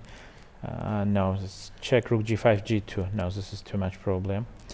Probably I have to settle for a draw. And the move has been played. They're repeating. I went for rook f3 immediately. And there is a handshake. We could see approval from Boris. We came at the right moment. Yes. Although white was better in some stage, maybe not here, maybe a little bit. I don't know. It's hard to say when, but I think I saw some position where it looks Oh, these positions are very okay, but this is of course already something which White could be happy about. But generally, these positions with dynamic center, with this bishop pair, all through the structure is scrumped, of course, for Black. But if they manage to get a dynamic play, then usually they hold the quality, which overall happened here at the end of the game. So very nice achievement by Boris. Just let's go back to our other match in open section where we have Elyanov versus Jordan Farforest. Current state of affairs. Okay, it's plus, but you will need. It looks like ending up a rook and knight against a rook. Yes, exactly. In some foreseeable future. But how is the match standing actually? Because I was playing a game also today, so I'm not allowed to enter the main hall. So I don't really know how the things are going on. I can see the 2-1 for Super Chess. But they have a worse position on all boards except this one. Okay. The point is, engine tend not to give you, like engine says it's better for White, but doesn't say that it will end up in a rook and a knight versus rook, which is something. Yeah, usually engines don't talk too much. Yes, and we have this position which looks tough for Black, but still. Yeah, well, this is very similar to what I lost to Goryachkina actually once, but it's a different different situation. This is a little bit more interesting. Oh, this looks quite tempting, and not for the computer, I can see. Okay, so this is important. They need to not to lose two games simultaneously. Well, good luck with that. Yeah, not simple, right? Yeah, that doesn't look. It looks much nicer from here, from the studio. I have to tell you, because playing all these tough matches it's nice, but at some point it becomes just very difficult. I just remember when Boris was in the studio last year that he mentioned that Vasily Ivanchuk came with the Real Madrid jersey. And then he was super determined because he's a Barcelona fan. But I know that you are also a fan of Real Madrid. True. We have numerous times discussed the affairs in Spanish football with Boris, because although we are on different parts of the fan base, I'm truly a Real Madrid fan since a very early age, and but we are on very friendly terms even on this. So we usually accept defeats. You are okay during El Clasico, or you tend to avoid each other? No, there is always, we watch separately usually, but we tend to congratulate each other. Lately, it's mostly me, but I think even when Luka went out of the team. But of course, we will be hopefully getting some El Clasico wins. But they have a very talented group of players, and we are lucky to experience such a great time, not only in chess but in football as well. Okay, thanks Movsi for that, and guys, we will prepare setup for another guest. Thank you very much for inviting me. Guys, my next guest, Lu Miaoyi. Did I say it correct? Do you want to pronounce? Yes, it's correct. Thank you very much. I'm so proud. She just finished her game. She made a draw. She plays for Turkish Airlines. And I know you since you were a child. You came to play some Serbian league. You made a great performance. And I could see from your attitude over the board that you will be really one young special chess player. Tell me more about this tournament. Your result is fantastic. You didn't lose any game. What is your result? Like how many games you won, and did you lose any game, or you have few draws? I have 3 draws and 3 wins. 3 wins, yes. 4.5 out of 7. You played all games. Perfect. It's always good to finish the without losing any single game. Are you happy with your teammates and your team? Yes, I think we're not good. You think that you could make a better performance at this championship? Yes. I agree with you completely. Okay, how do you like Rhodes and this hotel and playing venue? Yes, here is beautiful, I think, and this venue is very good. Yes, it is. Just one more question I wanted to ask you. Did you have some time to go for a swim? No. No. Okay, maybe tomorrow. I wish you all the best in your chess career and many more European Club Cups and everything you want to be achieved. Thank you very much. Thank you.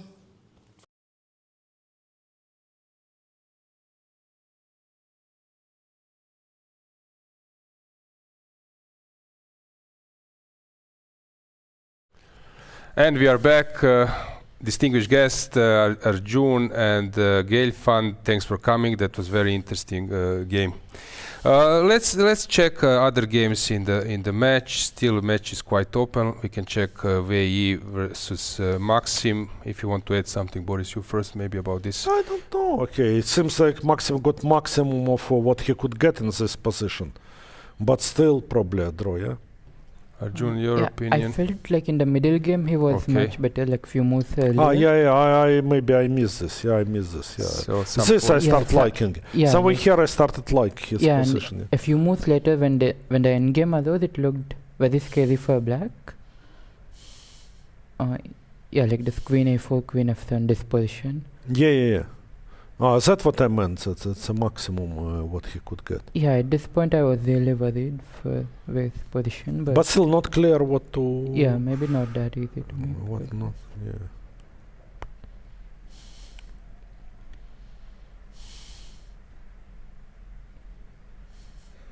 Hard to say. We have to. After such a game, it's very hard to come up with serious ideas. Here, we have to think seriously to find the concept how to not to allow this black to get past pawn and create mating threats.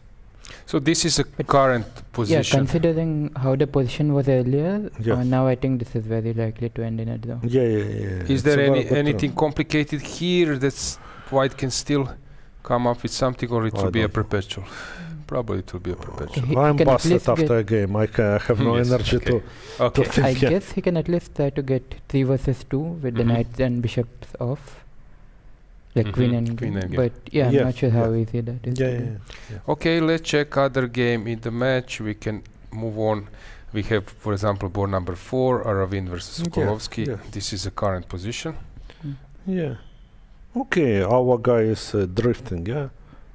Okay, like slowly it gets unpleasant, yeah? Yeah, till a point I thought it should be the most likely. Yes. Position of strengths he played, yeah? Yeah, Arvind played really well. Something slowly outplayed. Yeah. Yes, this position, it's white is a stronger side, yeah? But very hard. Okay, maybe if white plays for a win, very difficult to come up with ideas. Yeah, but probably he missed something. Yeah. Yeah, this queen b4. No, of course. Okay, it's maybe too dogmatic. Yeah, but I think it's better for white to trade rooks and for black queens. Yeah. Right. Yeah, without queens, black is stronger side. Yeah, especially if they play somewhere h4, g5, and b4. Yeah, that's what he does, like in a textbook, Yeah, I think from black, it's a really nice outplay till here. Capablanca style with the black piece. Yes, slowly improving position. Okay, and let's check the last game, I think one more game, and we have 2 more. Injic. Yeah, Injic missed or what? No, totally winning, Yeah, like when he took GF, I was a bit puzzled. Like okay, let's check which move was that. In the opening, yes, it was. Yeah, very queen early. d7. I didn't like a move here. Yeah. Also take on f3. I'm not sure it's a good idea. Yeah? This is this e5 Krasenkov style. Yeah. Yeah, no, I played it with Magnus with Yes, white, as well, and Magnus outplayed me very nicely. Magnus was 15 or something, one of our first games, 14 or 15, and he outplayed, but he was still maybe had too much respect, so he made a threefold repetition in better position. But I was impressed, yeah. Okay, I was top player and okay, kid, yeah, but outplayed me very. Like I am a kid and he is top player, yeah. Maybe okay, it was clear already what was going to happen, yeah. But still, Perpetual came. Not Perpetual, he repeated 3 times, yeah. Okay. I think Perpetual he made in another round. It's Bill, it's double round, yeah. Okay, this is normal, except the pawn is not on f3 usually, right? Yeah, but still okay. I think the tactic was like queen f3, knight e5, d5, c4. Yeah, yeah. Okay, That's what I was so wondering. queen f3, yeah. Yeah, during the game I did not see, so I was wondering why he didn't. Yeah, it's nice. Yes. But also for such a bishop, okay, if your pawn on f3 still, I prefer white, yeah. Yeah, better to know. Okay, with such a important bishop. But here I didn't like our guy to play what he played, knight c6, yeah. But here I thought instead of queen d7, I thought if he can play bishop f8 or not. Yes. And knight e7. And knight e7 and sacrifice an exchange, yeah, if necessary. Let's say bishop b5, knight. Here maybe even bishop e7 I can, or knight e7, and then knight d5, whatever you do, yeah. Let's show you this, for example. Or knight f5, I don't know. Maybe here you're not in time. No, here no, f5 not in time, you play d5, yeah? Even with d5, like... Yeah, but okay, maybe I can... Maybe a bit unnecessary to give up the exchange, right? You can go maybe move the rook and then knight f5. Yes, you can start. Rook. But then bishop b5. Yeah, there's bishop b5. But then maybe rook e8 and then rook c8, yeah? Okay, white rook d1. Yeah. And rook e8, you mentioned bishop b5. But then rook c8 maybe, okay. But dc somewhere, no? Yeah. No. Okay, still maybe holding, but... Bishop but e7 you mentioned maybe as the simplest way to go. Yeah. But still you'll put the bishop somewhere, yeah? Yeah, also white could start with rook f d1 and after knight e7 go bishop d5. Yes. Yeah, so here rook d1 sense, and then after knight e7 we are in this position. Okay, so he went queen d7 first in this position and went to d7. After dc5 white got no, this is unpleasant. I think the point is that it doesn't work. The point instead of bc, if he could take on d1 and play bishop c5, he will be okay. But bishop c6, bishop e3, bishop d7 is the point. No, bishop before c5, bishop c5. You mean here? No. One move. Yes, here. Okay. Yes, okay. Yes, here. No. Take. Let's say rook d1, rook d1, bishop c5. Okay. Maybe, but bishop c6 unpleasant. Rook c6? Rook d8 maybe and bishop g5, I thought. Yeah. I thought it's, I don't know, maybe it's not mate, yeah, but... Okay. Or you could take on c5, push f4 then. Instead of bishop c6, yeah? Also a choice. Also a choice. Also unpleasant. Maybe better, yeah? Yeah, you can keep the d5. And the g5, rook d6, yeah.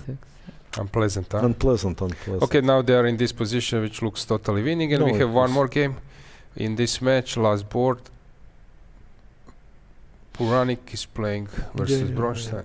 Yeah, he was winning, but now maybe closer to a draw than to a... Than to...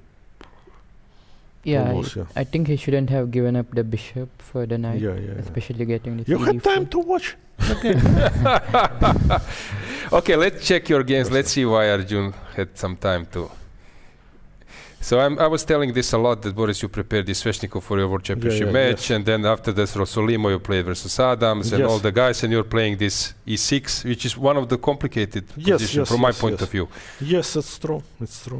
But you have this perfect timing when to sack a pawn. No, but okay, at least okay. It's interesting to play with Arjun, an interesting position, yeah. It reminded me not very often I play such big players nowadays, so it makes sense to play an interesting game, yeah? It reminded me the structure a bit your game versus Predke last year, but it was not the same at some point. It was also long game maneuvering. Yeah. You want to add something at some point? Yeah, I did not remember seeing knight g6, and maybe. I think I think maybe I got confused again. I remember against certain move where the one has to play knight f5, and against certain move where the knight g6. Probably I got confused. Maybe not. Yeah. Okay.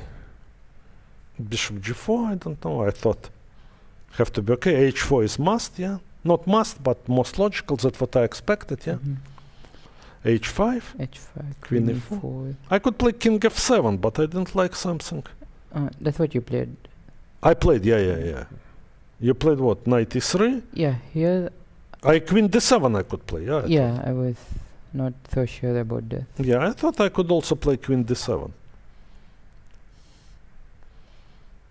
Yeah. It remains more complex. Yes. But bishop b2 maybe. Yeah, just. Maybe bishop e6. Bishop e6, I have no threat. You play maybe g3. No, g3, bishop d5. Bishop g3, bishop d5. Right, right. No. Yeah, no. Now bishop e6 is okay. Maybe bishop b2, it's not that. Yeah. I don't know. I can castle long. Maybe, you can castle long. Bishop d5. Bishop d5, queen a4, yeah. But okay, knight f4, maybe bishop e5, no? Yeah, but just. I don't know. Bishop f5, bishop f3. Give up an exchange, even queen f4, I don't know. Too much, yeah? Maybe not. But many options, you know. Maybe knight d5 you can, queen d5, yeah? Yeah. But it's in a very interesting position, so many options. Yeah, both sides have many options. I don't think any of it. Yes. Okay, so you did d6. I underestimated. I thought I'm totally fine here, because I'm in time to bring my knight to e6, but not sure. Yeah, I thought this position was very pleasant for me. Yes. But I thought you will play c3, a3 is this plan. And before. Like with the bishop on c1? No. Bishop e3 is okay. You'll play c3, king e2, a3 before. But what if you ignore it? This is a problem, yeah. But you play maybe rook b1. So with b5, I have to be careful. You can have a rook on b8. I have to, yeah. But then, okay, maybe you double. But okay, yeah, always h4 pawn, yeah? Yeah. But maybe you double rook on b. Okay, I was not sure. Probably it's okay, but during game seemed to me kind of not very pleasant. So this is what happened? Yeah. I don't know, yeah, even here, yeah. It looked perfectly fine, but then it... Yeah, I was happy to see g5. Maybe knight f4 I just had to play, yeah? Or I thought just wait. Wait a3 b4. Okay, let's but wait. But a3 b4 I thought doesn't, like, you can even bishop f8 or king f8, how do you wait? King e8, king e8, yeah. Okay. a3. a6. a6, and if b4 you can take and push c5. Yes, that's what I wanted to do. And then I kind of panicked. Not panicked, I thought, no, a by cb problem. But yeah, so yeah, maybe a6 we just wait, yeah? Maybe you just have to, you don't have a plan, yeah? Yeah, I was very happy to see g5. Yeah, g5 may be a very bad move, yeah? Maybe. Yeah? So rook d5, g5. I missed something. Yeah, I thought I'm getting chances now after rook h1. Yes, rook h1 I missed, of course. And rook g1 I missed. No, what I played? I played? No. King f1, knight e8, yeah. Here, engine is claiming that there is something. Why? Takes on g5, knight c4. Bishop f6. Rook d1. Yes, I saw it. I saw this, but I was not too. But what do you want? Knight d6, knight f5, or what? It seems rook d6. So king f7. King f7, let's say. Okay, now this king f1. Now to the side. Not sure what's the plan. King e7, king so what? e7. Let's say. Maybe somewhere you'll play rook h1. Let's say king g2 and rook h1 is a threat. Maybe I have to. Yeah, rook h1. No, not if king f7, not. But if rook or d7, maybe rook like h1. a3 some waiting move and rook d7. Rook h1. Yeah. Yeah, and if black has to go h4, then king h3. Yes, it's a concession. You put king to g4. By the way, we have a win in Deak versus Jufa. Deak was worse, on the verge of defeat. Then he managed to turn the tables, and Super Chess wins. Is leading 3-1, and they have 2 games. Jordan is better, if I'm not mistaken, so they will win the match. Yeah, congratulations to them. Let's move on with the analysis. So, after king g6, you went king f1, knight d8. Yeah, and rook g1, knight f7. No, here I thought I'm already okay. I was afraid of slow play. Instead of f4. Instead of f4. f4 I was happy to see. Because f4 take, I thought I can also go rook c8. I saw nothing wrong, but bishop d6 looks fine. Bishop e3. Okay. Also here I could play g4 probably, yeah? The same, right? King e2, knight e5. King e2, maybe f5 I can play, no? Okay. I had options, I don't know. But knight e5 looks like perfectly fine, yeah? Yeah. c4. Rook d1. Yeah, very important I have this. Maybe missed rook c8 from far, yeah? I was only focused on bishop f4, king f7, but now rook I'm f4. So king f7 you said.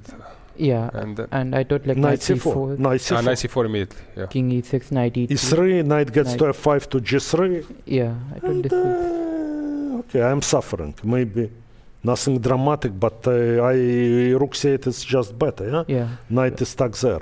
And what's important, if you play knight b8, when b7 I have rook e8. Rook e8, yes. Rook e8, I thought, yeah?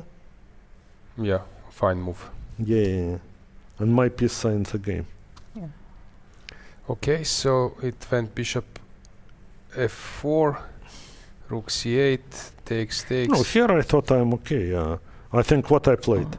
King f7, yeah, correct. Yeah, when I got the knight to e3 and a5, here I thought... no, but also after instead of a5, I thought I can play maybe c4 immediately, no? It's knight tense. c4. Knight c4, rook f8.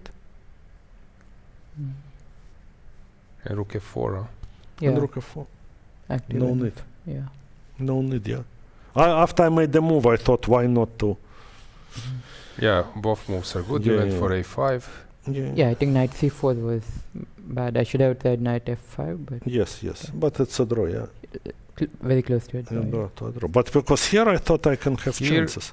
Bishop d8 is... Bishop d8? No, I thought about this move. But okay, rook d3 also looked tempting, yeah? Yeah, but bishop d8, I think I have to go back, knight d2, and... Yeah, of course black is pushing, but I didn't really see a way to... Maybe you can play c4 probably and wait, it's a draw, yeah. C4 probably and wait, just better side of the draw, and wait, and just wait, yeah. Yeah, and wait, yeah. Rook h2, rook h1. Yeah, probably it's just a draw. So I can maybe... No, c4 maybe you don't hurry. But if c4, I maybe now bring bishop to h6. Okay, still look on like h2. Rook f8. Knight f1. Rook d8. Rook b8. Sorry, when you go rook f8, I'll go knight b1.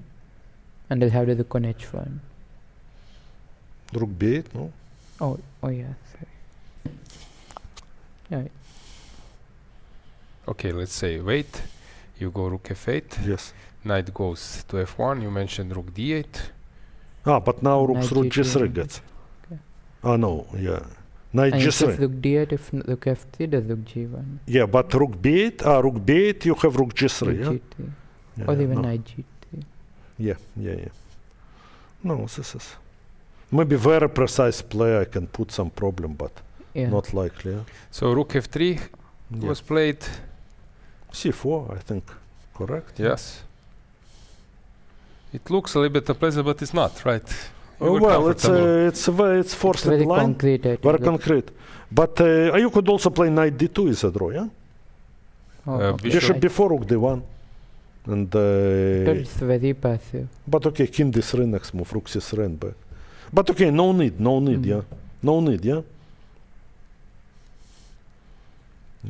Yeah, bishop c5, a6. Yeah, here, like... Yeah, last chance was bishop a7 instead of rook a3. But there is some rook a5. Yeah, Rook a5, G3. G3, take, king f6. King f6. Rook h5, G2. Yes. With g5. Five. And yeah, I think it's a draw because black has to repeat with rook f3, king a2, rook f2. Yeah, king yeah. a2. Yes, this I saw, yeah. Yeah. Of course. Okay, so... Because also it was a nightmare. And then it was... If I will get rook and bishop against rook, yeah? We'll have to waste 1 hour for nothing, yeah? Yeah. Okay, Boris, it's nice that you still can play and compete with top level players. Arjun, you had this fantastic game versus Keymer. And it was really memorable, that concept that you give the bishop, the bishop and knight and then a bishop. Today what we can say, some objective draw was with a good play from both sides. I don't know, very interesting game. Maybe we have to analyze in details, yeah. It's worth analyzing in details because really interesting game. I'm really glad I managed to play such an interesting game with Arjun, yeah. Yeah, okay, thanks for coming.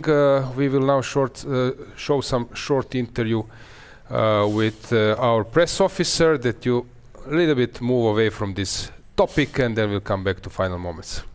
Hello guys, now really special guest, my dear friend, the press officer of ECU, Stefana Milutinovic here. Stefana, what is your role here? Well, okay, I'm officially the European Chess Union press officer, so that basically means that I write daily reports about the tournament. But in some kind of way, I'm also taking care that everything goes smoothly in the event. I realize that because whatever happens, everyone is searching for Stefana. Where is Stefana? I need this. Where is Stefana? I need this.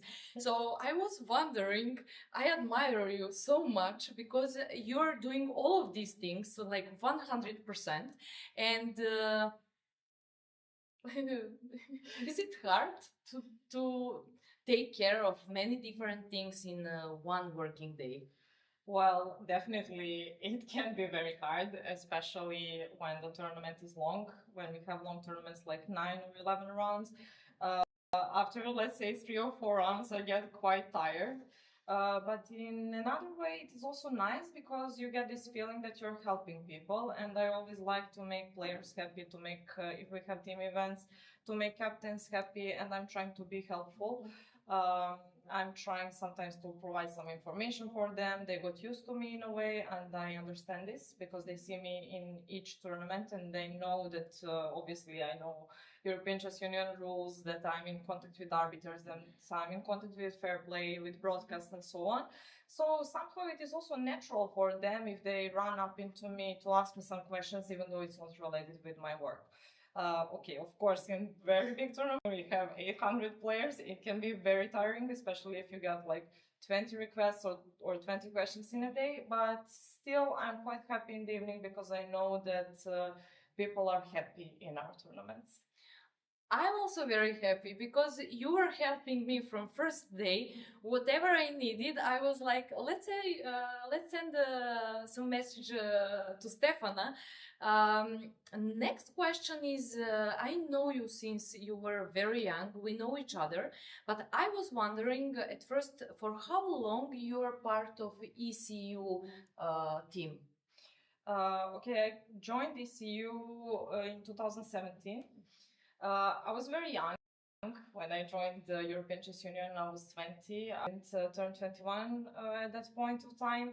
And I felt like, and I still feel like, that I grew with the organization. As the organization grew, I grew also. And this is a lovely feeling. That's why maybe I have this feeling that the European Chess Union is more like a family to me. It's not just work, it's that feeling that we're growing together, that we're trying hard together. We're also quite lucky that we have this enthusiastic team now leading European Chess Union, and we're always ambitious. We're always trying to do better. Sometimes we're not satisfied with our work. I think this is normal. Even if everything goes well, we're always having meetings to make it better and to improve. So it's not hard for you to work so hard when you have a great team and, as you said, you feel like home?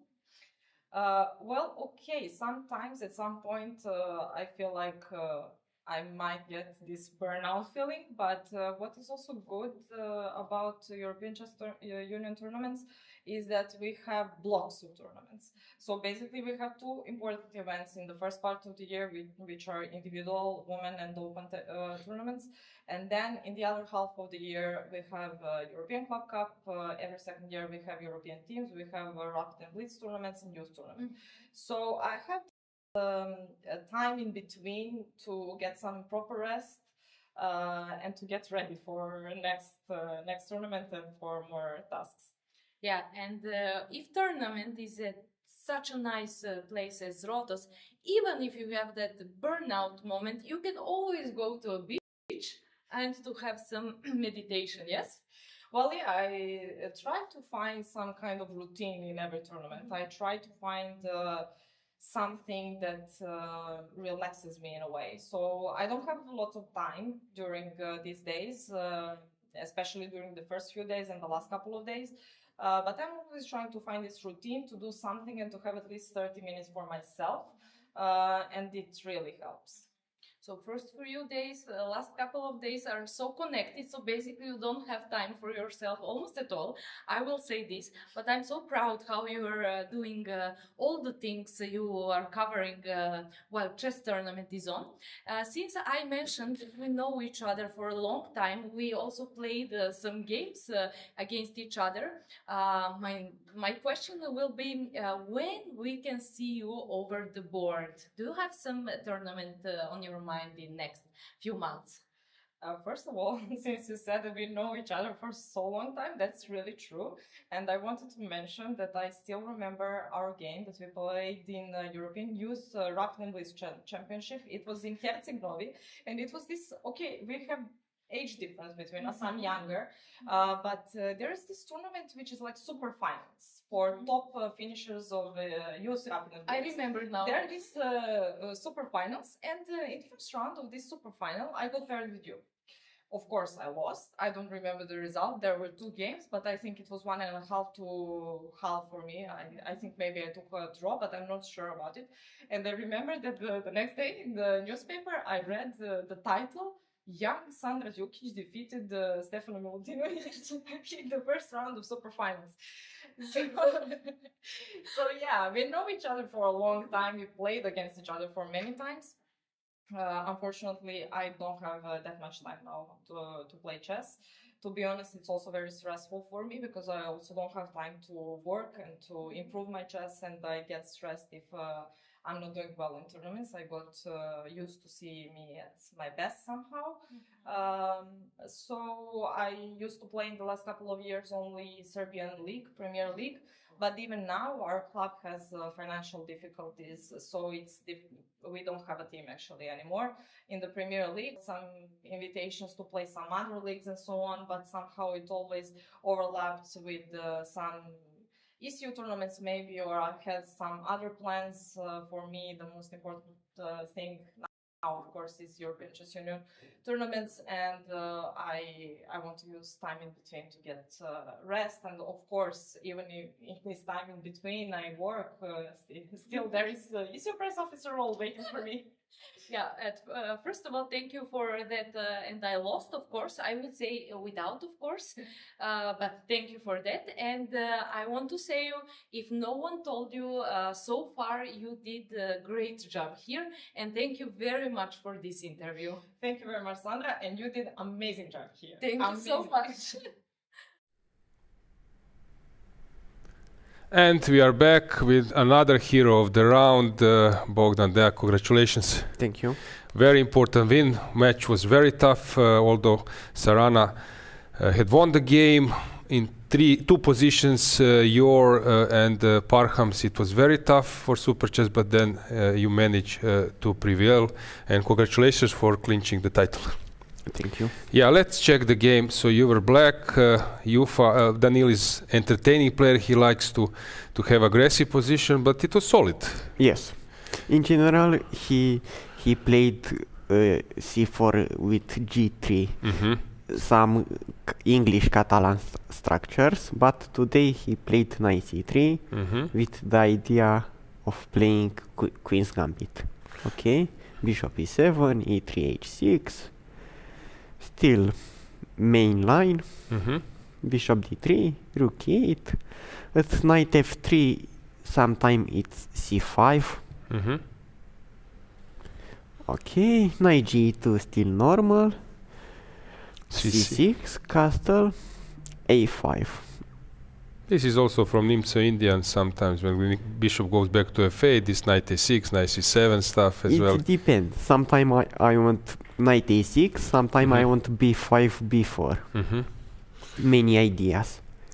Rook c1 normal, just to play against b5, knight bd7. In general, I want b5 when white tried f3. Normal, just to play against his e4 idea. Okay. b5 normal, yes. Bishop f2 normal, bishop a6. Knight f4 interesting move. I expect here knight g3. Okay. And here bishop d6 and rook e1. Normal way to go. Yes. He but went okay, knight f4 interesting because he wants knight c2, which look tricky.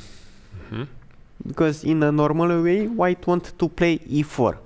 But here he played against my c5. Okay, c5 necessary, take, bishop b1, b4, rook e1. Okay, probably here I need bishop e2. You played rook c8, so Yes. maybe bishop e2, knight e2, Knight or e2 rook e2. and a4. But I don't want to give the bishop pair. Probably not the best thing, because after rook c4, knight d4, it's not clear. Oh, in for this me. position, right? No, after rook c4, knight d4. Rook c8, knight d4. Rook c8, knight d4. It's not clear. What can I do? Yeah, it's slightly unpleasant. Queen d2, normal, rook c7, bishop g3, an interesting idea, and knight h3. Very interesting. Yes. This concept is not something which is so common. I never seen this before. Yes. That he voluntarily offers But this. look practically good what he tried, because after queen d7 I expect rook c d1 after queen d7. So after queen d7, rook c d1. Okay, sorry. Rook c d1. And it's not clear. So you went knight h3, takes, knight e6, knight f4 back. You are close to a full equalization, but it's not easy. Yeah. Because during the game I don't see a clear plan for me, and it's not easy. Rook c d1, good practical move. He abandons the c file. He doesn't need it. Bishop b7, queen b6, rook c5 look necessary, and here I expect e4. e4 probably the best move. Yes. So where did you go wrong? What do you think? Was that bishop e2 or was necessary then a4 or? Yes, probably bishop e2 look necessary. Okay, it's more interesting what had happened later. So it was knight e3. You were sort of in problems. So, but usually you are good when things are maybe tough for you. Then you find resources how to hold, and you found these ideas. Sometime okay. G5 was a credible idea. Yes. Sometimes you know you need to continue to fight when you stay worse, just to try to find your resources. G5 was, from my point of view, completely confused him with this. Here, I expect b3. Yeah, the best move. Rook c c5 and knight d3. The best way to go. Rook c6 and okay, queen d4. This is actually the best, but after g5 he went to this unusual structure, and it was so complicated that here you played the FG, but you were already a long time, the best move, yeah, and then this rook d5, we thought that your idea maybe is this forcing draw, which is so hard to understand that you can sacrifice the piece. Did you think about it? I don't consider rook d2. Yeah, it's so game. hard. Yes. It's so hard, unbelievable hard. But when you take Sarana was here, when you take a look, that it's basically quite tough for white. Yes. When you now take a look, but it's hard to find it. Yes, without time it's very hard. Yeah. But now probably when you take a look, it looks tough for white as well. When I see right now with engine, it's easy, but in practice it's other story. Yeah. So you played rook c8, bishop c8, then e4 he played. It was 40 move, and there was these ideas with a3. Have you spotted this? No. The idea at this moment that a3 is. It's not easy to understand that a3 is the best move. Rook c1, in my opinion, look natural. You played bishop e6, natural. And here I want c3, a3, c3. Yes, this is the difference, and that's now a rook is hanging in somebody. a4 and cb2. Yes, this is the point. But then he went. It still looked complicated, but it looks better. For a little bit, you improved your chances. And then I said in studio that this bishop is fantastic, and then some h4, h5 will come, and actually it happened. Yes. Were you thinking that you might win already here, or still it's... Here, not, but okay. Here I just want to continue the game. Yeah, of course. Because it's clear an improvement comparing with 10 moves ago, before. So this... f4 look unusual. Here probably I expect rook d6 instead of f4. Rook d6, and still not clear, because after f4 bishop g4 I want c2 bishop d1, and it's good. With rook d6 white can continue instead of f4. f4 before, Yes. So rook d6 here. Yeah. h3 or you can a4. a4 probably. Yeah. Yes. Rook b6, ab, and c2, rook b4, and h3. h3 to provoke the weakness on f3, and now check. And rook c3. Yeah. And rook c2 and bishop h3. Calculations. Draw. Yes. But it's he crazy. went for f4, and then bishop g4, and then this blunder rook h1 came, and then c2, and suddenly you're winning. Yes. h3, take, and here I think bishop d1 it's very concrete, because I can play rook c3. Bishop d1 wins. Yes. So rook c. It's very concrete, because after rook c3, king d2, bishop d1, rook b5, and white can hop a bit, because I want rook g5, and I need to play and on careful. f6 there is rook e5 b7 or rook b7. Or rook b7. It depends. Okay. So you play this bishop d1. And main point after rook d6, it's rook c3 with check. And it's over. Yes. It's not rook on the 5th rank. He cannot catch king. Yes. King d2, g2, and cannot catch. Yes. Yeah, probably we're not expecting that you will win out of that position, but you were fighting good. And usually when you fight, sometimes chance is coming. Yes. So once again, congratulations, Bogdan, for your win. It was very important. Good luck in your next tournaments. Guys, now we have result that Jordan made a draw versus Eljanov. In women competition, it's a huge fight. We have some insight from captains of Monaco President of Federation, captain of Monaco team in the women's section, Jean-Michel. So let's hear what is he thinking for today. everyone. Here with me, Jean-Michel Rapport, President of Monaco Chess Club, President of Monaco Chess Federation, and ECU Vice President. First of all, congratulations on winning gold with your team here. I really want to send a warm welcome to you. You have amazing team, very strong team as well. As a chess player myself, I saw so many women world champions playing for your team. And how are you satisfied with this result? Of course, you must be very happy. Yes, I am very happy, and especially the two last year, it was so difficult, place 5 and place 6.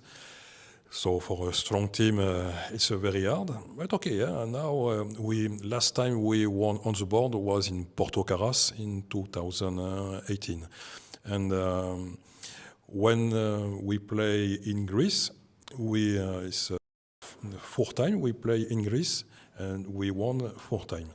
So in 2007, 2012, 2018, and now again in Rhodes. So Greece is lucky. So Greece is a lucky place for you, yes. Probably. You're a chess organizer yourself. You organized European Women's Rapid and Blitz Chess Championships. Last year we had actually 2024 championship for women had actually bigger prize fund than open event. So can you tell us a little bit more about that and your obviously strong support for women's chess? Yes, our main sponsor in Bazenova explained the situation between open section in it is not men and in women European Rapid and Blitz, and she decided okay, great, I will be happy to give prize fund equal or little bit more. So it's and now so the next in January 8th to 12th of January we organize again a women's rapid and blitz championship, and to date we have 70 players and very strong, and I hope we will beat the record. As the ECU Vice President, you contributed to some new projects, some new things in ECU, particularly, on support for women and for seniors. So could you tell us more about this support? Yes, I think it's necessary to give respect to veterans, and the prize fund actually are not so high. And we calculate if you want to participate in such events, the cost is 1,000 to 1,200 euro, and when you have 8,000 in total prize fund for 4 category, it's for all the grandmaster. It's difficult to participate in such event, and you lost money. So our sponsor, Evren, I explained to him the situation, and he is happy to give 8,000 for individual veteran competition, also 8,000 euro in a veteran team championship for next year.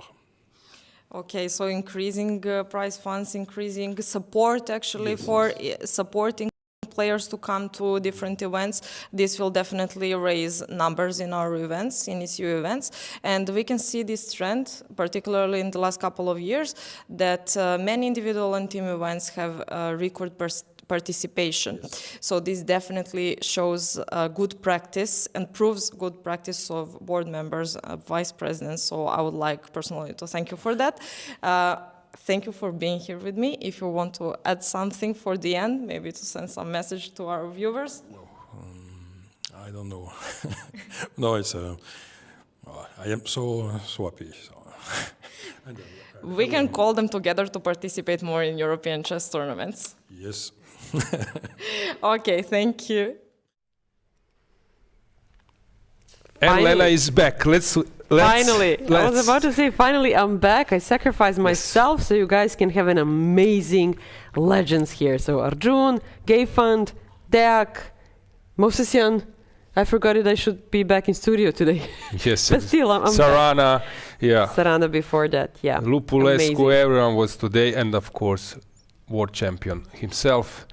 So it was so oh my gosh, awesome. amazing yesterday. Yeah. Are you tired? I'm tired, We're but just as excited. I said, guys, you could follow this event somewhere else, maybe get the games, but here we really, like, I would say that we even sacrifice maybe a little bit quality of the broadcast, maybe not providing you all the information, but we were so determined and focused to bring you those people you love, actually. top players. So yeah, I'm so proud, and thanks, Lena, for your personal help. I'm also sending some messages to people that they come, and yeah, I am really happy that I can contact them, and then they are eager to come to the studio. That means that I believe that we are doing a good job, that they feel comfortable. It's good here. to have your phone, and you can find anybody. And also Sandra with her interviews, and if you haven't seen it, check the beginning of the broadcast. Sandra was doing a stroll around the playing hall, and it was awesome. I love it. So guys, rewind it. Maybe we will cut this part as well and put the ECU YouTube channel. Now it's a moment that Lena takes it over, because I'm now a little bit you can sleep a little bit, actually. So please, Lena, the floor is yours. Thank you so much. What to say more than this is amazing match so far. So what I would do right now is to jump into the girls matches. We have here, maybe we can bring the board and bring the something like, yeah, exactly. So we have amazing match against Goryachkina and Anna Muzychuk, where Anna Muzychuk is trying to press and trying to actually win the game, which will make Turkish Airlines Sports Club winning the whole match. So this is really important. As from we can calculate, even though Monte Carlo lose the match, they're 90% first place. The tiebreaks will definitely make a decision who is going to be first and who is going to be medalist, the gold one. But on the other side, the match is not over. It's not easy.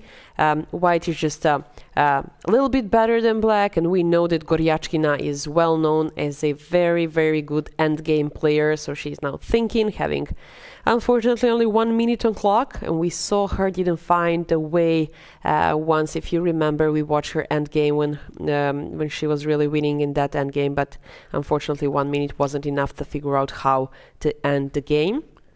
While Anna Muzychuk is really experienced player. Even when I was younger, I was feeling happy to watch her and to learn from her games. We will see what is going to happen. We cannot predict much. They're blitzing right now. A few minutes left. Anna 3, Alexandra 1, so we will see what is going to happen. This is a little bit of Stockfish evaluation chart. Stockfish is the most popular engine. Aloysia promised that he will take Stockfish on a drink. Maybe tonight is the right day. We will see. But anyway, you can see how it goes. Actually, yeah, we are just waiting for this game to be finished, because this is a decisive one. And maybe we can go to see the second match. The one that is also really, really interesting. Sirmium Sremska Mitrovica is playing for the second medal. Teodora Injac made a draw. Leya Garifullina made a draw. Nargic Salimova against Olivia Fatalieva draw. And then decisive match, Irina Bulmaga. We have them on the screen right now against Balabaeva Ksenia. And looks that Irina is pressing a lot. Irina is my dear friend. We played a couple of times. We also spend a lot of time on beach these days. Her preparations includes joy. So she's enjoying a beach, and yet she's managing to play really hard now. Resignation on the table. Kudos to Irina. Super Chess has made very, very good results today in both sections. Yep. So kudos for that. Yeah, they won an important match. Irina is a fighter. As you said, she was in our studio. Exactly. Yeah, it's nice that you could also hear and see something more besides just watching their moves, them in action. So it seems that Monaco is first in any case. We won't congratulate them yet, because we are waiting for this final conclusion. In open section is much easier, of course. Arbiters are doing this job, and whatever we say, it's unofficially. Yeah, so it's don't take us too serious, but take us like 99% serious. Yeah, exactly, because the point is here to be fast and furious, not to be 100% sure. So this is official ECU screen, but all official informations are connected with the chess result. They are connected with the official ECU website. So sometimes in this like confusion, we tend to make some unofficial information. So disclaimer, like it happened in previous games and everything, when we were commentating Faustino Oro's case, it was not official, it was just some commentators' point of view. Our impression, by the way. So we know to make a mistake, of course, it's a normal thing, but don't take us like 100% serious, because we need to commentate live and to give comments on the situation that happens right now in this moment. So be kind to us anyway. Nice. What should we watch next? We are completely sure that Monte Carlo will win, and that Sirmium Sremska Mitrovica for Serbia will be the second place. And then maybe we can take a look at the third match, so we can conclude the female section and go a little bit to open one. Yeah, why not? If there is more interesting matches, a little bit. Typhoon and Gambit are actually it's over. 2-2, I think, and they have the same amount of points, so this will be tight, and the tiebreak will definitely decide on their places, so they will fight for the third place, definitely. Crvena Zvezda winning, Charter Eshek winning, MSK Center, they're still playing. On the first board, so Beloslava Krasteva is playing, and looks like Anna Maria Drakaki is winning. Is there a mistake? She plays a great tournament right here. It's sort of lost, but the clock is not working. I don't know about this game. I think we should forget it at the moment. But it seems that she just wins. Yep. And so regarding our current games, we have Anna Muzychuk and Adela Velikic, Beloslava Krasteva. We don't know about the situation, so basically only two. Adela is always closing the playing hall. Yeah. So I think that's about it. And we can switch to. Definitely, yes. The playing hall looks pretty empty right now. The last round is concluding. We have almost every single information we needed, but still we can see Parham and Gledura is still fighting, and we can even maybe go there. Why not? You're right. That game. How about our chat, Paul? Anything, Lena? I was not following. I was just here. You were just talking and working. Also, I was enjoying, because I love Boris, Arjun, all those top players around. Movsi is a legend. Boris and Arjun just came, and actually it was funny. Boris, we were speaking about Real Madrid and Barcelona, and suddenly Boris comes. Movsi said in the studio that they are always congratulating, and we were like off, and actually without the sound in the studio, and then we were like chatting, and then Boris says, we are on the other side. I poked them. I said, Boris, now you're coming as a Barcelona fan. And I say, we are on opposite side, but we congratulate each other. And then Movsi say, you see, he confirmed. It's true. So and I forgot to ask Movsi about number of languages he speaks. I was about to ask you that question, but I need to you asked me to read some comments. I'll always find the most beautiful one. So last round, I wish the tournament had 365 rounds so that we could watch all year. Again, I say great production. Thank you, guys. Great camera crew, great commentary, great interviews. Fantastic. Is this some kind of our team guy? I don't know. I'm not sure. Menno. What is Men? Menno says not. He's just our lovely. Okay, we have those Avina. bots. We have those bots. They have like we're cheering for us. Yeah. It seems that Gledura is outplaying.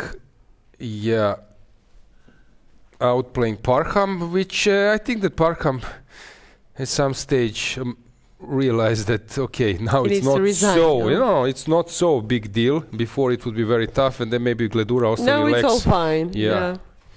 Coast. Let's check Sokolovsky versus Aravind, but it was crazy, for example, that Max Rothstein managed to lose that game, if I'm not mistaken, which is really like crazy. Neuborn won their match. David Anton, Keymer winning very easily versus Mamedov in the end. Mamedov took a gamble. And what is fascinating that Super Chess won another important match. So it's crazy. Being fourth seed, we can get back the average rating just to put an emphasis how big that success is. So it seems like, of course, they have this super team, and you tend to think that they are number one. No, take a look of our average rating. Yep. So we're not favorites at all. They were fourth. So first, Turkish team Baygan, and we expect them to, to see them in the top 3 for sure. But chess is chess. We have such a strong team. You can see average rating of every single team right here. And you can see top 5, it's above 2,600, which is crazy. That's average of all players. So kudos to Super Chess. They invest in chess. They invested in the team. So probably well deserved. Can I bring back the rating? So actually I can offer my services. Can we bring back the rating? So actually increase the level of average rating. Okay, now I'm not sure. I dropped 3 points, something. I'm around 7, this average rating of team number 7. So actually, yeah. You still got it. No, I'm not so bad. I know that I'm bad now, but not so bad. Yeah. And in the women's section, just to... Can we see? I'd like to see the women's section. We can also show the average rating expectation. There. But there we can say the Czech de Monte Carlo, they were like favorites. We expect a little bit more. But Sirmium did a great job. Yes, exactly. They surprised, moving from 5th place to 2nd place, and they're 2nd for sure. And I talked to their captain, they waited for that medal for such a long time.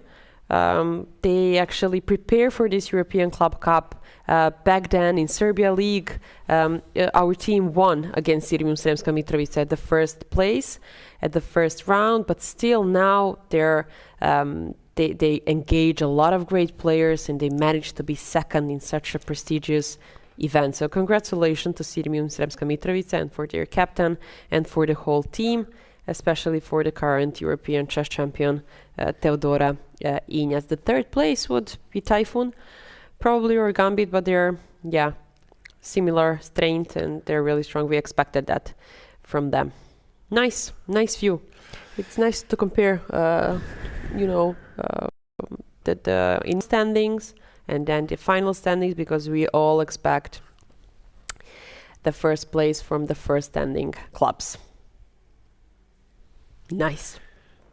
Anyway, we now see Yahil Sokolovsky and Aravind playing, still focusing like it's the 1st minute of the game, but they have only 2 minutes on clock for Aravind and then 40 seconds for Yahli. You want to read commentary? Yeah, it's so cool, yeah.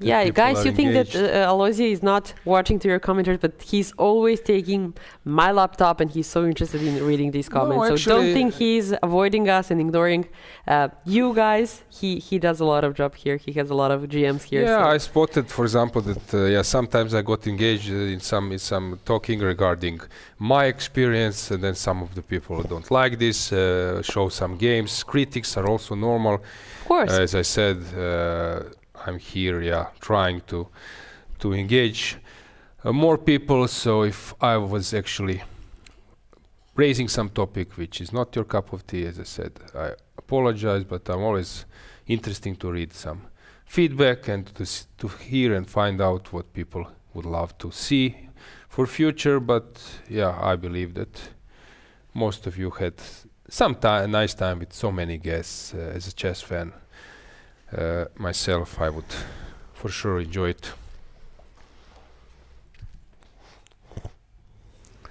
So still not so simple being a pawn up. Yeah, but rook endgame. Yeah. Here in this match, let's show what has happened here. It's crazy that Maxim Rostam, we were following this game with Gelfand and Arjun. They were saying it will be a draw. To lose this game, it's really, really painful. And okay, it's possible. Suddenly Wei Yi turned the tables and win that endgame. Tough loss for Max.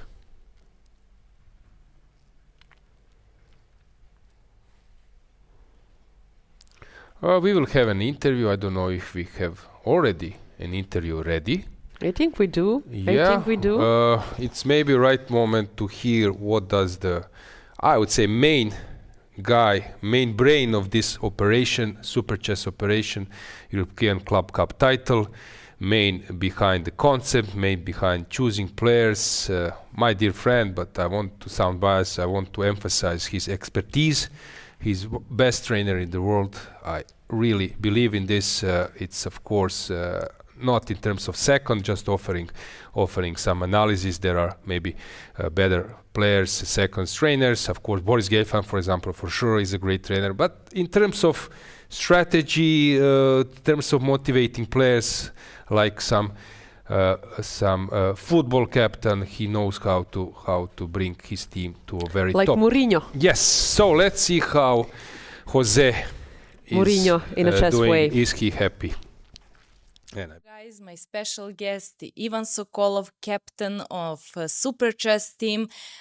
We can announce now that Super Chess team just won European Club Cup. What you can say about it? Well, you know, to have a club named Super Chess, you are taking responsibility. Yeah. And last year, we lost the last round match to Novi Bor, Vrnjačka Banja. Had we won this, we would have become a champion. This year, we did very well. We won all 7 matches, and I am extremely happy about this result.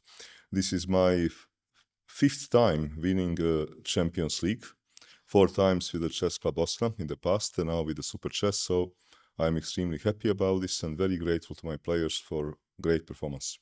Yeah, you're doing great job, obviously, and your team players' Parham game is still in progress, but as I could see, they didn't have any single lost game so far, yes?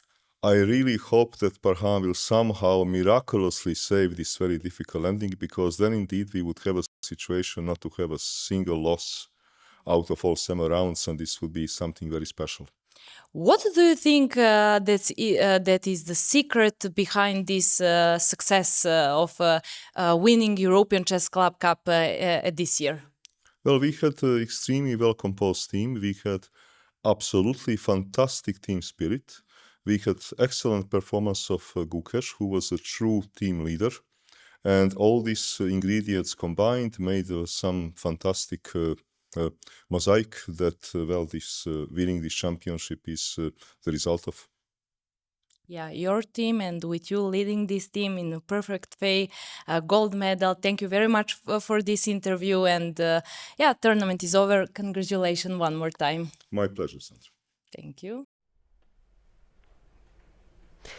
Welcome back. Well, we have something to confirm. Is it 100% now that we can be sure? Yeah. You saw Ivan Sokolov. Super Chess is definitely the team number 1 of this prestigious event. We knew this, but now we know that Eshek de Monte Carlo is the one winning the title as well. I was about to say that, but that is why I have you on my right side. Yeah, Club of Monte Carlo is a winner because Sirmium, Sremska Mitrovica lost the match. And we can see Parham lost the match, but it's actually it lost the game. It doesn't affect nothing. Yeah, nothing. So it's definitely easier to last when you know the team is great and first than to lose first. Yeah, even as you could hear, he was saying that he praised that Parham doesn't lose the game because they will be undefeated, and of course then you have player. Maybe also some celebration would be in a different manner, but what to do? Yeah, so this is chess. Yeah, this is chess. But I love this joke: when your team is called Super Chess, then you have some responsibility. So Ivan is always to deliver. Entertaining, but also an expert. And yeah, we had, guys, if you recall, we had this deal in the studio which went live. I will maybe cut it and then make it a little bit like viral, at least try to be. What? We have a deal. If we win, I bring you Gukesh in the studio. We have a green shake hand, and actually that happened. Yeah. That happened. Gukesh was in the studio. Super Chess won. Here we have main persons behind Superbet, Sasha and Augusta Dragic, behind Grand Chess Tour. So behind the success of Romanian chess. So they are here to support, to give a support to their team. They had the title only in women's section. Previous 3 years were tough. In in men's section, but now they clinched the title, and in what a way, in fantastic way. So we have Alkaloid and Novi Bor sharing a second place, which is good result for Novi Bor. Absolutely. In terms of another medal. Alkaloid was expecting a little bit more disappointing result for Bayegan for seed, but it's also understandable that 1 year you can win, next year it can be tough. Last year this Turkish Airlines team was very strong, so it's not so simple to clinch the titles, and of course they know it. It's not the end of the world. It's sport. I think we can count for a draw here, 10 seconds, and they will agree for a draw. Yeah, that's Jafli it. and Naravit. This is So pretty he much just it. need to go in front to F3. So he will go King E3 and King F2, and that's it. They're looking into each other's size. So Okay, this is also good. And then after King G5, he goes King E3. And that's it. And that's it. And then King F3. King E3 and King that would be F3. it. A So position. he's just rechecking, and that's it. Aravind knows it. Yeah, nobody. Yeah. He's not so happy, but Sokolovsky made a great result. Let's see a little bit earlier. Okay, yeah, that was really, he was better, Aravind, but didn't manage to convert. Yeah. They will play till the end. Yeah, And that's a fight spirit. Why not? So around here in a great shape, Aravind would maybe around here somewhere with the bishop. He would maybe win it, but I don't know where was he the just pushed the position. pawn, and he Yeah. took, and this is it. Yeah, we have a handshake. A little What's bit the final disappointing score? for Aravind, but 14.5 against 1.5. Nice. Alkaloid won, secured the second place, even though they thought probably they should be first and they should earn gold medal. But things like this happens, and second place is also a very, very good place in this amazing Let's teams. go to the women's section. We have last game, which is It's Muzychuk versus Goryachkina, opposite colors bishops. It will take some time. Now I think this is over, basically, except this game, and we can now pretend that we are commentating World Championship match. Yeah, with sure. one game. Should we make a show? Yeah, and this is a current situation. What is Lena, your most memorable moment of this event, or a few? I don't know. Maybe having Guki here. It was a couple of hours ago already, and having a photo with him. It was really nice to have a photo with world number one, and that's my second favorite after the Magnus's photo. And then the moments that I feel memorable here is that I had a first time to have some interviews here and to make some interviews, and it was a really, really nice experience because a lot of people like Giri came to studio, and that was also something memorable for me. And yeah, these two are the first two, definitely. And hanging out with such a great chess legends here, having a chance to also promote my chess company here in such a crazy chess environment, it really, really means a lot to me. And plus, Rhodes organization here, my best friend Sandra Djukic, amazing Stefana Milutinovic who helped us, amazing crew here, streaming team, you. No, So come on, I there's a lot cannot of come in things. this amazing group. Okay, I'll start crying. Don't show me. And yeah, lots of memorable moments. So yeah, I'll be happy to conclude this in a very nice way. Yeah, I just want to add that, Lena, you did a great job. Thanks a lot. Especially this part with the interview, somehow it fits you naturally. You're talented for that. All the guests, many of them were commentating that you did your job fantastically, that they had some impression like it's a football match or some Nice. world championship, European championship. So you have this natural talent. Hopefully in future we will also get chance to cover the events like this in that way with more cameras, with technical support on a super high level, with you in that role even more, because it will go and it will be updated on our ECU YouTube and ECU website. So who knows how many years it will stay, and people will tend to watch it. So I think it's also a very nice thing to have them online, updated and cutted. So you have this feeling for guests, which I think it's very important to give them some warm atmosphere, but also to feel confident in your role, because main emphasis are them, but you also want to give some positive feelings. So I believe that was something which I'll start cry, definitely. Yeah. Thanks a lot. It's allowed. So I think that I didn't know exactly how it will go. I have some experience on TV, so I know how hard it is sometimes to do this, standing interviews with. Dynamic, actually. Yeah. So you really did a great job, because your main occupation is mostly like chess and something. Here it's like a little bit more like TV style. So I knew that it will be good. So not just a radio star. Yes. He just mentioned TV star. Yes. Exactly. Because that's why I suggested that you start first on the first day of the event, in the first round. That I knew that the ice. You will break the ice in a best way. So this is something. I'm quite happy about it. And maybe just to announce to our dear viewers, that we have only a few days in between. We are moving to Budva, Montenegro.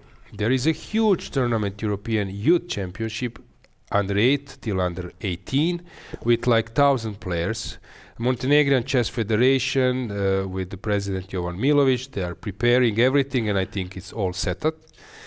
We will have Lena and Sandra switching in the studio, so I'm happy now that it will for sure be like easy, smoothly, because we will just move on with this cheerful atmosphere, with this positive emotion, with those positive emotions, and follow that event. Of course, we don't have Gukesh, we don't have Arjun. But we have future Gukesh. Yes, but we have some young players. We will be more relaxed. Who knows? We might find some newcomers. I recall that Magnus was playing with Nepo and those European and World Youth Championships. Many players, top players from here, they have this prestigious European title. So I think that it's also important maybe to follow also this event. So please stay with us, and then we will have European Rapid and Blitz Championship in Kosovo, European Rapid and Blitz Women's Championship, Monaco, Monte Carlo, beginning of the new year. So a lot of things. Of course, this is the most prestigious event. We had also super interesting European teams. But I'm so happy, and I believe that their European Youth Championship, we will see also many interesting games, and it's more about countries, not only about clubs. So I believe that you will support players from your country. Should I be neutral there as well, or I can support a bit of? No, it's up to you. It's up to you. Yeah, it's important that people understand that there are no bad intentions. So here I can make mistake. I'm sometimes not allowing Lena and Sandra to cheer a lot, to express enough. But as I said, we have there is a point behind it. Yeah, we have really great relation, and they know if I say something wrong or something that I can apologize later, and I feel comfortable here. So I'm so happy that we are doing a good job, at least from my point of view. Let's see what she played. B6 looks drawish. Regarding players from women's section, so let me give my prediction. So in women's section we have players here like, for example, Kashlinskaya. I believe that she can cross 25 easily. Yeah. We have Alexandra KosteniuK, whom I think that she will come back to 2500, because I sense that she's doing a very good job. Stavrula, 2500. She has even capacity for 2600, but she needs to sometimes. She has a problem in the middle game, and then there is one turning point which might might end up wrongly, and then she's suffering. But yeah, to avoid mistakes when she's in comfortable zone. Sometimes she's making mistakes in comfortable zone. Zhu Jiner, Dingley Ren is her coach. For sure, she will go to 26, even maybe more. I have a feeling that she's very good. Dingley Ren, her coach. By the way, today in the elevator I met Yangyi, and I said in this broadcast that you are living in the US. Is this correct? Okay, maybe it was impolite to ask, but I was curious and I want to have the right info, because somewhere I've noticed that he was mentioning LA, and he said, no, I'm living in Beijing. Suddenly I see, come on, I'm mixing. Usually I don't do this. I said, aha, I thought that you were in US at some point. He says, yes, 3 years ago, I spent like 2 months visiting. Okay, 2 months visiting is already something. It's fine, yeah. It's not maybe living. He said, for a few times I have 2 friends, and suddenly he says, in Las Vegas, and I said in the studio, Los Angeles, and then he said, no, Las Vegas, Los Angeles, and I said, yes, somewhere I read it, and we have something. Yeah, and I was happy. I said, okay, it was actually right team. Oh, they're bleeding now. How do you like this design of European Chess Club Cup with this? It's very nice. It's like Warriors. Chess has a lot of connection with that stuff, with knights. And you see during the opening, we also see some real knights and real fights. So I think they try to connect those things that Rhodes have, actually, and that chess have, and then they make a perfect combination. Yeah, just to remind you that we will have this final ceremony at 9. 9 o'clock. If I'm not mistaken, just opposite there is this restaurant. Just I need to run there and yeah. change the dress, and then we need the closing ceremony. So it's Amalfi, something like that. Very Amalfi. Nice place. Usually we are having a coffee there or swim in front, and it will be staged for a closing ceremony, and then we will have some Aegean party. What will you be wearing there? I have no idea. I'm more concerned of what will I be wearing at the closing ceremony, as I'm going to be the one who is going to be a part of it. So that's kind of presenter again. Yes. Yeah, that's for me a bit more important. That I'll try to stay at the party at least for 30-40 minutes. I see that Sotiris is leaving to Athens. He has his luggage. Yeah, he has his flight. Yeah. Okay. Yeah, so I'm taking care of the closing ceremony first. That's a little bit more important than Aegean party, but right after, I think that a lot of players are waiting for the party, actually. Closing ceremony is more important than I'm Aegean old party. now. No, you are really old. Ask me 5 years. 5 years. I don't buy ago. that. No, I'm not buying that. Let's ask Sandra about that. Yeah. Okay. We can ask. Send her a message. I'll do. Yeah. Let's bet. What is she going to answer? Yeah.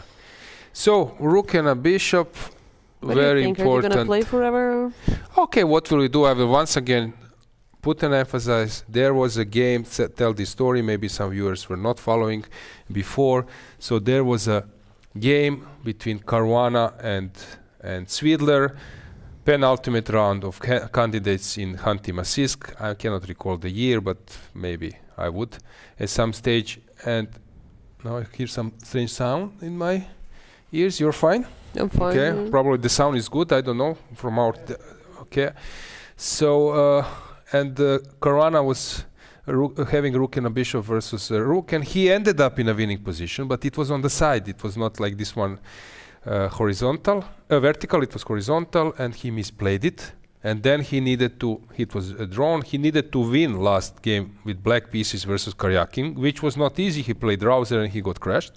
If he had made a draw in this game, he had won that game versus Svidler, then he would need a draw in the last round, then some Petrov, and come on, then it's another story. Then Karyakin needs to risk. So he failed to win.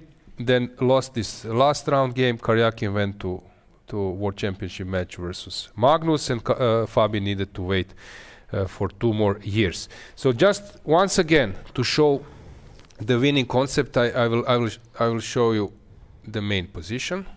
So now I'm just inputting some random moves. Lost in time. So let's do something, and yeah, let's do it this way. So here the first thing here, if you go bishop e3, there is this stalemate motif. This is first thing how you kick opponent's king. So you give check, you conquer the second rank. You give check, black covers, you take this second rank.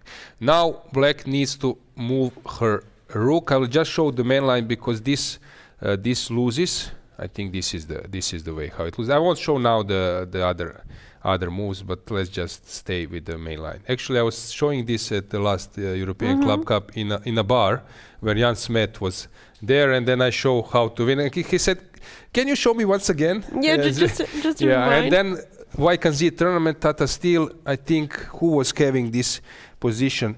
Someone, maybe Vantika lost versus Hang On versus someone. I think Dutch Grandmaster. I'm trying to say the one who made the stalemate versus Magnus at World Blitz in New York. My brain stopped. Okay, I will recall the name. So here, after rook needs to move. So rook should go usually to this. This is the best place. Same color as the bishop. Now you spare a tempo, since this rook needs to move, and this rook should go up.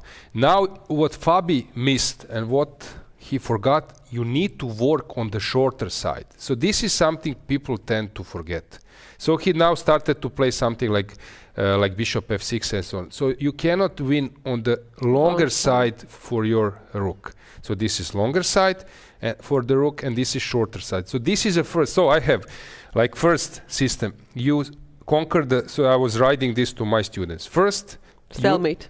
Stalemate. Okay, this is something like defensive resource, but for winning, first you conquer the 7th rank. Then you lose a tempo so that your opponent should come on the last rank, opposite color of your bishop. Then you switch side to a shorter side. This is very important. Then he needs to move the rook also on this side. Now you take away this square. So rook needs to climb. When rook climbs, next step is improving the bishop. You improve this bishop with this concept. I'm threatening checkmate. You need to give me check, and I come back. So suddenly my bishop is not here. It's here. We have the same position. So I improved my bishop. After improving a bishop, next step is test check. I call this test check. So you give test check. So this is the next step. He goes here, and now it's worth something people tend to forget. You need to go on the side. Threatening checkmate, he comes here, and then you give this check, king c1, and now you build the bridge. I'm threatening this, and when he comes here, there is bridge, and this is game over. There is no check. I've shown this like 15 times because in all my broadcasts, always there is a rook and a bishop, and then so for me it's fantastic because I'm repeating all the time, but I knew it 10 years ago. But this is good because you have new subscribers, and everybody needs to learn this. So once again, if I would just need to write steps, so conquering the 7th rank, losing a tempo that rook comes to the last rank, then switching side to a shorter side, then climbing the rook by placing a bishop, then improving a bishop, then test check, then going aside and building a wall. Nice and once you learn, I was saying this many times, you can wake me up 3 o'clock in the morning or 5 o'clock or I don't know, after some nightclub, I'm there to show you this, like knight and a bishop. Ask me in Budva. Did I recall? When yeah.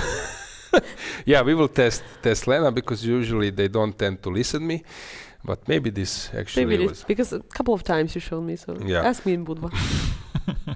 Yeah, so this is only you need to know. Okay, I didn't show there are sidelines. I know also how to win sidelines. But there at least I know that something is wrong, and then I need to figure out just one way of winning. So that's basically it. Gukesh won a lot of things this year, isn't it? Hang on. So let's just briefly check. Was there any position? Let's go to live position. No, it was not. So at the moment she's defending superbly. We will follow the moves. 105. I need to pack my things because I'm leaving early in the morning. When? 6 a.m. I have a flight. Oh, you have a flight. We didn't catch a flight. Yeah. I have 6 a.m. to Athens, then from Athens to Vienna, from Vienna to Zagreb, because my son is celebrating birthday, and I promised my wife that I will come. That's nice. Yeah. Family things. They're always nice. I will catch. And your son will be happy. They won 2-1. He scored 1 goal. That's good. Got injured in the process, but he's fine. Really? Yeah. But he's happy. Yeah. But he's like... How old is he? 5 years old. No way. Yeah. So actually, he's like crazy football. I'm hopefully he will finish 3 grades of primary school because he only knows things about football. And football. He knows all the players, which is crazy. And then he said, Daddy, can I start practicing?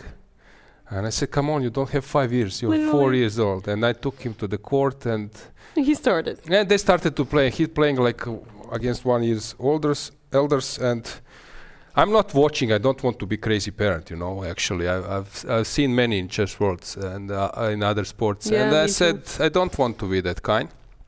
And suddenly I'm texting my wife. It's 1-0, 2-0, 3-0, 4-0, 14-0. He scored 14 goals. Wow! Suddenly I'm watching. I need to do something. And then I approach the coach. Listen, sorry, if you think maybe that he should start playing with strongers and then like others. And then he said, for sure, he must. And then now he's playing with 2 years old, and he cannot register. They cannot register him because he doesn't have 6 years. He will have. Yeah, he's so young. Yeah. Come on, 5. And usually they're laughing, like opponents, parents, moms. Take a look of this small boy, ha ha ha, and then he scores a goal, and then suddenly. Oops. Yeah. Okay, non-important thing. Again, I'm speaking some things which it's probably... It's nice. You're connected to family, so nice to be here for the I was thinking maybe it's a moment. We had also one short interview. Can I give an intro? Yeah, why not? Because she's my compatriot. So, Drljevic Lilja, woman international master. Her peak was 23-07, let's say. She never lost the game at this match. And I would like to hear from her. She will be speaking. She's playing for club from North Macedonia called Gostivar Club. And she didn't lost a single game, so she deserved to be played right now. I'm waiting for Lilja Drljevic. And everybody, a woman international master, Lilja Drljevic from Club Gostivar, North Macedonia, I guess. She just won the game. How was the game? How is your team? What do you expect? Yeah, thanks. My game was very simple. The girl is talented, but still not there.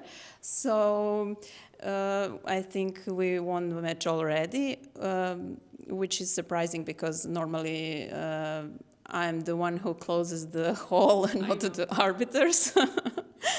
So today was more or less easy day for us. So she decided to give you a day off. Yeah, basically. And speaking of day offs, do you manage, because you play almost every single day, do you manage to enjoy a little bit in Rhodes, to swim or something like that, or it's all about chess preparation? Okay, swimming, definitely no time for it, but yesterday I was free and I went to the city and actually it is my second time already here. I played this 2013 edition and well, it's a different feeling now, like more than a decade later, here I am, playing on board 1 almost every game, but 200 points, less than in the previous edition. So the city, feels familiar and everything, but I kind of enjoy it better this time. Nice, you're mature now, and then you can enjoy both chess and both having a nice time. But Lilja, we played chess for a long time, so you even longer than me, we are from the same country, and chess used to play in a completely different way, and now I'm even afraid of players from, 2000, even less, because they're super prepared, the engine is super in use, and we're kind of old-fashioned players who are not so interested in learning openings all the time. So how do you prepare? What's the best part of you? I know you're so talented. You're so like crazy player, tactic player. You can make a mess of every single position. But still, I don't think that openings are your favorite. So how do you prepare against these little creatures who are like attacking us like from nowhere? Well, thanks for the kind words. Yeah, we also had many fighting games together with all kinds of results. So yeah, it's an old school. Okay, I basically don't care who I play against. I'm not so much worried about openings. I never was, actually. Yeah. Unfortunately or fortunately. But, I'm trying to be creative and to fight and trying to survive while being creative. That's your motto. Yeah, exactly. It's still it's not an easy job, to get ready, to prepare, and to have time to rest. And your style was always like, I'm a natural talent, so let's play some mid game or end game. Let's keep the openings. So yes, this is your team is winning today. You told me. That's amazing. So I don't know, is your goal for the team is maybe not medal, but maybe to have some great games or something like that? Is there any kind of pressure in your team? Well, I wouldn't call it pressure. We definitely try to fight, try to play some good games and win some as well, and that's it. Very good. Your peak rating was 23.02. If Wikipedia doesn't lie to me, sometimes she does. But anyway, what is your next chess goal? Do you have one, like to become like our Sandra Djukic has a great goal to become a women grandmaster? Do you have the same ambitious? Well, no, actually, I never had the real goals. Yeah, I wanted to get better for sure, but it's getting tougher and tougher. But yeah, of course, and all the life going on outside of chess. And when you mention VGM, it's known fact that I already refused twice draw, and which was enough. For me, yeah. So, okay, I was never, bothered by titles or results or some goals or something. Yeah, I wanted to get better and I wanted to enjoy the game. And I still sometimes manage to do so, although, once in 75 years, like Halley's Comet. Yeah.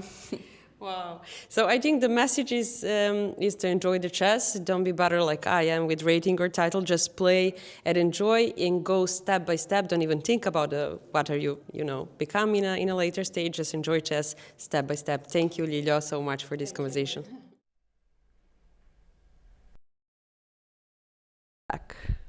Yeah, welcome back. It's so lovely and cool to see you on the screen, and suddenly you're sitting next to me. Yeah, and I don't know. You can see me everywhere. What's your record on 100 meters? Because from here to interview room, it's like 50 meters, and you run it in 2 seconds. Yeah. Oh, this is really like easy as that. You need to be in a good shape to work this job, But you're very sporty in general, right? Yeah. I think sports means a lot to me. That's one of the things I love a lot. Oh, and it's good. Actually, I think a lot of time, why don't I, play something professionally? But now I figure out there is a point. I play sport with you, padel. I play table tennis with my, chess friends. I go to play football, soccer, but also Kirill Aleksenko, somebody like that. So there is it's good to know to play sports. Actually. Yeah, I have already match fixed. I have already a match fixed on Monday. When? Tennis. I will be in Zagreb for 2-3 days, but I already have one tennis match fix. Hopefully my wife Maya is not watching here, because if she knows that in those 3 days I will already spend one tennis match. But you know that my husband and your wife never watching us. This is both bad and good. Yeah, exactly. But are we going to have some match? Are you going to bring rackets to Budva? Yeah. You promised me that. Why not? I'm playing on clay. He said, "Bring me the best players in studio. I'll bring rackets." Yeah, that was famous last year European team. Last 2 years ago European team championship. So somewhere at some broadcast, Fressinet has said that about tennis, that he's good in tennis, and that Sebastian Mazet is clearly the best in the world. And then I made a screenshot, messaged him, posted that there are some false accusations. And actually, this was the period with Niemann and Magnussen. People thought that I'm referring on that, but I was referring on tennis. And then we fixed the match in Budva. And even Magnus asked me what was the result afterwards. Everyone speaking about this match. Yeah. Ivan was betting on me. Icelandic captain was betting on Mazet. Fres was updating result tweets. It was like first set won by Sebastian, but a tough resistance by Aloysia and so on. So it was like Nice. I don't know, something like 50 people We made a whole thing about it. were watching. Actually, he kicked my butt. Yeah. But it was on a hard court. So I said now that Sebastian Mazet is clearly the best chess player in tennis on hard court. Now I'm waiting for clay. For the next. Yeah. The next is clay. I won versus Melkumyan once in Zagreb, And then playing the with Brkic. So there was the idea that we play paddle in Batumi, Fres and Mazet You see, versus sports connect me people. and Brkic, but somehow we failed. And I'm also planning to organize this Grandmaster tennis. Do you have some norm for GM? Me, no. Okay, so you will I will need to start giving you some lessons that we Sure. fight, that we attack this title. I'm learning a lot already. This from you. WGM title, and then you Yeah, why can not? fit in the tournament. Perfect. Yep. So I know Iturizaga likes to play. Jufa told me. Then we have Mazet, Trigubov, KosteniuK. Then whom else? Actually, we were making plans of playing paddle, Lena and me versus Pavel and Alexandra. Then who else? I know that Fabi is playing an MVL. So Ante Brkic, my compatriot. Mazet is really good. And whenever I see posts and some Instagram reels, he's always on the court. But actually, same here. So yeah, sport connects people.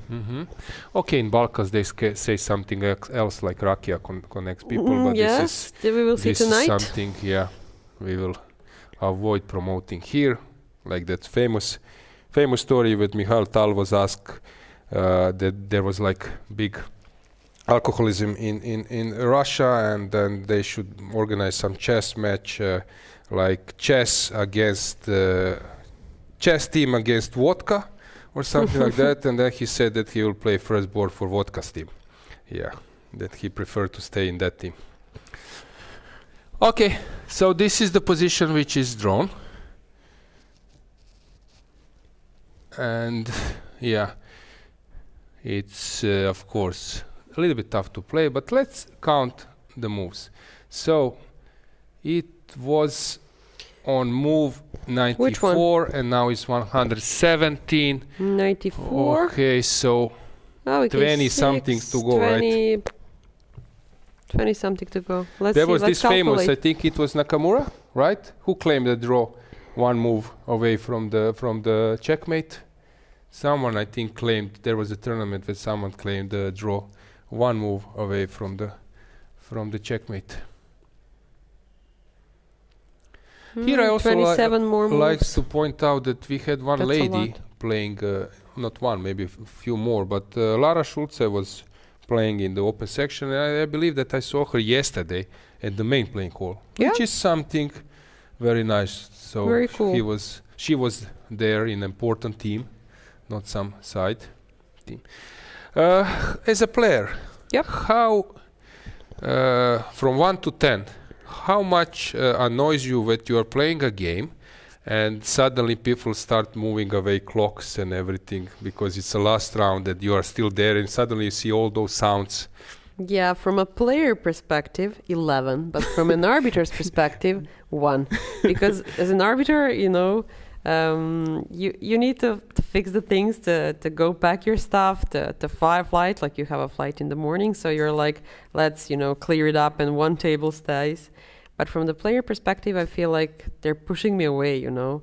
And then we are learned as an arbiter not to touch anything before the game is done, at least in that section. So it depends. Yeah, now I got like help that it was Benjamin Bock, of course, that famous stalemate versus Magnus in Pons Endgame in our chess community. Yep. So yeah, it was really fabulous save, and he won. Oh he won, I think, Grandmaster Aloisi Yankui's favorite endgame, Rook and Bishop versus Yeah, Rook. what to do? I'm showing. Oh no! Come on, we are learning here. Yeah. But Avina is one of our biggest follower here, so okay. He probably learned that endgame as well. In the middle of night, if we wake him up, he will know. Everybody are asking about the closing ceremony. It will be at 9 o'clock. And then after that, we have also Welcome to Montenegro. So Budva is right behind the corner. Actually, it was Lena's and Sandra inaugural tournament. Yep. It was European women champion or men championship. It was in Petrovac, huh? Yes, I think it was men championship. Yeah, Men one, yeah. And yeah, after that, everything is history. Yeah, let's say like that.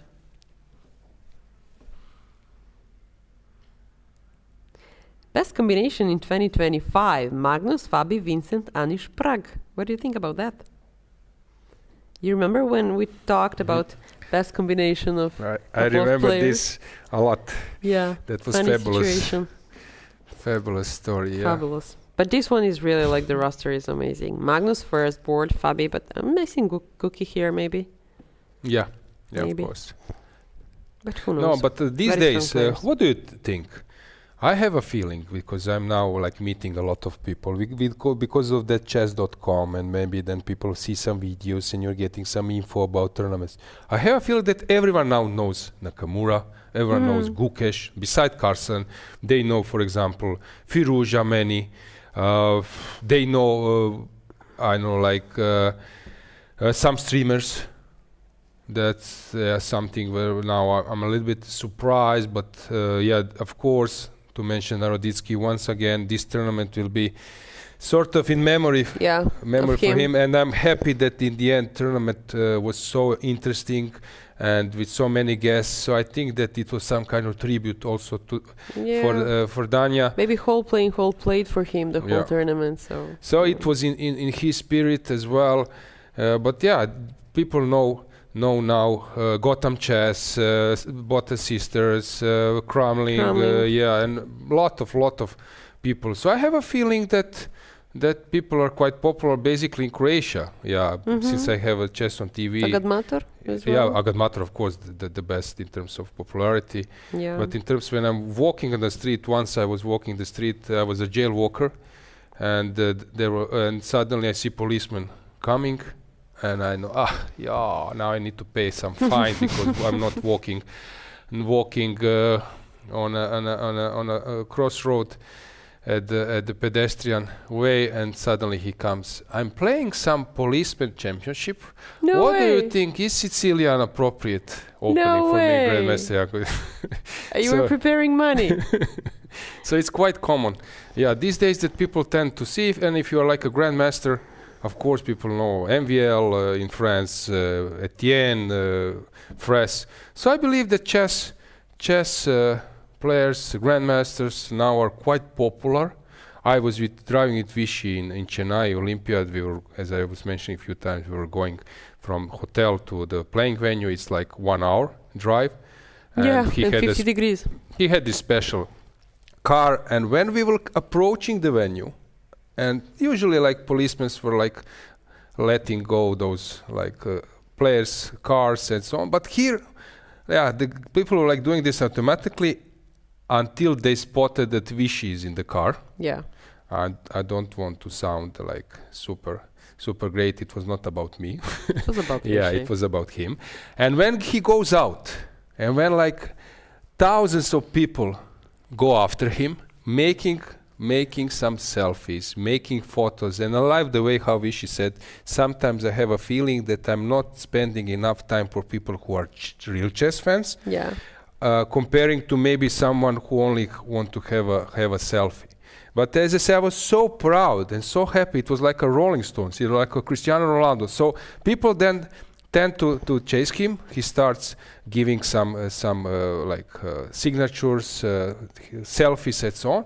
And then I don't know how we didn't have any agreement, but he sees me and then somehow I was, I don't know, like doing the right thing. I would say, Vichy, shall we go? And then he said, or something like, Vichy, do we need to go? And he would say yes. And that was like small sign how we could make like 100 more meters, and then again stops. And then I think, Vichy, that we need to go. And yes. He was like, yes. But it was like fascinating. Chess is my love. And when I see that chess is becoming more and more popular, it really made me like proud and happy. And I was so happy to see that chess player can have this kind of respect and popularity. So I was like, this is one most memorable thing I'm actually remembering from the Chennai. And it was funny that suddenly after second time people started to chase me, because if this guy is driving with Vichy, there might be something. And I said, no, I'm not. Just a photo for just in case. But I was impressed in India, in Chennai. I was approaching Chennai at the airport, and people were like giving us priority because we were chess people. And then in the car, people were like knocking on the window and wanting to take a photo. We were like, no way, this is not for us. Come on, we never get used on it. So India is super special. And then we were driving towards our hotel, and everything was colored in the chess colored. And I was like surprised that the whole city was about Olympiad. So that never happens in my country. And that all people wanted to take interview. They don't even know maybe who I am, but I play chess. And for them, chess is so important. And this is something amazing that you only can see, I think, for now in India. So we were all like, that was our 5 minutes of being a star. 15 days at least, not 5 minutes. But India loves chess. And this is something amazing. We all felt like a superstars there in Chennai, India. Even though it was 50 degrees, even though it was July, there we need to go with the bus, like 40 minutes to reach the playing hall. We felt like superstars there. So yes, chess is growing. Chess is becoming more and more popular. I think that this TV show is actually bringing chess to the next level. So I think that we are doing also a lot to make this very, very cool sport. Yeah, it's awesome. As I said, yeah, Gukesh is for sure now super popular. Of course, Magnus. Yeah, those Grand Chess Tours and some other tournaments, you could see like fans chasing them. In Croatia, chess is very popular. In Poland and all other countries. So yeah, I really I'm happy that chess is slowly getting at the right sport. I finished sport in gymnasium. Me too. Yeah. Oh. Yeah. So it was at that time a little bit tough when you will come to the school first grade, and then you say which sports are you doing, and then you say chess, and somehow they were like those lousy comments. Do you take shower after the exactly typical? But these days, my friends are joking that I'm like the most popular of all of them. Yeah. I was actually going to school with some of famous Croatian athletes, but the thing is. Now I feel this respect, and as a grandmaster, for me something is like, I cannot explain this, how proud I am and how am I and how hard was, let's say, 20 years ago. Yeah. To say that you're a chess player, it was like a little bit more geek way, and there were like those bad comments, but now I don't hear, and I think it's like super huge. Same thing. They were always like having some fun. Do you run across the table? Do you need to warm up for the game? Like doing some exercises, and they think that they're funny, but I heard that for like a bunch of times, and I was like, okay, guys. And now I'm pretty proud to say I'm a chess player, and I'm in the chess world. Now it's super cool. Okay, I think for you it was not so sub because you were a handsome chess player. That's a different. Yeah, and also regarding that, you are also changing this PR of chess, because we have also like really, I would say like modern people. We have many like players who are good looking and everything. So it shows that the chess is not. We can say that chess is like normal. That we cannot say that we are like it was prejudice before. So I believe that this is something we changed a lot, and I remember those years, like 20 years ago, it was not the case at all. We have new information, which is really, really a good one. 99% of true is that Alkaloid is at the second place. So once again, 99% of true, Alkaloid second place. Nice. Yeah, just to remind you that Alkaloid is a pharmacy company, very known in North Macedonia and around the Europe. So yeah, actually I met president of the board, CEO, and he's very passionate about the chess. Actually, we met accidentally in Croatia during one tennis tournament in a private, like some kind of private event.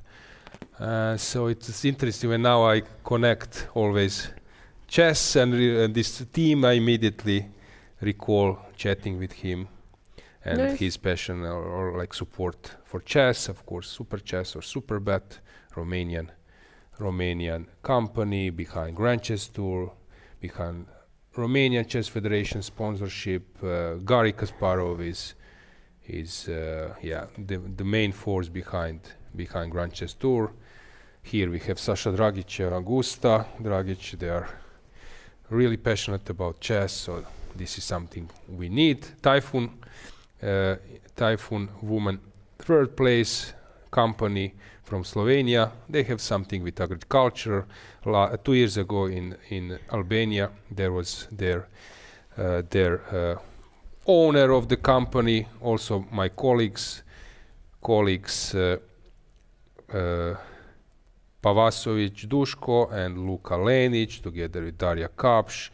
They are behind this club. So yeah, kudos for Istok Špan, the owner of the company, and for everyone involved in this club. We have Borki Predojevic there, Ešek de Monte Carlo, many sponsors, Taex, Ina Važenova, Evren, all others.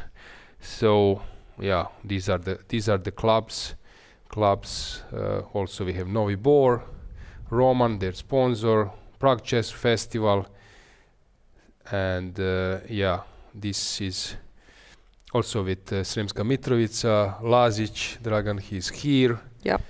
So these are the teams, and without those persons, nothing will be possible. Yeah, those people who are sponsoring or organizing budgets for those players. This is something necessary. And regarding this event, from 1 to 10, I would say that we are like on 9. I'm always trying to search for some improvements. You're never on 100%. Yeah, so I think that also this broadcast could 9 for you is 10. Improved a bit, but that I think is good for you, dear viewers, because we will raise the level even more in future, and we will give you some more stuff, which I think is something we should do. I think now it's almost on the level of TV. I did a lot of TV events, live games, following Vikens Grand Chess Tour live on TV, and now I already see some similarities, and this is like super level, because of course TV, they have this studio, which is a completely different story. In Croatia I was doing this Champions League, same studio where they do Champions League commentaries. Then for example, when there is some football match, you need to provide, they have this like equipment with a truck, with an everything, which is not the case. It's not easy to, and it will cost too much. If you don't fulfill this, UEFA is sending immediately their team, and of course costs are much higher. So I think this team, and we are doing something which is like close to top level, but without that kind of support, that kind of budget. But it looks to me that now it's like close to some Eurosport, or I don't know, like TV. We had this Greece TV following this event. So I have experience there, and I can feel that we are getting closer and closer with a restricted budget. Nice. You gave some advices, which is nice for us, so we can improve and be better and better. But 9, wow. Yeah. That's tough to get from you. But nine regarding today's day, and I think yesterday. I knew it. Yesterday. And the rest was 3. I think last 2 days were like awesome, and I'm quite happy how everything went. Nice.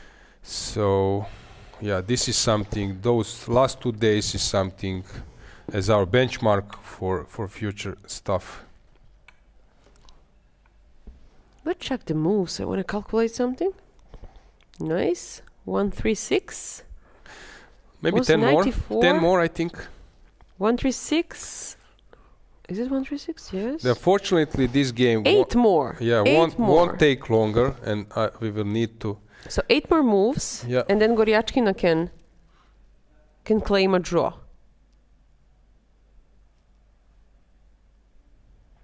Yeah, I got also this comment that this claiming draw, it was Donchenko versus Nakamura. Nakamura was, of course, unhappy, but it was according to the rules. So I recalled correctly that it was Nakamura's game, but it was not I didn't know that was not him. Actually, I have one best Croatian quiz expert. He also took a World Championship medal in Spain, I think in Bilbao. In quiz, okay, they have different categories, but he's like top. He knows everything.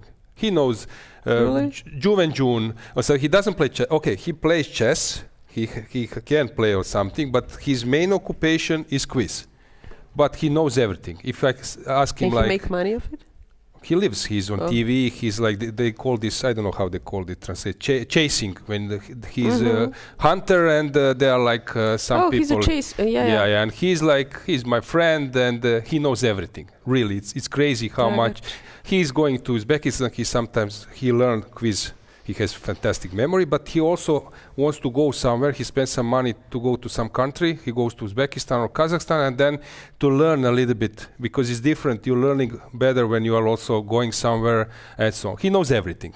And then he said, I'm going, I don't know, to like Uzbekistan. Then he mentioned Kasimdzhanov. And yeah, so it's crazy. He knows crazy amount of chess, even he's not on the level. And he said, my goal is to know better than ordinary people in every field. Wow. That's so cool. He knows, and it's true. He doesn't know. He said, "I cannot know like you, but I can know quite close." So greetings to Dan, and then of course we have this poking and teasing when he says something and say, you know." Yeah. You know. No, that of course stuff. you don't know. How can you know? And he said, "My job is to know." Yeah. One more congratulations. Happy birthday to your son, and congrats on his goal also. Yeah. Nice. So they're actually listening to us. Sometimes we think that nobody listened to us, but now 1 game left for the last 1 hour, I think. And people are still with us. I feel like very special right now. Thank you, guys. And you're actually listening to us. Very just nice. to mention that those 2 players are fantastic players. Yep. Anna Muzychuk, World Champion, I think, in Rapid, right? Goryachkina, fantastic as well.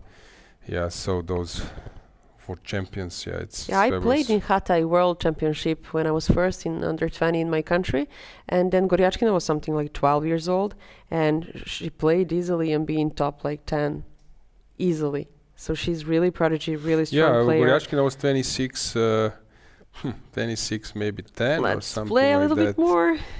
Maybe we have her card. Also head-to-head.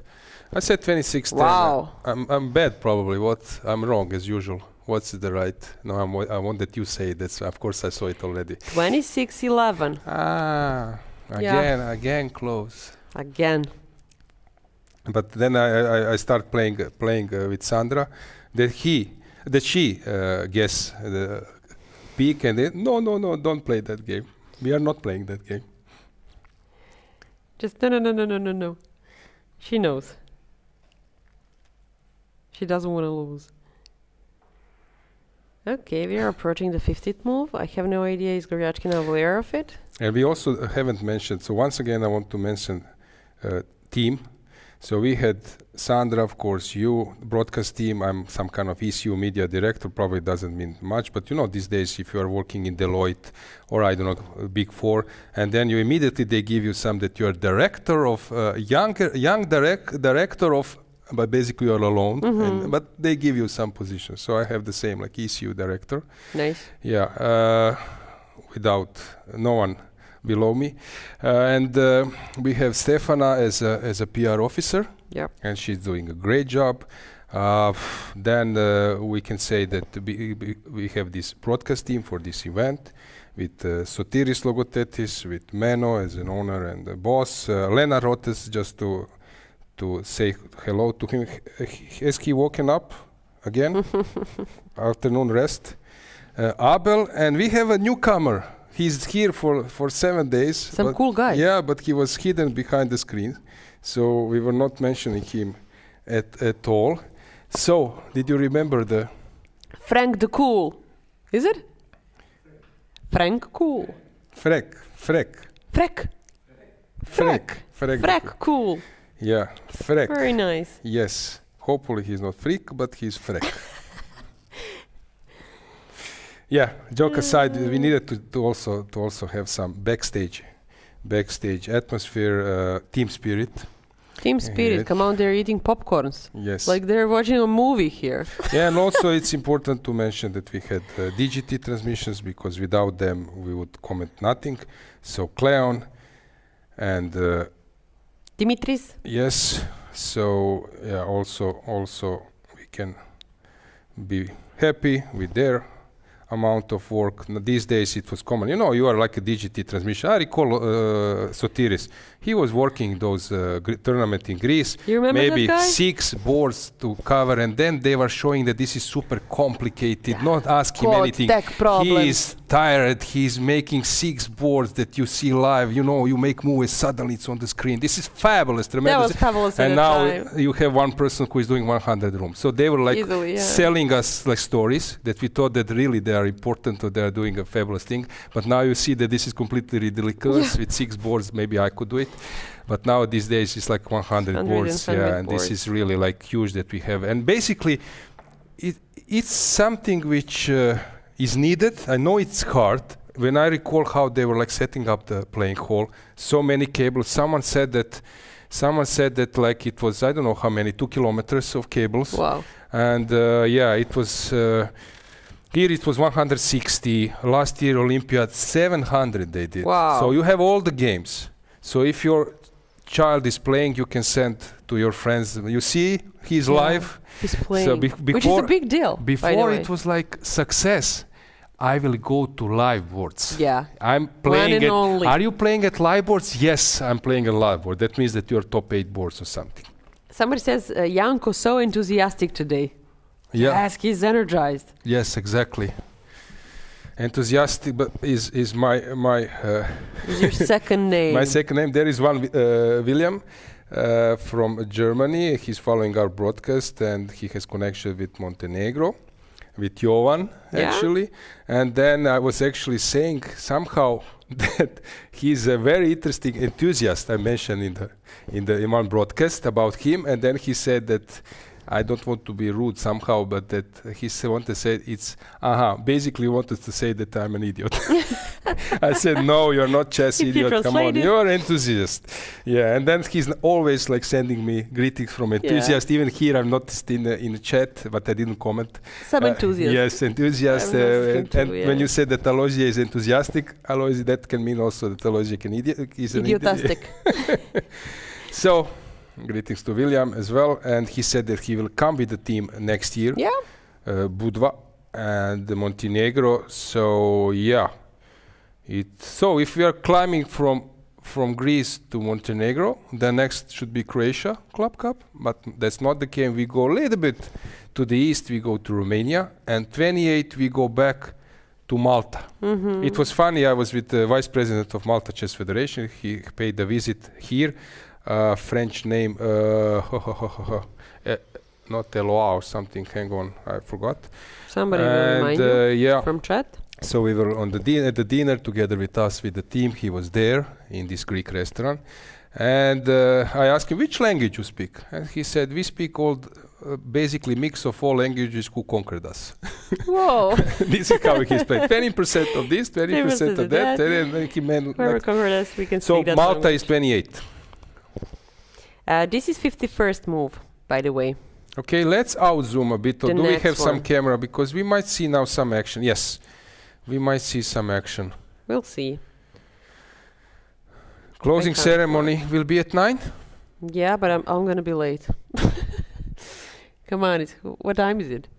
Yeah, but now we expect that they claim. If they don't claim... we will claim. Yeah. No draw claim for the current position. So, how many moves? One more move? How many moves? How is this graphic? Why we didn't have it before? Claim possibility. This is fantastic. This is amazing. Yeah. Code has woken up. But why no draw claim? Did they calculate it wrong? 94 was the last move?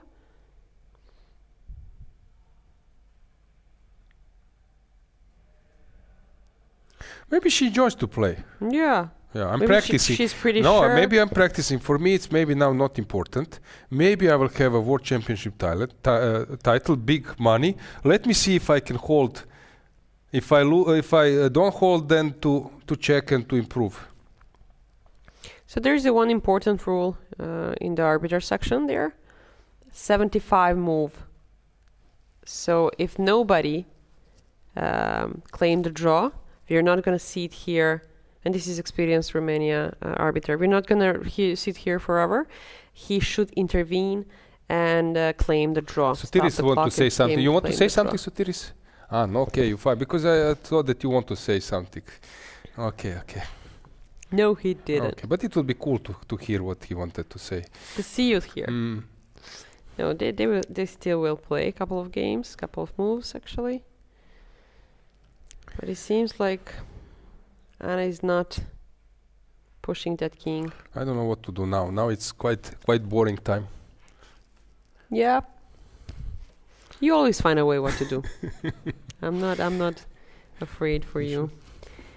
311 people are still watching us this one game for hours. Okay, Lena, Lozi, anyone of you coming to Goa? I didn't say to my wife yet, so I don't. Are you coming? I'm not sure that I can say.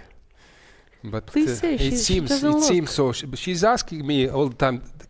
Can you set me planning, because of course she's alone with kids, and then of course kids going she's getting crazy. Yeah, and then she said, "Can you please send me?" Calendar. I'm finding the right moment, so I still didn't. And I say, I will, but I'm coming there. So, yeah, it seems that I will be going. Yeah. To Goa. Yeah. Nice. That's a good. But yeah. Beach. Hopefully, place. Sometimes it's good that your wife and husband are not chess players. Yeah. Yeah, because no one is following this broadcast. So I think we are lucky because I can speak. Luckily, we're good. Yeah, probably someone tells her, he will say, "What are you speaking? Why are you saying those stupid things?" Yeah. Greetings to Elena's husband, Alexa. Yeah, you got married a year ago. It will be a year When ago. is your anniversary? In 2 days. Oh. We will celebrate. Oh. Yeah. Special. So between Budva and exactly. And here. So we'll go home. I'm not going to fly to Budva because I'm going to catch some time to see my husband on our anniversary. And then it will be some kind of romantic dinner. You can actually give me some advice what to do. But yeah, I'll stop there in Belgrade to see my husband for anniversary, and then I'm gonna go again with Sandra and Aloysia in Budva. I told you that I got married on the New Year's Eve, so that I will remember the date. So it's what I do on the anniversary. I celebrate New Year's Eve. Yeah, so you always celebrate. Yes, exactly. Even though you don't want, you celebrate that day. Yeah, so greetings to Alexa, greetings to Maya. And I see some question, do you meet Gary in Croatia? Yes, actually I'm organizing those VIP chess evenings when I have even former country president came, ministers, famous athletes, I don't know, like entrepreneurs, ambassadors, and Gary came during Grand Chess Tour. So I'm organizing in a restaurant, like 6-7 boards. And I even organized this famous celebrity chess tournament. Guys like Bruno Petkovic, who is now who scored a goal versus Brazil, the World Cup in Qatar. Claim. Yeah. So I met Gary, and Gary came to my evening, and he was so happy how it will look like, and he said, "I will come Vichy was also at my VIP evening, so I believe that. Now, what she needs to do from the arbiters' rules is she needs to write the move on the paper, on the score sheet, and to claim with that move. If she, are they going to analyze the whole game? Maybe no need. Probably no. Hopefully no, because if they're gonna go for reconstruction, she accepted it. Yeah, she's signing the score sheet. Okay, we have a draw. Come on. Yes. Okay, so once again, to conclude, we have champions Super Chess in the open section, Alkaloid, then Novi Bor, our medalists. Big kudos, big congratulations for them. Super Chess not scoring any medal in the previous 3 championship. Here, superb winners, fantastic performance. Then in women's section, we have Eszek, the Monte Carlo. Let's see women's section. The second place, can I have women's section? Thank you so much. So Monte Carlo, the Eszek, first place. The second one, Sirium Sremska Mitrovica. Then the third one, Typhoon. Typhoon from Slovenia, another medal for them. Last year they were winners. Congratulations to everyone. Congratulations for the organizers, everyone involved in the event. For our audience, thank you so much for all following us. Guests.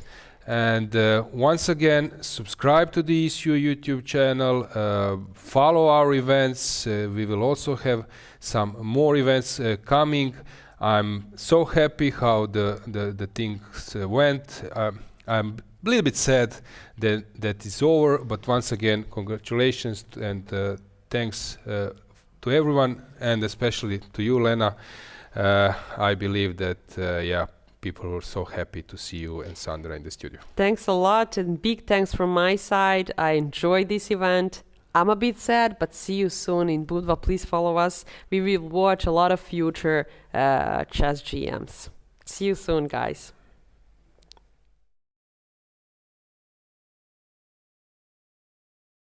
Chess moves. Smart. Free eSIM. Smarter.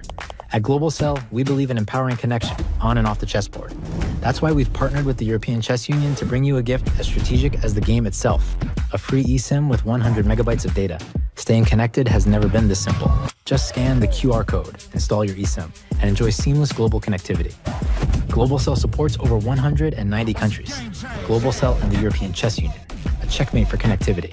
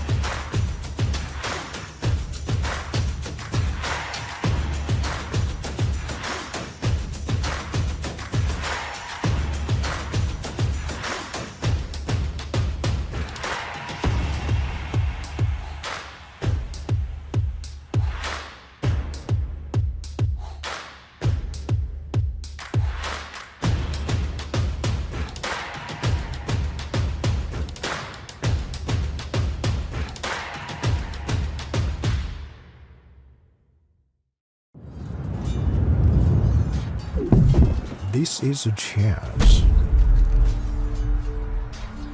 This is a war. Everyone wants to be a winner.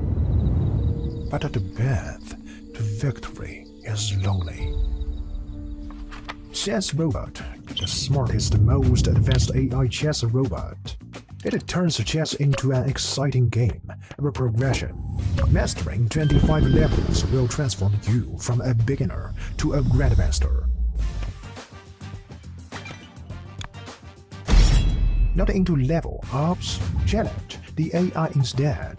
Set the difficulty, make it a breeze, or push it beyond your limits. He's incredibly smart, just like a max-level human. Equipped with a camera like an eye, SenseRobot combines advanced algorithms to capture every change on the chessboard and accurately pick up pieces with its robotic arm. Access the Planet Alliance function to connect and play chess online with friends from all over the world. Here you will find players of all skill levels. Flip the board and play as white. You can't wait to get started.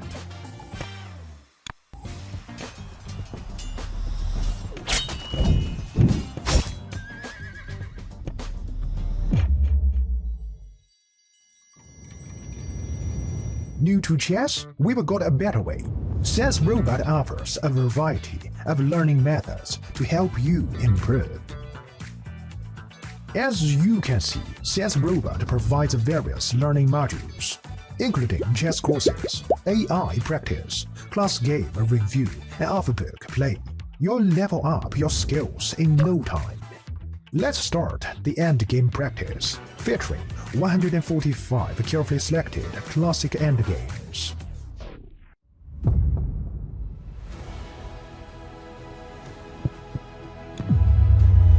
Now you have a greater chance to become a winner.